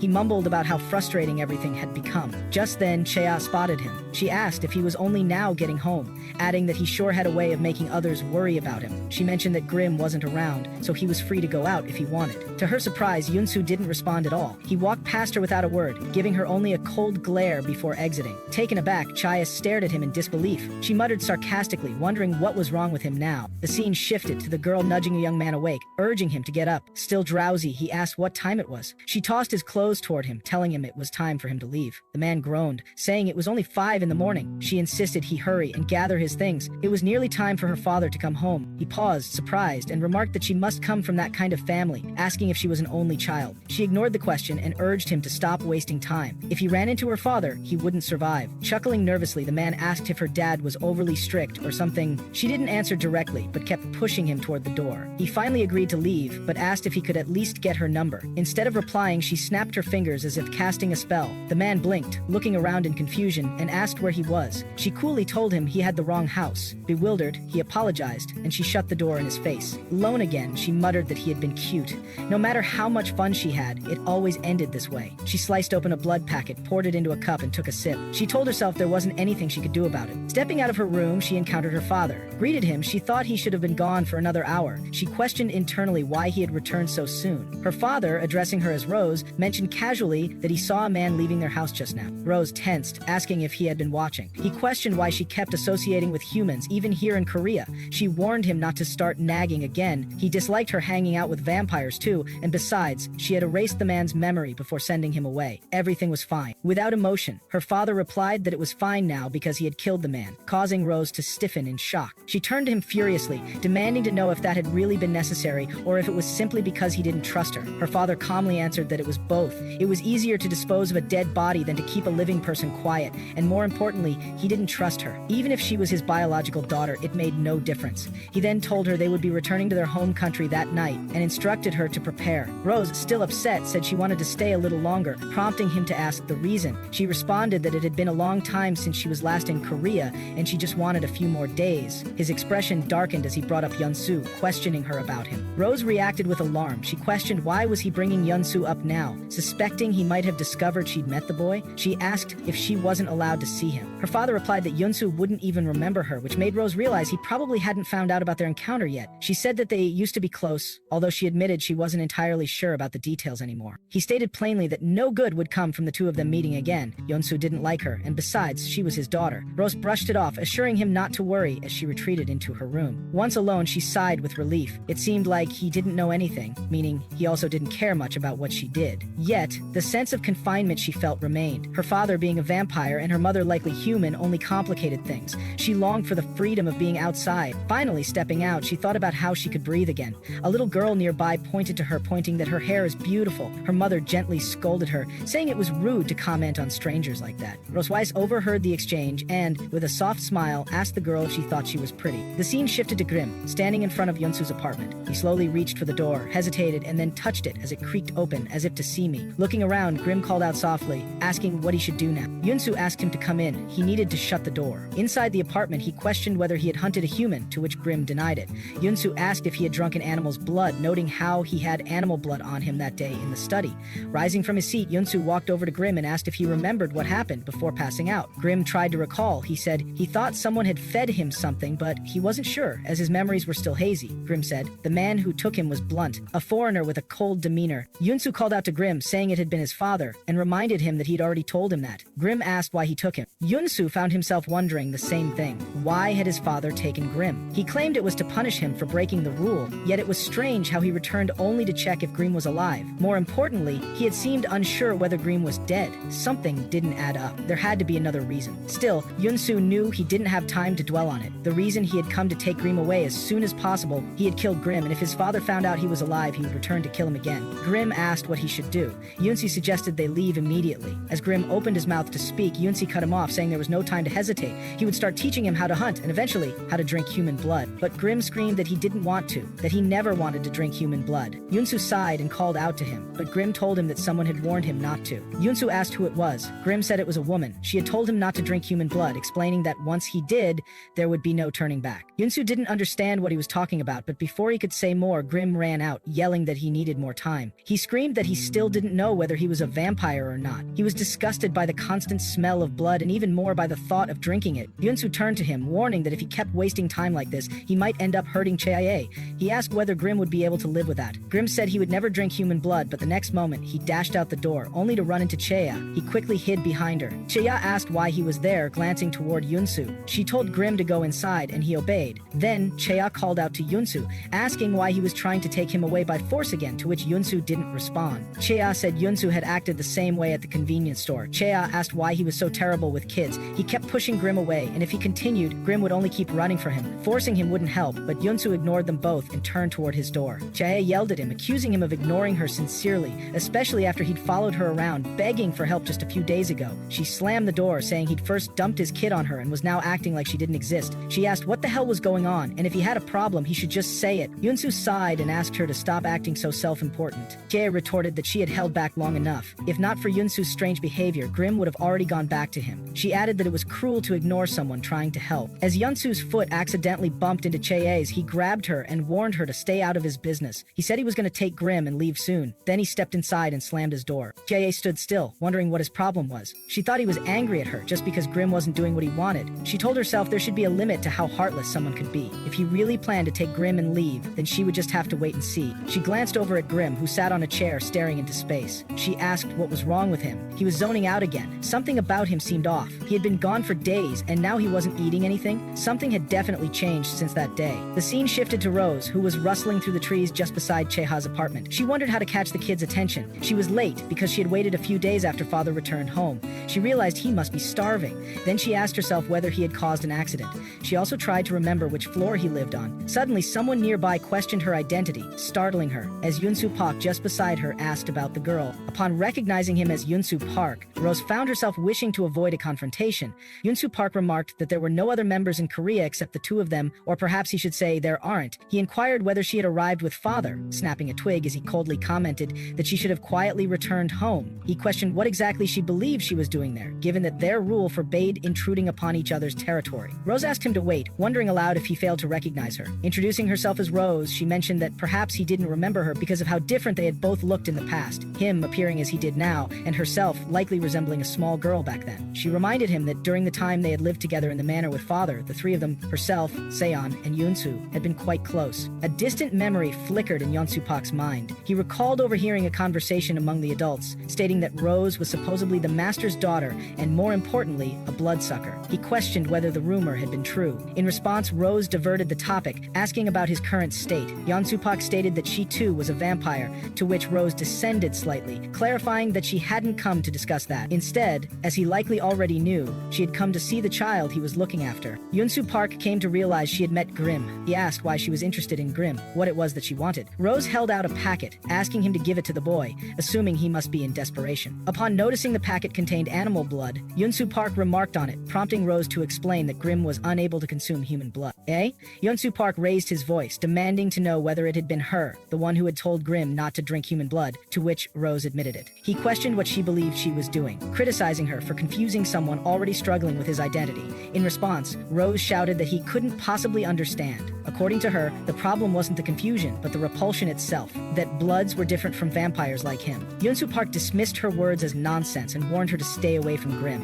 He made it clear she was already aware Grim had nearly been killed by father, and he wouldn't allow her to involve the boy in that world again. Rose pleaded with him to at least take the packet in case Grim's hunger returned, but Yunsu struck it to the ground, warning her not to touch him as he walked away. While distancing himself, Yunsu Park questioned the significance of the packet and whether his father had been responsible for Grim's condition. He couldn't understand what Rose had meant or why everyone around him seemed to complicate things. Everything had become tangled beyond recognition, and he struck the ground in frustration. He reflected that things had started falling apart after meeting Chea. His once quiet life now felt like it was unraveling, the calm giving way to a storm stirred by her presence. He questioned when this had started. Originally, it had all seemed like a harmless joke, but with each passing day, the situation had snowballed into something much more complex. Now he wanted nothing more than to distance himself from it all. Everything had become too noisy, too overwhelming. Elsewhere, the scene shifted to Grim, who appeared both drained and starved. An intense thirst gnawed at him, and he struggled to suppress it. Suddenly, the scent of blood reached him. It seemed to be animal blood. He wondered if that meant it was safe to consume. Succumbing to his instincts, he lunged forward, only to realize that he had grabbed Chea. Just as Grim prepared to bite into her neck, Yunsu Park abruptly intervened, striking him across the head. Chea, visibly shaken, questioned what had just occurred. She looked down to see her hands trembling. Meanwhile, Yunsu Park silently questioned his own actions, why he had done that, and why he had gone so far as to save her.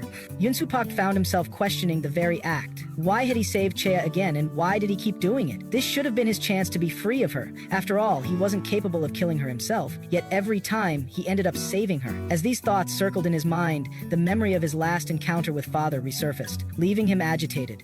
Suddenly, Grim cried out in distress, asking what he had done and whether he had really tried to bite her. His voice trembled with fear, and seeing Chea's frightened expression only worsened the guilt. Grim began sobbing, apologizing repeatedly, thinking for a moment that it might have been a dream. Yunsu Park clarified that it had been instinct, nothing more. He reminded Grim that feeding on humans wasn't something he could avoid forever, and deep down, Grim likely knew it. The scene resumed with Grim running through the forest, his thoughts circling around Yunsu's words. It seemed Yunsu Park had been right. If things continued like this, the day would come when he'd inevitably end up drinking human blood. That idea terrified him. He found himself questioning how he had even come to this point and what had gone wrong along the way. Just then, Rose appeared in front of him. Her presence startled him, but she simply stated that she had expected this, expressing relief over not having returned just yet. She admitted to having a feeling he might end up like this. Observing his face, she commented that he looked like someone who had just experienced an incident. She reassured him that it was fine, adding that she wasn't like Yunsu. She wouldn't scold him, and there was no need to be anxious. She then teased about Yunsu Park still being a joke and asked Grim to ease up. However, the atmosphere shifted abruptly as a large shadow loomed over them. Grim cautiously glanced toward it and saw Yunsu's father standing just behind Rose. With a chilling tone, her father remarked that he had suspected something unusual and had just finished off Rose's companion. Turning his attention to Grim, he approached and addressed him mockingly as a little boy, making Rose cry out in protest, calling for her father to stop. Suddenly, Grim's vision faded, and when he opened his eyes again, he found himself in a place he recognized. It was the same place he had been taken to the last time, where Yunsu's father had brought him on that fateful day. Confused, Grim questioned aloud what this place was and why he had been brought here. He remembered being told he would learn who he truly was if he came. Yunsu's father confirmed this, then handed him a goblet filled with blood. Grim hesitated, visibly disturbed. The man explained that if Grim drank it and died, then he had been a vampire. But if he survived, then he was human, and his body had merely been taken over. He asked if Grim would like to take a sip and learn the truth. Grim remembered choosing to drink it. He had accepted the offer and consumed the blood. Afterward, he had come back to life. So what did it mean? Had he originally been human, and now, was he truly a vampire? Suddenly, he heard a voice screaming for someone to let go of her. The voice echoed through the hall, noting that half a day had already passed, and that Yunsu Park would soon realize the boy was missing. The speaker didn't want another encounter with Yunsu Park. Grim, peeking through the narrow space of a door, observed everything quietly. Yunsu's father was present, speaking with Rose. He asked whether Yunsu had recognized her when they met. met. Rose avoided the question, insisting he stop changing the subject and demanding that he release the boy. Her eyes flicked to Grimm briefly, making him flinch. His heart pounded and he instinctively shut the door again, retreating further into the shadows. Rose then begged her father to stop using her blood for his experiments. Grimm, listening from behind the door, found himself puzzled by her words. Rose screamed that it was repulsive and accused her father of knowing the exact reasons behind all of this. Her father, unfazed, stated that everything he did was for their benefit. Rose scoffed, accusing him of merely being unable to tolerate a problem he couldn't solve. She criticized his obsession with uncovering why the offspring of vampires and humans remained mortal. He, however, claimed that his only desire was to transform her into a full vampire. He explained that he didn't want her to live a fragile and limited existence. But Rose rejected his reasoning. She had no interest in becoming a full vampire and cared little for immortality, pointing out that all humans died eventually. She urged him to give up, reminding him that everyone he had experimented on had perished. Just to change her nature, he had forced his blood on them, all in vain. Her father admitted that none of them had awakened again like she had. Yet now, there was Grimm. He gestured toward the boy and pointed out that it had been a long time since he'd encountered someone who responded the same way Rose once had. For that reason, he insisted that the experiment must continue, emphasizing how rare such opportunities were. Rose refused again, her voice rising in desperation. She shouted that he was bound to fail and would end up killing the boy. Her guilt was already unbearable, and she couldn't stand to watch more suffering. Tearfully, she asked how much more misery he intended to put her through. Taking a breath, her father calmly stated that his only wish was to grant her eternal life. As he moved to open the door, Rose stepped forward, lashing out. She knocked over a wall partition and stood in his path, wielding a broken piece of wood. She slashed at him without hesitation, standing her ground. Observing her defiance, her father remarked that she must truly favor this uncertain life and the inevitability of death. With a menacing expression, he declared that if that was what she desired, then he would show her exactly what her end would look like. If her beliefs were genuine, then the living must die. Those were the rules of this world. With that, he used his powers to pick up a candle holder from the floor. Without a hint of mercy, he hurled it toward Grimm with the clear intent to stab him. Rose screamed in horror as she watched the rod speed toward the boy she was trying to protect. Rose screamed, asking what he thought he was doing. Her father responded coldly, remarking that Grimm was still a vampire and wouldn't die so easily.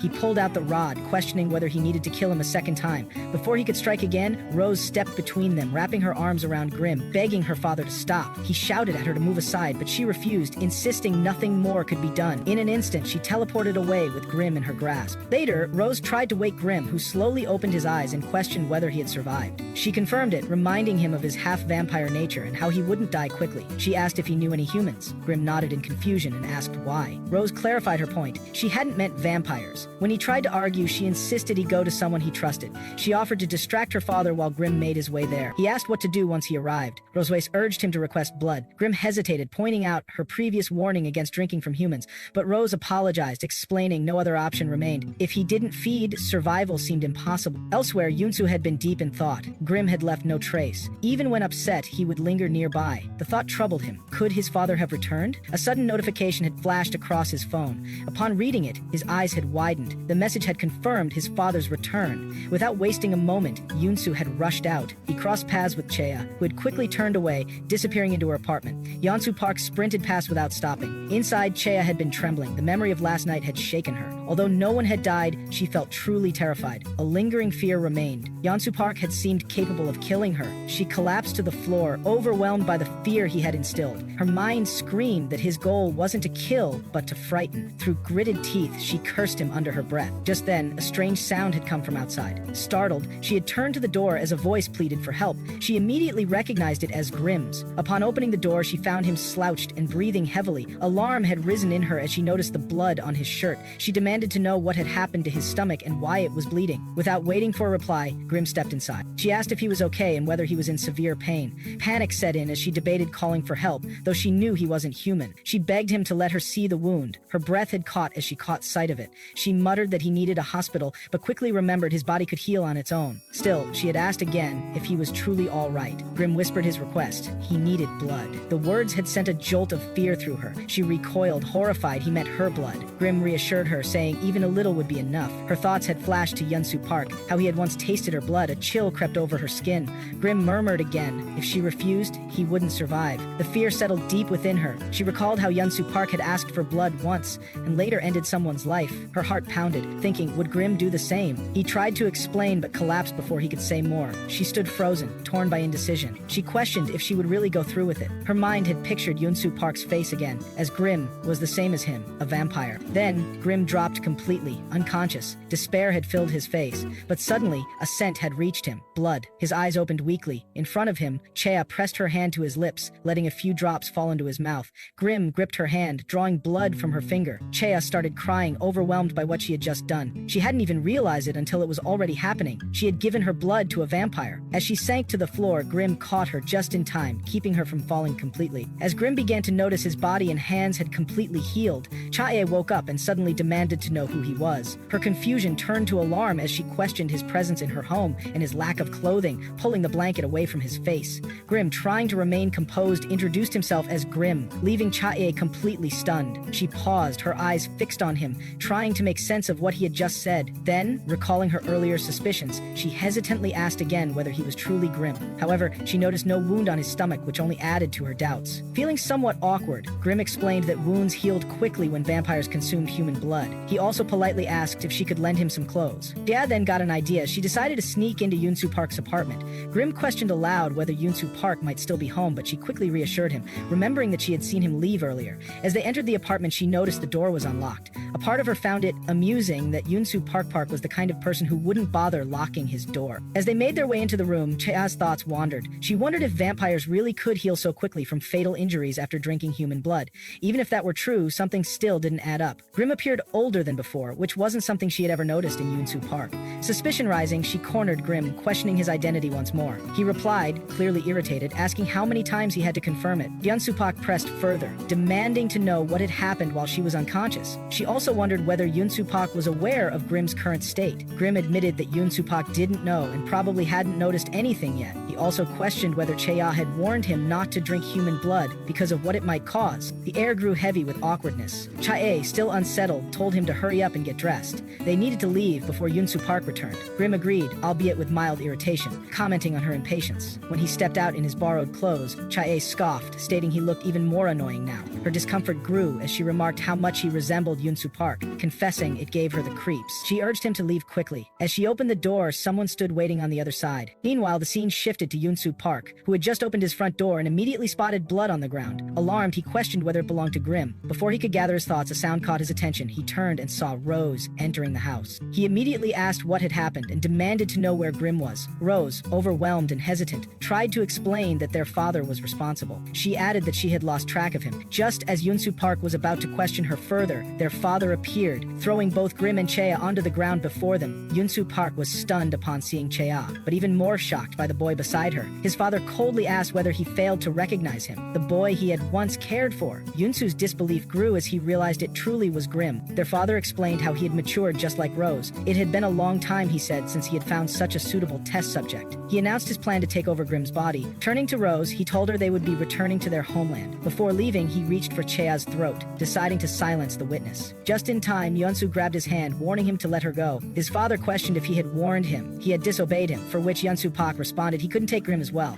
His father remarked it seemed to him he was trying to protect the woman, for which Yeon-soo paused. His father noted very well, assuming he was trying to protect Grim, but questioned if his actions were truly worthy. He shoved Yeon-soo Park to throw him out, stating they were worth the cost of his own life, as he raised his foot to kick him, asking if he saw this, showing him a bottle stating it was the boy's blood and he had drawn it last night. He added, to tell him the truth, this much blood was sufficient for him to complete his experiment. He remarked the boy and he could just die there. Suddenly, Rose shoved her father with a chair as her father screamed, asking what she was doing. Rose called out for Yeon-soo Park to hurry, to take Grim and go, to hurry up. Her father questioned how she could do it as Yeon-soo Park stood up. Just then, his father kicked Yeon-soo Park, thrashing him against the wall. His father remarked Rose had been acting this way since they arrived, and he wondered if it was because she was reminded of her former self. Yeon-soo's father joked Rose had matured after drinking human blood in the house they used to live in with him. Before he had left with Rose, who had grown, he had intended to kill everyone in that house. Still, he stated he had taken pity on him. He had been the only one allowed to leave, and he had taken him in,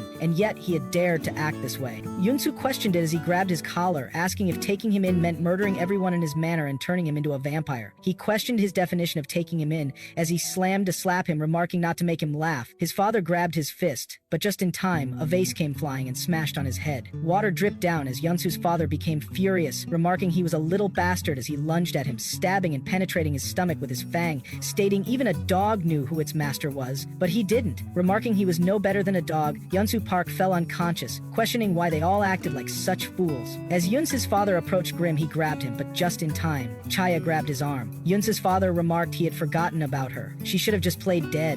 Why had she woken up now and begged to be killed? Chaya realized he was right. Why had she reached out for Grim, and what could she even do? Just then, Yunsu's father noted he had almost made a mistake. Chaya grew scared as she threw a book at him, warning him not to come any closer and to get away from her. But he moved closer to scare her, questioning what the hell it was. She questioned if she was going to die there as she stumbled upon the bottle, asking why she had to die and why they all kept making her life miserable. She grabbed the bottle and threw it at his face. He remarked what a useless act of defiance it was. Suddenly, the blood seized and burned on his face, making Yunsu's father scream in despair. Yunsu's father screamed as he groaned, questioning what it was and why the blood had ended up out there. He glanced to see Chaya dashing through the door, but without missing a beat, he used his powers to slam her back. He questioned how strange it was. His body wasn't healing. In fact, his life force appeared to be draining. He was losing strength rapidly. He wondered what kind of power resided within the boy's blood as he reached out to grab Grim. Suddenly, he stumbled, unable to hold himself upright. Chaya witnessed it all and questioned what she was supposed to do. Her body had no strength left. She glanced at Yunsu Pak, asking silently what he was doing lying there. She called out to him to wake up and get up. She hated situations like this. She despised these people so much. Her life had already been turned into a complete mess. She bit her teeth together, lips trembling to make it bleed, and in that moment, Yunsu Park opened his eyes. She thought silently he had totally screwed things up.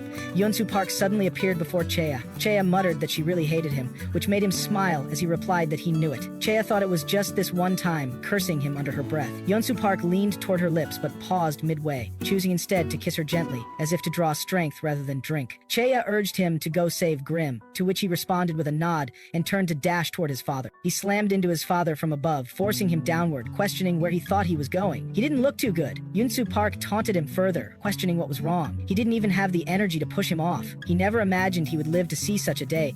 Ever since he became a vampire, he had always dreamed of the day he would kill this man. Yunsu Park took a firm step forward, declaring his intent, while Rose opened her eyes. Yunsu Park smiled, stating that at long last he could finally do it. Rose screamed at him to wait, asking him to stop, but Yunsu Park stabbed at his father's eyes, declaring this was the day as he slashed them. Rose screamed again, begging Yunsu Park to stop this, warning that if he continued, she would be forced to kill him. She stood nearby, holding Grim hostage. Rose demanded he let go of his father immediately. Yunsu Park questioned her actions, asking if she didn't hate his father as well. Wasn't that the reason she helped them in the first place? But Rose replied the boy was Seon's child. Yunsu Park questioned if she had known all along, and she confirmed. Because she had saved both him and Seon, she had convinced her father to let them live, when he had planned to slaughter everyone in the manor. She admitted she had secretly saved Seon, and in the beginning she was only curious. She wanted to know what Seon's son would be like. She had no idea how deeply she would get involved. She screamed, saying it was like trying to make up for a life she had taken. She demanded he let go of her father. The man had spent hundreds of years by her side, and if anyone had to kill him, it was going to be her. Yunsu Pak let go of his father, while Rose dashed over, questioning if he was all right and stating they should leave. Her father huffed as they teleported away. Yunsu Park remained still, thinking he could have ended it. He then turned toward Grim, questioning what on earth had happened. His wound cracked open. He felt himself growing weak. He stepped slowly toward Chaya, asking if he could eat. Chaya stood there, quite shocked by his question. As Yunsu Park reached out to kiss her, Yunsu Park sucked on the blood while Cheha stood baffled, questioning what was happening, as she pushed him away, asking what he thought he was trying to do and saying it was enough. But Yunsu Park asked for just a little more, giggling as he remarked he did a good job. Cheha remained frozen in confusion. Before she could react further, Yunsu Park lunged forward again to suck more. At that moment, Grim questioned what the two of them were doing. Seeing him, Chea flushed with embarrassment and pushed Yunsu Park away again, yelling that the kid was watching. Grim stared at them, thinking both of them had completely lost it. Yunsu Park questioned what she meant by kid.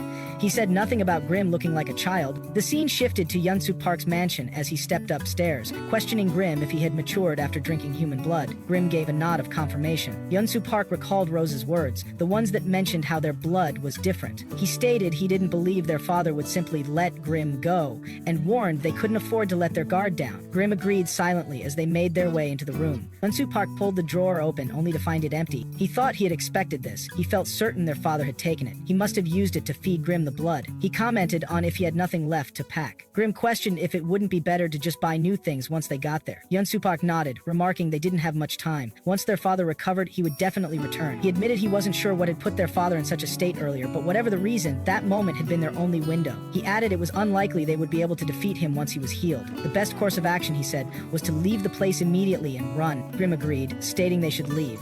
He also noted they had to go to the church first, prompting Yunsu Park Pak to question him. Grim replied that he had told Cheya to go there. Yunsu Pak scoffed, questioning Cheya's involvement. Grim scoffed back, asking if Yunsu Pak had forgotten that everyone present yesterday was now in danger. If they left her behind, she would die, and so Yunsu Pak interrupted, questioning if Grim was suggesting they take her with them. Grim asked if it felt uncomfortable being around her now. He questioned what they were even discussing, while inwardly reflecting on everything those two had done together. He added Cheya had saved his life, and they were taking her. Yunsu asked what time he had told her to meet them. Grim replied it was 9 o'clock. Yunsu interrupted, saying if she didn't show up by then they would leave. Grim affirmed they were meeting. At the church, Yunsu observed that it would be 9 o'clock soon, and questioned again if Grim was sure she had said she would come. Grim admitted she said she would think about it before she previously claimed every vampire deserved to die. Glancing at Grim, he stated he didn't believe she would come, judging from her personality. He added that if Grim really wanted her to appear, he could always try praying. Grim rolled his eyes, remarking as if he would ever do that, though inwardly he hoped she would show up. She had to. Yunsu glanced over at Grim again, suddenly feeling an illusion of Seon standing in his place.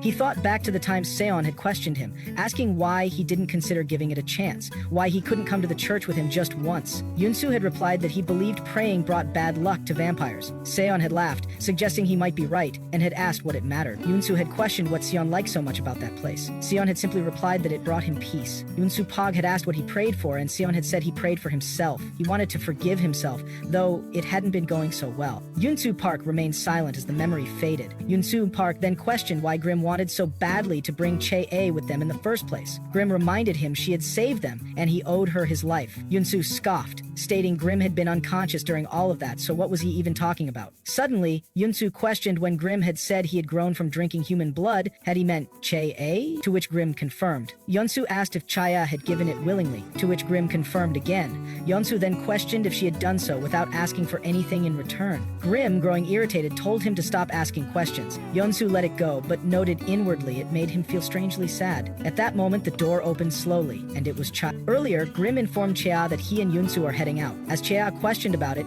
Grim confirms the guy is probably going to search for them again. Chaya remarks it's good news then, stepping out as she mentions she never has to see the guys again and wishes them a nice day, telling them not to run into her again. But Grim grabs her arm, asking her to come with them. Chaya appears quite baffled. Grim states he will search for her as well, and when he does, he will kill her. Chaya pushes his hand off, asking who he thinks she is. All she wants is for vampires to just die off and get out of her life, and he wants her to come with him? She would rather die, she says, turning around to enter her apartment. Grim mentions he will be waiting for her at the church until 9. Meanwhile, Chaya, grounded by the pain, thinks maybe it's because she finally has a chance to breathe, but her whole body suddenly hurts. Suddenly, she gets a phone call from Chaesong. She greets her and mentions she called a few times without getting a response, questioning if something is wrong. Chaya bluntly questions the reason. Chaesong states that she was just worried after seeing her like that the other day. Chaya demands to know what she wants and tells her to stop beating around the bush and spit it out as she feels tired. Chaesong apologizes, saying her boyfriend, who came to the bar the other day, pleaded she had a request, asking if Chaya is still dating. As Chaya questions it, Chaesong reveals her boyfriend's uncle asked her to introduce him, making Chaya curse. Chaesong explains he is starting a new business and needs an investor. Hearing this, Chaesong slams the phone down and cries out in despair. Jaye dreams again that night, thinking the dream from back then is right here, and if she turns in that direction, but she wonders if the noose was always so close as she grabs it. The scene shifts to the present. Grim says she's here and she's coming with them. Chaya replies she still hasn't made up her mind and is just here to listen. Grim smells blood, remembering Yunsu once said he would get used to it at some point, but thinks he must not be there yet, finding it hard to resist. Grim states he will wait outside, making Chaya groan. He asks Yunsu to talk to her and come out soon. Chaya questions where he is going, but realizes he already moved out. Chaye, glancing at Yunsu Park, thinks she hates this as she sits at the edge of her seat. Yunsu Park says he thought she wouldn't come, to which Chaye replies, asking what else she was supposed to do. He said she was going to die. Yunsu Park states her will to live is quite strong, for Chaye replies she knows someone who has always wished for her death. She doesn't want to let them get what they want. Yunsu smirks and says even if she comes with them, he can't promise she will survive, and if she gets in the way, he's going to abandon her immediately. Chaya interrupts, saying she doesn't believe it. She mentions she thought about it, and Grim asks her to come first. She has seen how he acts around her, and believes he won't leave without her. She recalls when Grim ran away from home and came to her, he was running from him. Maybe Grim depends on her more than on him. She wonders what Grim will do if she tells him she won't come because the other won't protect her, making Yunsu furious. Chae-ah demands a promise from him not to abandon her or leave her to die. Yunsu grabs her hand and agrees but says it's not free, asking her to give him her blood. Chae-ah appears surprised, as Yunsu explains whenever he gets hungry, she has to let him drink. Chae-ah scoffs, accusing him of wanting to use her as a blood pack. Yunsu thinks it's a good deal as they stare at each other. Finally, Chae agrees. She promises and will give him some damn blood, but he has to promise first. Yunsu Pak sighs and stands up, stating he promises. However, if she refuses to give her blood, the promise ends and this is mutual, to which Chae affirms. As they open the door, questions if she isn't coming, to which Chae confirms as they step outside. Chae ponders when she walks out that door, is her life going to change somehow? She isn't sure but sees no reason to ignore a lifeline someone threw her way. She will use it well, she thinks, as she walks out. Yunsu Park closes the door behind them, smiling as he slams the church door shut. The scene shifted toward Chae as she groaned at Yunsu Park to quit nagging her. She screamed she would do the dishes later and mentioned she would take care of them all at once after dinner. It was her lifestyle. But Yunsu Park warned if she had to let the dishes pile up and do them later, why couldn't she just wash them right after eating? Chae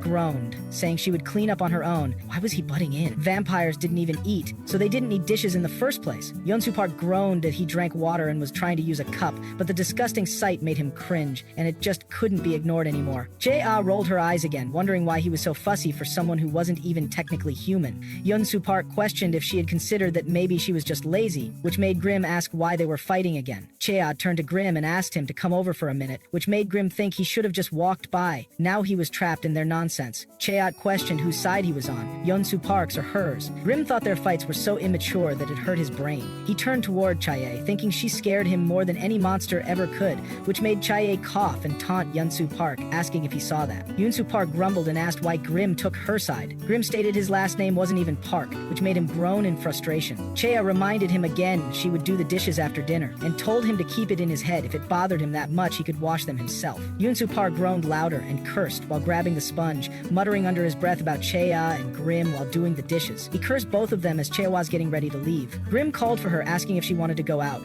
Chae turned toward him, and seeing her terrifying face, Grim mentioned she looked like a puffed-up cat who got angry over spilled milk. Chae scoffed, saying Yunsu Park really pissed her off. He picked fights with her over everything, and they never agreed on a single thing. Grim stated he bet Yunsu Park felt the same way about her and told her to stop worrying about it. They should just go swimming and forget it all. He suggested heading to the beach. It had been 10 days since they arrived at the island. Chae had no idea where she was or what this place even was. There was nothing she had to do and nothing she really did every day. She questioned if it was really okay for her to live so carelessly like this. Chae turned to Grim and asked if Yunsu Park had ever told him how long they were planning to stay there. Grim denied it and said he was always in his room and never really ran into him. Chae agreed that was true. Whenever they met, they only fought. Maybe it was better she didn't know anything. She suddenly bumped into a sharp boulder and let out a wince. Grim noticed and stated she was bleeding. He splashed out of the water and shouted that he told her to be careful. Chae questioned what he meant and why everyone always flipped out over her blood. She thought one of them ran away when he saw her and the other one acted like he'd just exploded. She scoffed and questioned if it was really a smart choice to follow them here. She started wondering if she was in even more danger now than before. She thought maybe this was the most dangerous situation she had ever been in. Her thoughts drifted toward the moment she encountered Yunsu's father.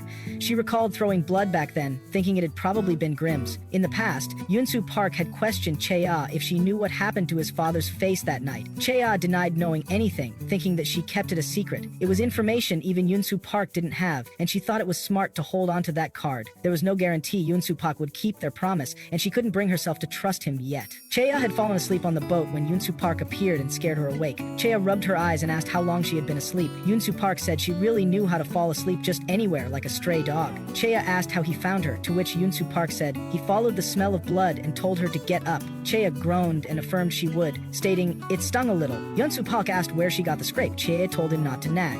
Was it even that bad? She questioned what his issue was, pointing out his eyes were glowing yellow again. She splashed a large wave of water in his face. Yunsu Park tried to say something, but she splashed him again. He groaned and questioned what she was doing. Chae told him to snap out of it. He always lost control when he saw her blood, which made Yunsu Park grab her arm tightly and ask if he should just bite her, which startled her. Chae asked if he was actually angry at her. She splashed water on him again, demanding he keep his promise. She reminded him she said she would give him her blood, but only when he was hungry. She never said she would give it to him just any time. She turned away and walked off. Yunsu Park remained still, questioning what she meant, thinking about when he was actually hungry. The scene shifted to nighttime as Chae lay in bed. She blinked her eyes open and peeked out to see Yunsu sitting silently in her room. She squinted grunted and asked what he was doing there in the middle of the night. Yunsu glanced at her, smiling faintly, stating he was there to eat. Cha appeared completely baffled. She jolted awake to see Yunsu beside her. He reminded her that she had told him earlier to come to her when he was hungry. Now, he had done just that. As he leaned in and gripped her neck,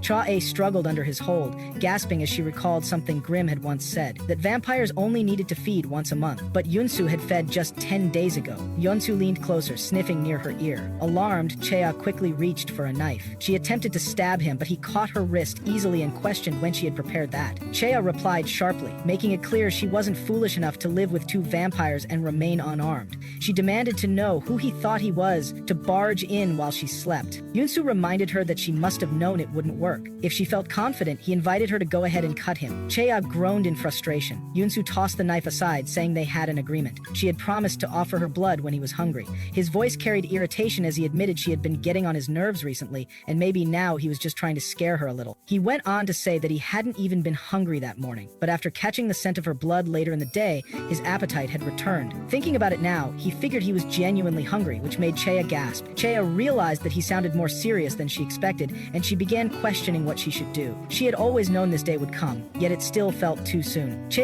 asked him to wait, saying she didn't think she could go through with it. She found him too arrogant and too untrustworthy. It didn't make sense for her to hand over her blood to someone like him. What if he lost control and killed her? Yunsu asked whether she was planning to break their promise. Instead of answering directly, Cha demanded alcohol. She reached for him and insisted she couldn't go through with it sober. If he wanted her blood, he'd have to get her drunk first. She called him a son of a BAT and said she'd only let him bite her once she was too numb to care. Afterwards, Yunsu handed her the wine silently. Cha stared at it and muttered in disbelief. She couldn't believe she was about to drink with Yunsu Park. She remarked that he was pouring her wine before feeding on her. He really did know how to set the mood. Yunsu simply said he liked the color. Cha then asked if vampires could get drunk, to which Yunsu shook his head. That made her slam the glass down, frustrated that she'd be the only one intoxicated while he remained fully aware. Yunsu chuckled and admitted he thought it would be dangerous for him to get drunk anyway. Cha agreed. When he asked if she had a high tolerance, she confessed that she had never had wine before, but she was sure it would hit hard. She was certain she'd pass out and suffer the next day.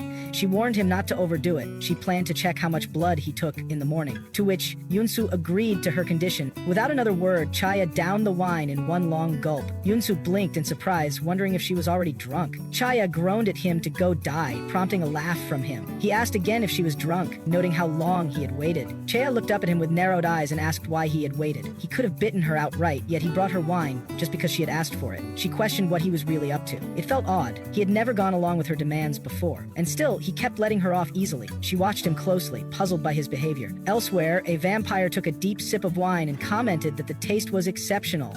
He noted that the one who had left it behind must have been deeply upset to abandon it. A voice over the phone cut through his musings, telling him to stop rambling and asking whether he had found the target yet. The vampire sighed, stating it wasn't easy to locate another vampire in hiding. He assured the caller that he would find him eventually. He reminded him of the many vampires he had already eliminated. Then, addressing him as father, he asked him not to keep doubting him. Leo asked his father to place a little faith in him. In response, his father questioned whether Leo could actually find something related to them, considering it had already been 4 days since he arrived there. To that, Leo explained that it seemed they already escaped even before he arrived. Leo then further states that given that how vampires usually operated, they most likely already prepared safe locations to either hide or remain undetected in such situations. He added that locating them would take time, as vampires were known to be exceptionally skilled at vanishing without a trace. His father, who'd been in the middle of shaving, acknowledged Leo's explanation and instructed him to report the moment he found anything. He also emphasized not to keep him waiting too long. Leo replied with agreement, signaling he understood the urgency. As his father finished shaving and looked at himself in the mirror, he turned toward Rose and asked whether she was worried. Rose, who'd been immersed in a book, simply responded in the negative, questioning why she should be concerned. His father reminded her that Leo had been sent to Korea. She replied indifferently, questioning what significance that held. While continuing to shave, he muttered the names Park Yoon-soo and Gorim, and says he wondered aloud where they might have gone into hiding. He further contemplated what should be done to them once they were caught. Lost in these thoughts, he accidentally cut his face, and a line of blood trickled down his cheek. Rose closed her book and addressed her father, asking if she'd been called in merely to discuss them so he could get some clue about them. She'd then risen from her seat, expressing that she'd grown weary of the topic, and advised her father to concentrate on healing his body instead. She also made it clear she no longer cared about whatever plans he in motion. She firmly stated she held no interest in his intentions, nor in who he intended to kill or let live. He could proceed as he pleased. After voicing that, she exited the room and fallen deep into her own thoughts. While walking, she spoke softly to herself, claiming she truly did not care and that none of it concerned her anymore. Her expression grown vacant, and it seemed she deemed it all meaningless now. Her thoughts returned to a past moment when she held a knife. She realized then, as always, that he slipped through her fingers and there had been anything worth worrying about. Meanwhile, in Korea, inside Park Hyun-soo's mansion, Leo pondered over the identity of the individual who influenced his father to such an extent and even managed to injure him. The idea that his seemingly invincible father could be hurt intrigued him. Despite that curiosity, he reminded himself that locating Park Hyun-soo and Gurim remained the priority in order to uncover the full picture. Leo acknowledged Park Hyun-soo's speed and noted how impressive it was, especially considering he appeared to be the only vampire residing in Korea. Leo surveyed the mansion and concluded that Park Hyun-soo had been living quite lavishly. Yet, there had not been the slightest trace of him, almost as if he was someone prepared to vanish at any given moment. Later, lying on the bed in a loose robe, Leo considered the limited options he left. It seemed apparent that the only viable course of action was to wait for a body to turn up. With some irritation, he murmured that it was all rather troublesome. Leo considered how vampires, even while hiding, still needed to feed. That necessity would eventually force Park Hyun-soo out of hiding. Once hunger took over, bodies would begin to appear, which would lead to chaos. Leo resolved that, regardless of who Park Hyun-soo might be, he would track him down, and he to do so swiftly. With that thought in mind, he decided to get some rest first. Elsewhere, a drunken Chae calls Park Hyun-soo and asks why he kept letting her off easily, catching him entirely off guard. Park Hyun-soo silently wondered why she would think that, mentally defending himself by noting that her presence merely served their purpose. There had been no need for hypnosis or abduction. She was in essence a living source of nourishment. The moment she stepped into that church, he felt sheer joy. For a vampire in hiding, such a person had been invaluable. Still intoxicated, Chae asked why Park Hyun-soo had been smiling and what exactly it was that he wanted. Park Hyun-soo simply replied with a vague remark and noted aloud that she seemed to be mumbling and appeared incredibly drunk. Chae responded sarcastically, asking if he genuinely thought she no idea what was going through his mind. Park Hyun-soo laughed slightly, calling her amusing, and teased her by questioning whether she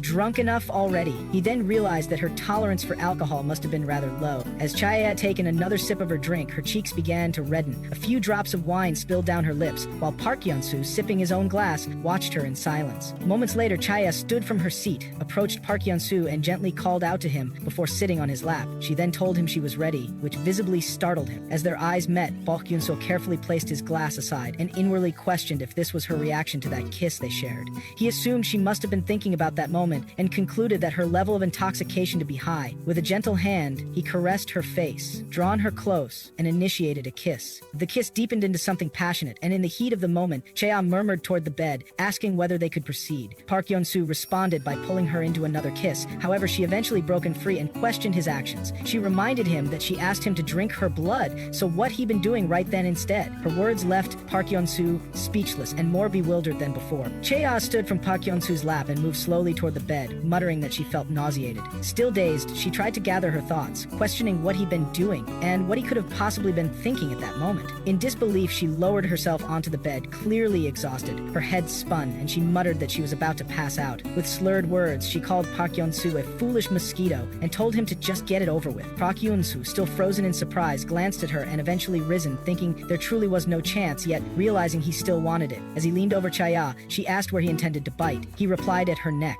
Chae commented on whether it would hurt, to which Park Hyun-soo responded with uncertainty. Seeking clarity, Chae asked again, and Park Hyun-soo disclosed, somewhat grimly, that all those he'd bitten ended up dead. The revelation left her shocked, and she quietly closed her eyes. He gazed at her, internally noting that it was likely her blood affecting him, and she had become entertaining to play with. Park Hyun-soo then scratched her neck lightly with his nail, and as the blood touched his lips, he was struck by how good it tasted. Chae visibly flinched, becoming sensitive to the sensation. Park Hyun-soo told himself that it was only because of the blood, and he has no other thoughts. He reminded himself he felt nothing while feeding. Despite Chae telling him to stop, Park Hyun-soo continued to hold her on his lap, drinking her blood. But as he opened his eyes, he suddenly found himself bound by thorny rose branches. The vines wrapped tightly around his legs. Park Hyun-soo was quite startled, questioning internally what it was and why it was happening. The branches begun creeping up, binding his hands, feet, neck, and even face. Then he heard his name clearly, Park Hyun-soo Yeon-soo. Snapping into reality, he realized Chae was speaking and asking him to let go of her. As he backed away, she asked whether he was trying to kill her, clearly drained and out of breath. Confused and disoriented, Park Hyun-soo wondered what the strange illusion was and why he experienced such a vision. Chea called to him again, asking whether he was finished. Park Hyun-soo looked at her, stunned momentarily by how beautiful she looked. Chea noticed his lingering stare and warned him again, asking if he was done,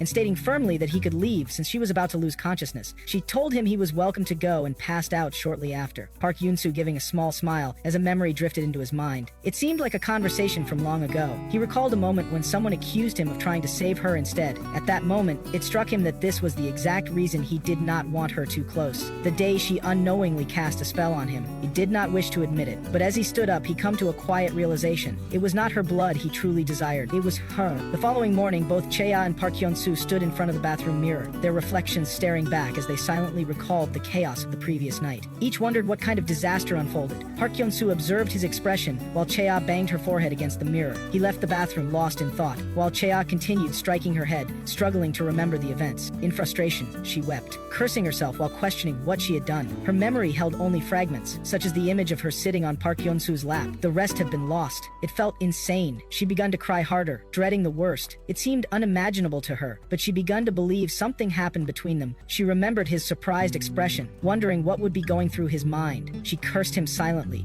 assuming he must have enjoyed it and would likely use it against her. She berated herself, declaring that not even the most unhinged individual would sit on a vampire's lap. Flopping dramatically onto her bed, she declared she would never leave her room again. Despite her declaration, she left the room that evening. Just as she stepped out, Gurim appeared behind her, startling her with a scolding tone, asking what she had been doing. Sha, shocked by his sudden appearance, questioned whether he is alone. She asked about Park Hyun-soo's whereabouts, and Gurim informed her that Park Hyun-soo remained in his room the entire day. Taeya began walking away, relieved to hear that. However, Gurim soon noticed a small bandage on Taeya's neck and asked whether she drank alcohol with him the previous night.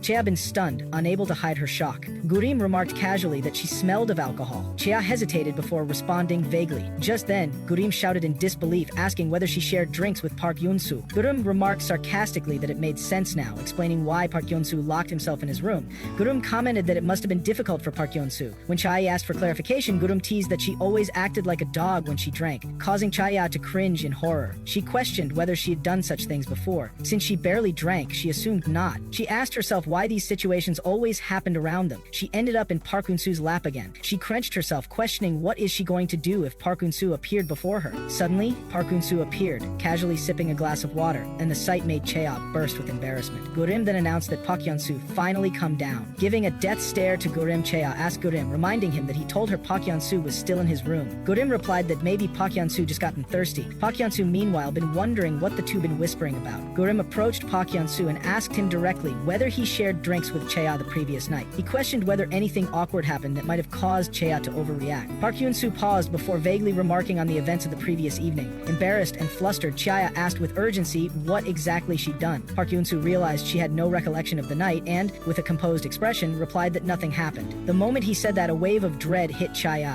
making her feel certain something happened. She had no idea what to do. She didn't even want to imagine it. All she wanted was to return to her room, or better yet, disappear completely. Yet, hunger gnawed at her, so she reluctantly chosen to face the situation. With a sigh, she called to Gurim, telling him to fetch her some food. Gurim promptly refused, claiming he was busy. Chaya asked what he was so occupied with, and he told her that sometimes she needed to do things on her own. Chaya reminded him that he personally banned her from cooking, gaining a scream from Gurim that she might burn down the house. Gurim then remarked that Park Hyun-soo should help her instead. Park Hyun-soo protested, questioning why it had to be him. Cheye interjected, saying she could manage by herself, but Park Hyun-soo teased her, asking why she was acting so shy. That pushed Chea over the edge. She jumped up and shouted that she had enough. She demanded to know exactly what transpired the previous night. Gurim snapped and yelled at both of them to stop their endless arguing. He declared he was fed up with the constant bickering and asked whether they could go even one day without fighting. He then added that since Park Hyun-soo drunk her blood, the least he could do was cook for her out of common decency. Park Hyun-soo muttered under his breath, prompting Chea to glare at him with fury. Gurim grumbled again, asking whether he had to listen to this every single day. Chea, now mortified, asked Gurim where he was going, asking him to wait. She cursed quietly as Gurim made his way upstairs. Park Hyun-soo remained behind, lost in his own thoughts. Gurim, now alone, sighed, wondering what was wrong with those two. He asked himself what could have possibly happened the previous night. He decided it was best to leave them to sort it out on their own. After all, it wasn't like they could handle things normally. Right then, what mattered was that he had something to do. Gurim entered Park Hyun-soo's room, sat down, opened his computer, typed Rose, and started searching. Eventually, he found what he had been looking for. Gurim come across Rose-gae, an artist born on May 20th, 1987. He'd been taken aback at how easily he managed to find her, assuming she might be quite well known due to her profession. While continuing his search under her name as an artist, he discovered that she was a painter and also located some of her artwork. Eventually, he come across her photograph. At that moment, a memory resurfaced in Gurum's mind, one in which Rose once spoken about her reluctance to become a full vampire, remarking that everything would perish anyway. It became evident to Gurum that she also a half-blood, just like him. He remembered her warning during one of their past conversations,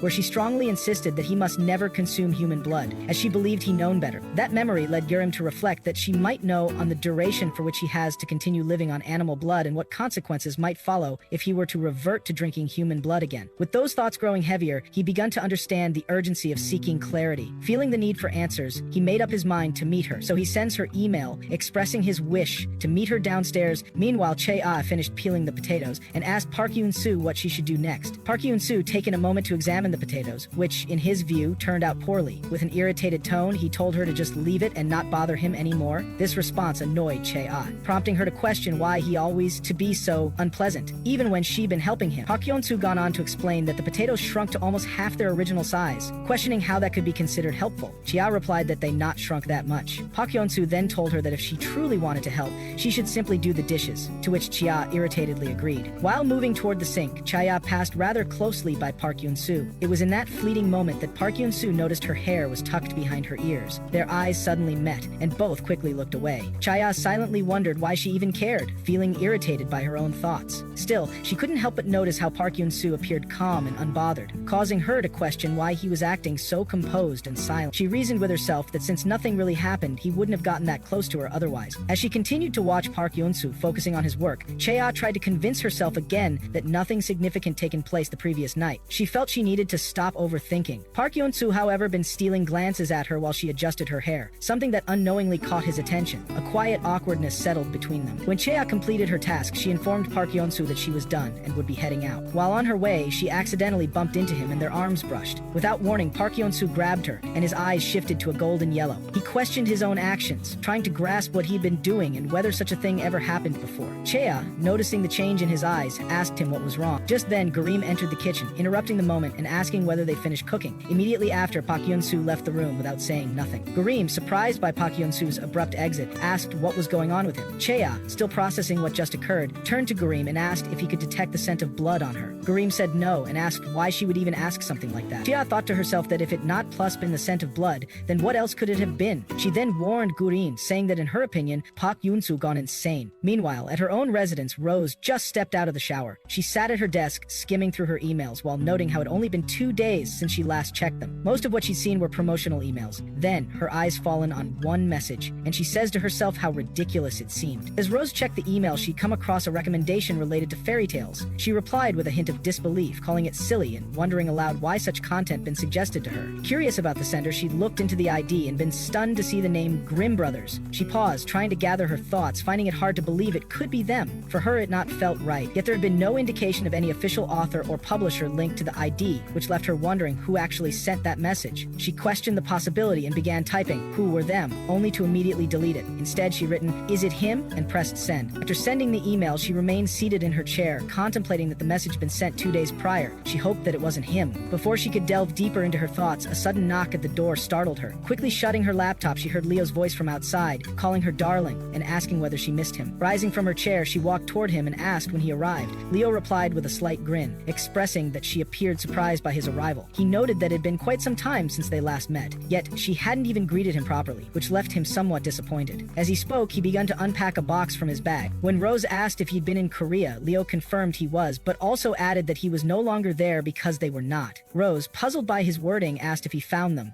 Leo said that wasn't the case, and questioned her while removing the necklace from around her neck, wanting to know why she would want any leads on them. He then asked if she'd been there too while putting the other necklace back on her. Rose pushed him away slightly, scolding him not to act so foolishly. She reminded him that they only met a few times and that she not cared much even then. Leo, still smiling, replied that he thought the two been close. Rose asked whether their father told him that, to which Leo confirmed and then inquired when they actually met. Sitting herself on the table, Rose replied that their meeting taken place long before Leo even been born, adding that their bond had not been as deep as it might have seemed. She then advised Leo not to involve himself in things he didn't understand. Despite her tone, Leo moved closer again and said she used to be so sweet to him. He asked what changed her. Rose admitted that she wasn't sure. Perhaps she never imagined he would grow up to become that. Leo laughed, teasingly asking if she meant that he would grow up to be that handsome. Then he stepped back and thanked her, casually suggesting that they could have dinner together that night, perhaps even treat it like a date. Rose declined, stating clearly that they could never date and mentioning she might be attending a show later in the evening. Leo simply responded that it was fine and that he would see her later, leaving her with whatever she wished. As Rose looked at the necklace he'd given her, she opened her laptop once again. Her heart tensed on seeing a reply. The message read, "Yes, it's him, and they should meet." She'd begun wondering what his intentions truly were. Meanwhile, Gyorim risen from his chair and stepped outside, thinking to himself that everything seemed so clear the previous night. Suddenly, Park Yoon-soo appeared and questioned Gyorim about why he'd been in his bedroom, catching Gyorim off guard. Gyorim responded that he discovered something. Park Yoon-soo asked what it was, prompting Gyorim to show him a button asking if it belonged to his father before he died. The sight of it stunned Park Yeon-soo. Gyorim then said he would be taking it, as Park Yeon-soo was still at the shock. Next morning, as the rain poured outside, Park Hoon-soo thought to himself that entering his room again after what happened last night would be troublesome. He felt like Park Hoon-soo had been watching him. Meanwhile, Gyorim began to suspect whether Park Hoon-soo noticed something. He decided it might be best not to use that laptop again. Yet, he also wondered whether a reply might come in, realizing he still needed to check the email. While lost in thought, Gyorim been considering whether to approach Park Yeon-soo and ask him to step out. Just then, Park Yeon-soo passed by Chea and their eyes met. Gyorim doubted that Park Yeon-soo would listen to him. As Park Yeon-soo called out to Chea, Gyorim then thought that they really be getting into another argument. Then, he noticed a sudden shift in Park Yeon-soo's behavior. Park Yeon-soo moved in close. Without a word, he brushed Chea's hair back behind his ear, adjusting it with care,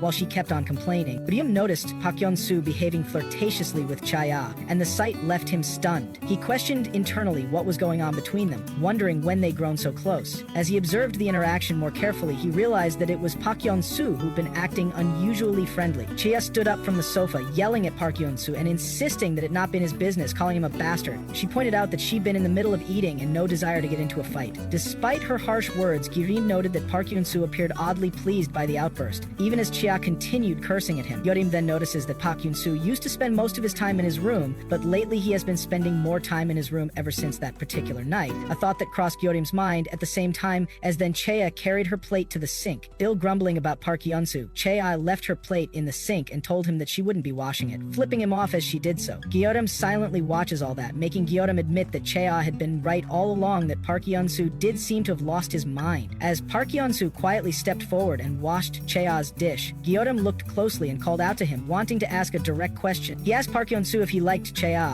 Park Yeon-soo remained silent at first, and Gyorim assumed that someone as proud and guarded as Park Yeon-soo wouldn't be willing to admit anything so easily. Yet, to Gyorim's surprise, Park Yeon-soo responded with a simple, "Why?" making Gyorim blink in disbelief. He expected denial, but Park Yeon-soo not even attempted it.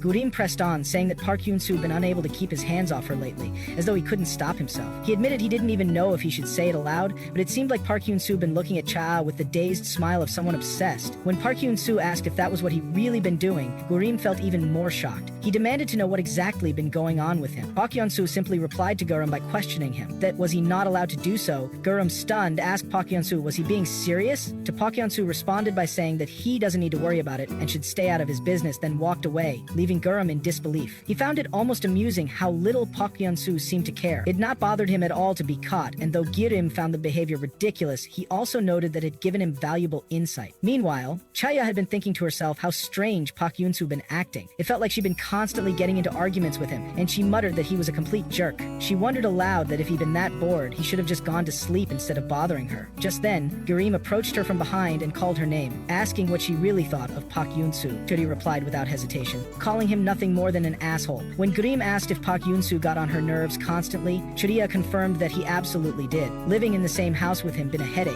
though she added that it become bearable only because Gyorim was also there. Urim then asked whether staying with someone like Park Yeon-soo made her feel suffocated, and if she ever wanted to leave. Chaya quickly dismissed the thought, saying that everything except Park Yeon-soo had been perfect. She emphasized that never in her life she imagined living in such a luxurious home, and there was no way she would leave what felt like paradise. At that point, Gyorim placed a hand on her shoulder and gently suggested that he wasn't asking her to leave, but thought maybe she could ask Park Yeon-soo to go out instead. Chao looked startled by the idea. Gyorim continued, saying he felt he needed to step outside for a while. Chao responded by questioning why he was telling her this, suggesting he should go and tell Park Yeon-soo himself. but Park Yoon-soo wouldn't listen to him. Chaya retorted, asking if he really thought Park Yoon-soo would listen to her instead. Gurum known Park Yoon-soo would agree only if she said it. Then he suggested that she should at least try. Chaya, after a pause, said that if Gurum has something to say, he should come out with it clearly. Then Gurum leaned closer, asking if she would really try. Chaya responded that she would, but only if he paid her for it. Gilum been caught off guard. Chaya said she would ask Park Yoon-soo if she got paid. When Gilum asked what she needed the money for, Chaya told him that he didn't need to know, but without payment, she wouldn't do it. Gilum muttered that she was just as crazy as Park Yoon-soo, then asked how much money she wanted. Later, in Park Yoon-soo's room, he had been lying on the sofa when Chaya entered, looking around. He immediately asked what was matter. With a calm smile, Chaya called his name. Park Yoon-soo repeated his question,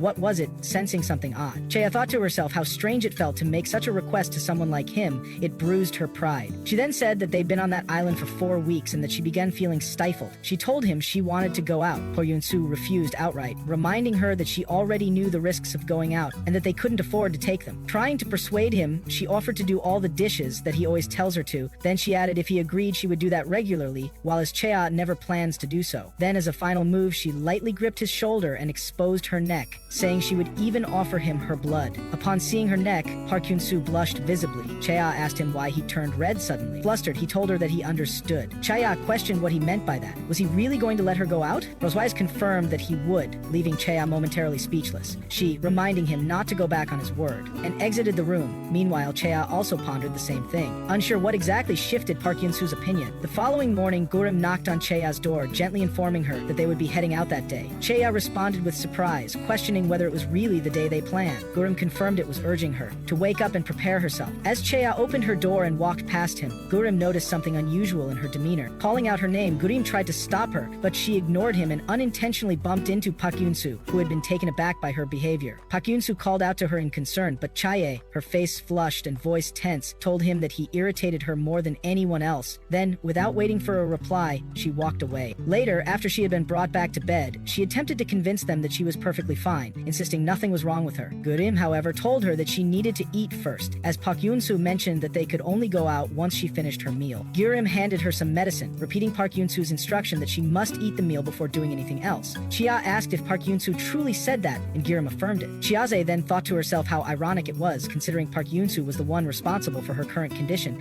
She complained to Gurim, explaining that the stress Park Yoon-soo been causing her lately made her sick. Gurim, however, silently disagreed, knowing it more to do with the cold winds from the previous night. Chia continued, stating that the stress not just started recently, but been present ever since she first met Park Yoon-soo. Gurim tried to lighten the mood, asking what the point was in bringing up the past when it was just stress and could be left behind. Chia teased him, saying he sounded like a 100-year-old man. Chiaha, undeterred, asked Gurim whether it would really be okay to move out like that, even if Park Yoon-soo disliked the idea. Chaya questioned this, wondering aloud whether Park Yoon-soo would allow it. Gurim seemed uncertain for a moment, but said that eventually they would have to go. It wasn't possible to remain in that place forever. Then, with a gentle tone, he helped Chaya lie back down and told her she needed to rest and regain her strength because he plans to leave the next day. As she lay in bed, Chaya grown frustrated, wondering why she'd fall ill at such a time. Lost in thought, she'd begun to reflect on her future, realizing she couldn't live there forever either. She pondered how long this would continue, until the man called father gave up searching for them. If that happened, would it all finally be over? She wondered whether she had to return to Korea then, where she'd once been forced into a marriage she not wanted. But the more she thought about it, the more she believed that by the time all this ended, she might already be dead. Her family probably not even noticed her absence, and she concluded bitterly that they would probably feel relieved if they found out she was no longer alive. Drifting into sleep, her mind taken her to a dream of her childhood. She saw her younger self in dream calling Chaseon and heard a tearful voice calling her name. It was her grandmother, Hail Moni, crying and filled with sorrow. While Chia remained asleep, Park Yoon-soo entered her room quietly to check on her. Seeing her trembling slightly, he moved closer to her bed. At that very moment, Chia been dreaming that Hail Moni was choking her, causing her to cry out for help. Park Yoon-soo, witnessing her distress, wondered what kind of dream she might be having. Watching her carefully, he suspected that someone in her dream was choking her, and a grim thought crossed his mind that it might be him. After all, he had once tried to kill her, but then, in her dream, Chaya called out not to him, but to Grandmama for help. And it then dawned on Park Yoon-soo that the person hurting her wasn't him,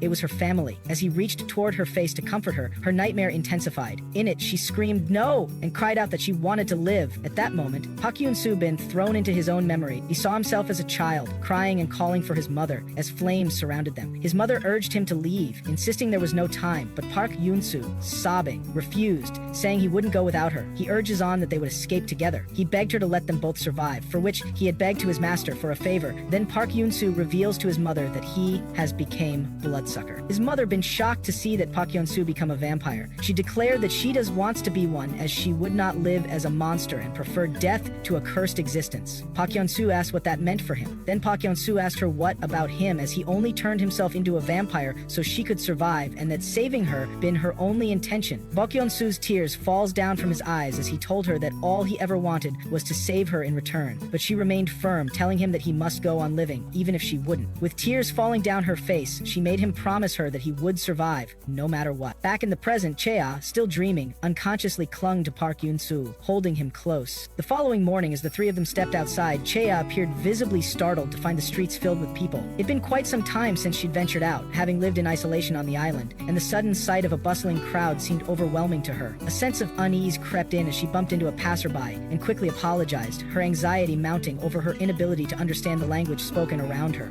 Meanwhile, Garim and Park Hyun-soo were engaged in quiet conversation when Garim mentioned to Park Hyun-soo that he intended to visit the library, stating that he needed to look something up and also wanted to do some sightseeing. Park Hyun-soo silently pondered what Garim might be searching for, but responded casually, telling him that it sounded fine and they could go ahead. Garim then gestured subtly toward Chaya. Noticing it, Chaya suddenly took hold of Park Hyun-soo's forearm and urged him to follow her, leaving Park Hyun-soo slightly taken aback by her assertiveness. She hesitated briefly before suggesting a place they should visit, still holding on to him, but Park Hyun-soo, appearing confused, resisted and told her that perhaps they should accompany Garim instead. However, to his surprise, Garim already disappeared from sight. Park Hyun-soo then turned to Chea and questioned what exactly was going on. Chea, slightly flustered, asked him what he meant by that. Park Hyun-soo remarked that it seemed to him as though she made some sort of arrangement with Garim. Chea was visibly stunned, realizing that Park Hyun-soo seen through their interaction, as Garim had previously offered her money to stay by Park Hyun-soo's side, to which Kia had demanded an upfront deposit for the Attempting to clarify, she began to say that she didn't fully understand what Park Hyun-soo was referring to. However, he chose to let the matter rest, feeling some comfort in still sensing Garim's presence around. Then, shifting topics, he inquired where that place she wanted to visit actually was. Chaya seemed confused by his question. Park Hyun-soo elaborated, asking where the location was that she in mind. Then, as both of them reaches the spot, Park Hyun-soo then jokingly teased her, pretending to be surprised that she wanted to go on a date with him, and said that she should have mentioned it earlier. Chaya retorted by questioning whether he had lost his mind, expressing discomfort about the place and the way they were sitting. Suddenly, Park Hyun-soo leaned in close, placing his face directly in front of hers, and remarked that he liked the spot since it wasn't too exposed. Internally, Chaya blamed Garim for her situation, thinking to herself that if it not been for the money, she wouldn't have gone through with this,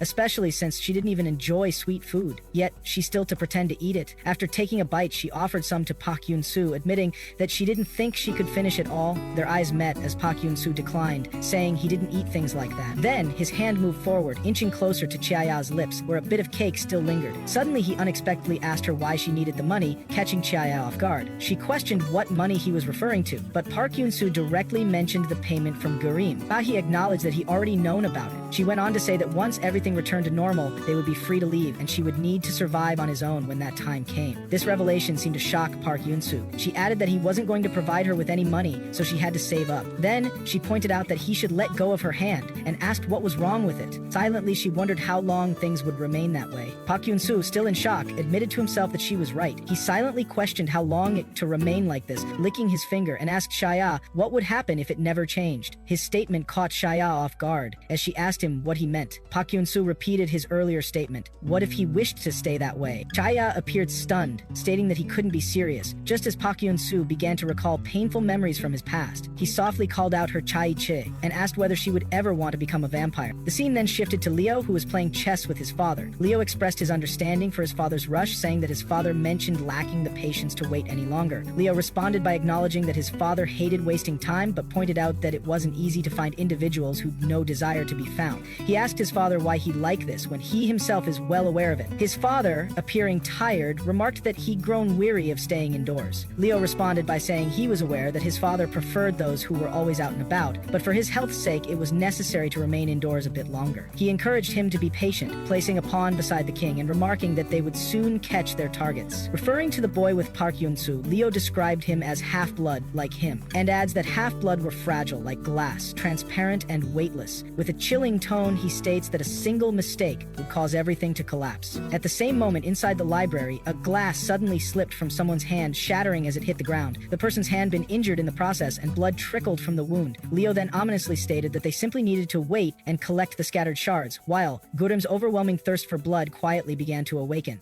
Park Hyun-soo asked Chaya whether she wished to become a vampire, which left her completely stunned. She seemed to be trying to process what was happening as she looked at him in disbelief, questioning whether he truly meant what he just said. She couldn't understand why such a thought even crossed his mind, and questioned what he hoped to gain by asking her something like that. As they stood facing one another, Park Hyun-soo gently placed his hand over her lips, asking her to remain still while slowly leaning in closer. He bit his own lip and appeared as though he intended to press it against hers. Moments later, he bit her lip, to which Chaya reacted by slapping him forcefully. She questioned his behavior, asking whether he lost his mind. She made it clear that he must have been delusional to believe she would ever accept such an offer. She accused him of wanting to turn her into a vampire and reminded him of all that she endured recently because of beings like him. With evident rage, she called him a bastard and declared that she would never allow herself to become a monster like him. While wiping the blood from her lips, Chea glanced at Park Hyun-soo's expression, which appeared to be filled with regret. His face unsettled her, prompting her to question what was wrong. Park Hyun-soo remained silent at first, while Chea asked aloud why he even suggested turning her into a vampire. Looking away, he seemed unable to meet her gaze. She asked again why he looked so agitated, and, after thinking back on his earlier behavior, a suspicion started to form in her mind. Perhaps he truly wished for her to become one of his kind. The thought alarmed her. Still trying to make sense of it, she told him he'd gone mad, and directly asked whether he harbored any feelings for her. Before he could respond, Park Hyun-soo suddenly sensed a surge of bloodthirst coming from Gurim, and immediately rushed off. Elsewhere, Gurim, who lost control inside the library after the incident, appeared deeply shaken. He believed things would remain under control, especially because of Xiaz. He assumed he'd grown used to the scent of humans, and convinced himself that his thirst could be contained. Yet in the end, he attacked someone and now didn't know how to handle the situation. As his mind raced with confusion and guilt, Park Hyun-soo arrived at the scene, grabbed him roughly, and threw him against the wall. He demanded to know what taken place inside the library, questioned whether Gurim was hurt, and asked whose blood now stained his hands. Tears streamed down Gurim's face as he admitted in a trembling voice that he'd done something to someone. Park Hyun-soo asked if the person been killed. Gurim replied that he dealt, and when asked whether he run from the scene, he nodded. Apologizing repeatedly, Gurim appeared completely overwhelmed. Park Hyun-soo ordered him to stay put, his eyes shifting to a bright yellow, and said he would return shortly. Park Hyun-soo understood that the library to be investigated first, especially to find out if there had been any witnesses, but before that, he needed to follow the scent of the blood that lingered in the air. Just then, Chea appeared, calling Gurim's name and asking what occurred. She followed Park Hyun-soo, and upon seeing Gurim in such a distressed state, demanded to know what happened. Park Hyun-soo was stunned to see Chea arrive at such a critical moment, particularly when he still bore the scratch on his lip from earlier. Without warning, Gurim's bloodthirst surged again, causing him to lunge at Chea.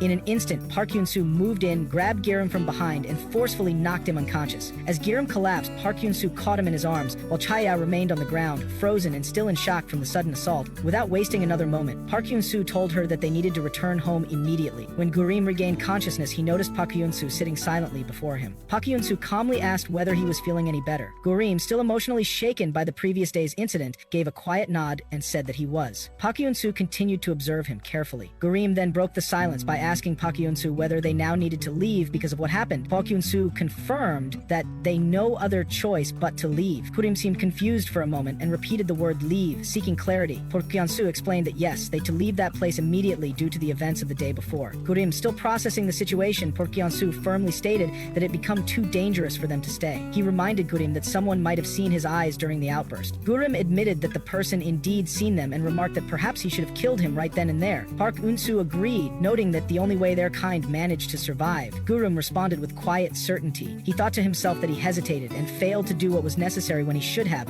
and that hesitation might now cost them dearly. Park Hyun-soo shared the same thought, that he should have gone back to eliminate everyone who witnessed it. If even one of those people reported what happened, there was a real chance their father could discover their whereabouts. He feared their location might already have been compromised. Perhaps the search would lead to them by tomorrow. Gurim then hesitantly asked about Chea, wanting to know whether she was safe. Park Hyun-soo reassured him that she was fine and there was no need to worry, but Gurim confessed that a troubling thought crossed his mind, that someday he might lose control and end up harming her. He admitted that since they required human blood to survive, and Chea, being human, lived among them, he couldn't always suppress the hunger. He feared that what occurred yesterday could easily happen again. Park Hyun-soo called Gurim's name softly, but Gurim continued speaking. He said everything changed the moment he turned, and that now they were being hunted. He believed it was all because of him. Though Park Hyun-soo attempted to console him, Gurim insisted that the blame rested solely on his shoulders. With tears falling down his cheeks, he repeated that that all the problems they were facing been caused by him. Park Yoon-soo gently assured him that it had never been his intention to bring harm. He reflected silently that Gurim hadn't asked for any of this, had been forced upon him. He understood that regret and denial often bred a frightening sense of guilt within people. As Gurim wept in Park Yoon-soo's arms, Park Yoon-soo continued to offer comfort, but at the same time, he came to a painful decision. He realized that everything begun to unravel, but the blame didn't lie solely with Gurim. He himself became the catalyst. If more damage was to be prevented, then Gurim would need to leave. With that resolve, Park Yoon-soo told Gurim not to worry and assured him that everything would be over soon. Elsewhere, Leo received a phone call. Upon ending it, he remarked that their location finally been discovered. Rose, who was beside him reading a book, asked where he was going. Leo replied simply that he was heading out for the hunt. Rose, looking alarmed and confused, muttered that he might have actually found them. She thought to herself that things might still be manageable since there was time. Rising from her seat, she glanced at the necklace Leo once given her. She spotted a nearby cat, gently placed the necklace around its neck, and whispered that, for today, the little creature would act as her backup. Meanwhile, Cheha, appearing slightly uneasy, asked Park Yoon-soo where Gurim was. There remained a layer of tension between them due to their recent exchange. Park Yoon-soo, who'd been slicing meat with a knife, replied calmly that Gurim left. This sudden announcement left Cheha stunned. She demanded to know what he meant. Park Yoon-soo explained that he instructed him to go first. Park Yoon-soo, still reeling from the news, slowly came to the realization that now there were only the two of them left in the house. Park Yoon-soo then quietly suggested they begin eating. Park Yoon-soo suggested that they eat first, and although Chaya appeared surprised by the sudden calm, she agreed and took her seat. As Park Yoon-soo quietly sliced onions and began frying the meat, she sat in silence, patiently waiting. Eventually, Park Yoon-soo called her name and she responded gently. She reminded him of the promise she made, that she would offer him her blood, and in return, he would protect her. That was the agreement they made. If either of them failed to uphold their part, the deal would cease to exist. Her words seemed to unsettle Park Yoon-soo, who turned his gaze away from her. She then asked what it was he truly wanted to happen. Park Yoon-soo, avoiding a direct answer, instead asked what she intended to do. She replied that she wished to return to Korea, and he understood from her tone that she longed for the life she left behind. Yet Chaya clarified that he misunderstood. She wasn't inviting him to come along. She simply wanted him to provide her with some money to support her departure.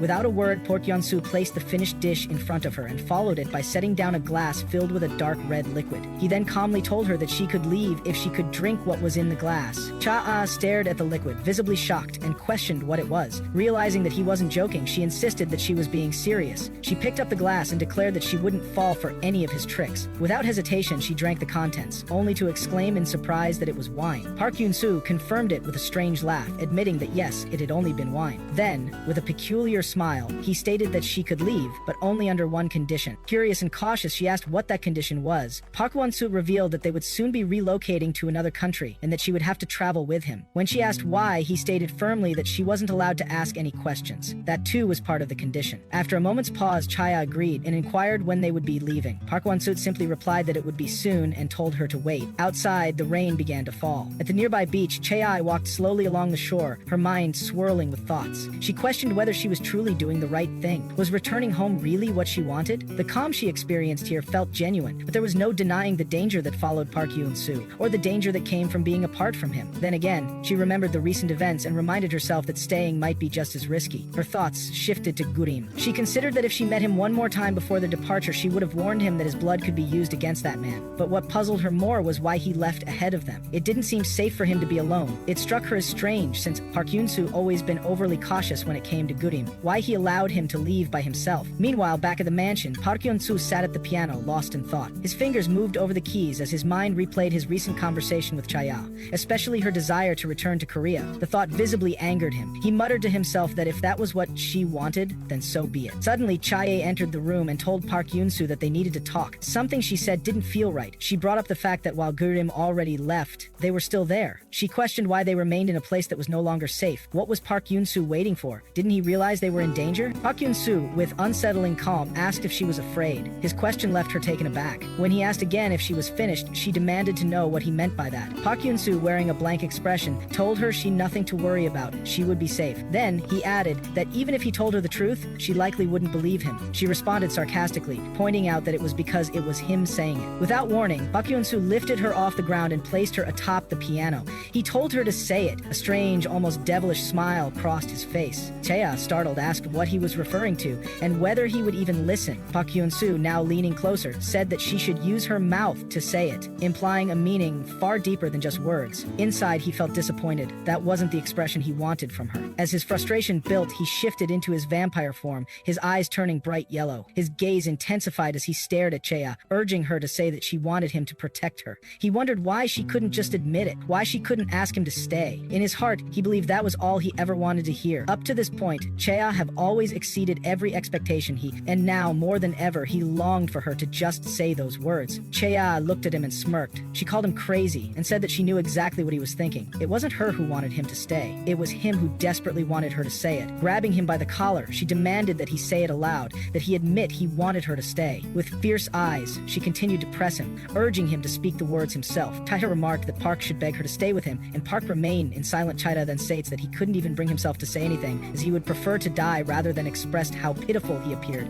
and calls him truly the worst. At that moment, Park Yeon-soo took hold of Chita's hand and softly asked if he begged could he have her, leaving Chita then stunned. Then Park Yeon-soo kissed her hand and repeated the same question, asking once more if he could have her. Shocked, Chea questioned what he just had done, and asks if it'd been one of his jokes again. She added that if he truly wanted her, he should have treated her better from the beginning. Chea then questioned why he was acting that way and stated that it seemed like he was regretting everything now. She pushed Park Yeon-soo back and told him bluntly that he really was a jerk. Pointing at him, she questioned what going on in his mind, stating that he had made her crawl back up from the cliffs and used her as a mere pawn playing with her life. And now suddenly he claimed to like her? She made it clear that it couldn't work like that. Park Yeon-soo pulled Chea toward himself and questioned why he couldn't like her now. He stated that even if he feelings for her, he wouldn't ask her to change, so he didn't see why it was a problem. He mentioned that their separation was inevitable anyway, and that didn't bother him, as he knew she wouldn't return his feelings. Seo called him a bastard and told him to let go, pushing him away forcefully. In the process of pushing him, Park Yeon-soo accidentally scratched Chaya's face. As she gasped and placed her hand over the wound, she accused him of knowing exactly what he was doing and still going ahead with it. While wiping the blood, she asked how long he planned to keep doing such insane things. Park Yeon-soo, speechless, simply looked at her with those yellow eyes, and Chaya, with a cold smile, asked what his intention was now. She implied that he wanted her blood,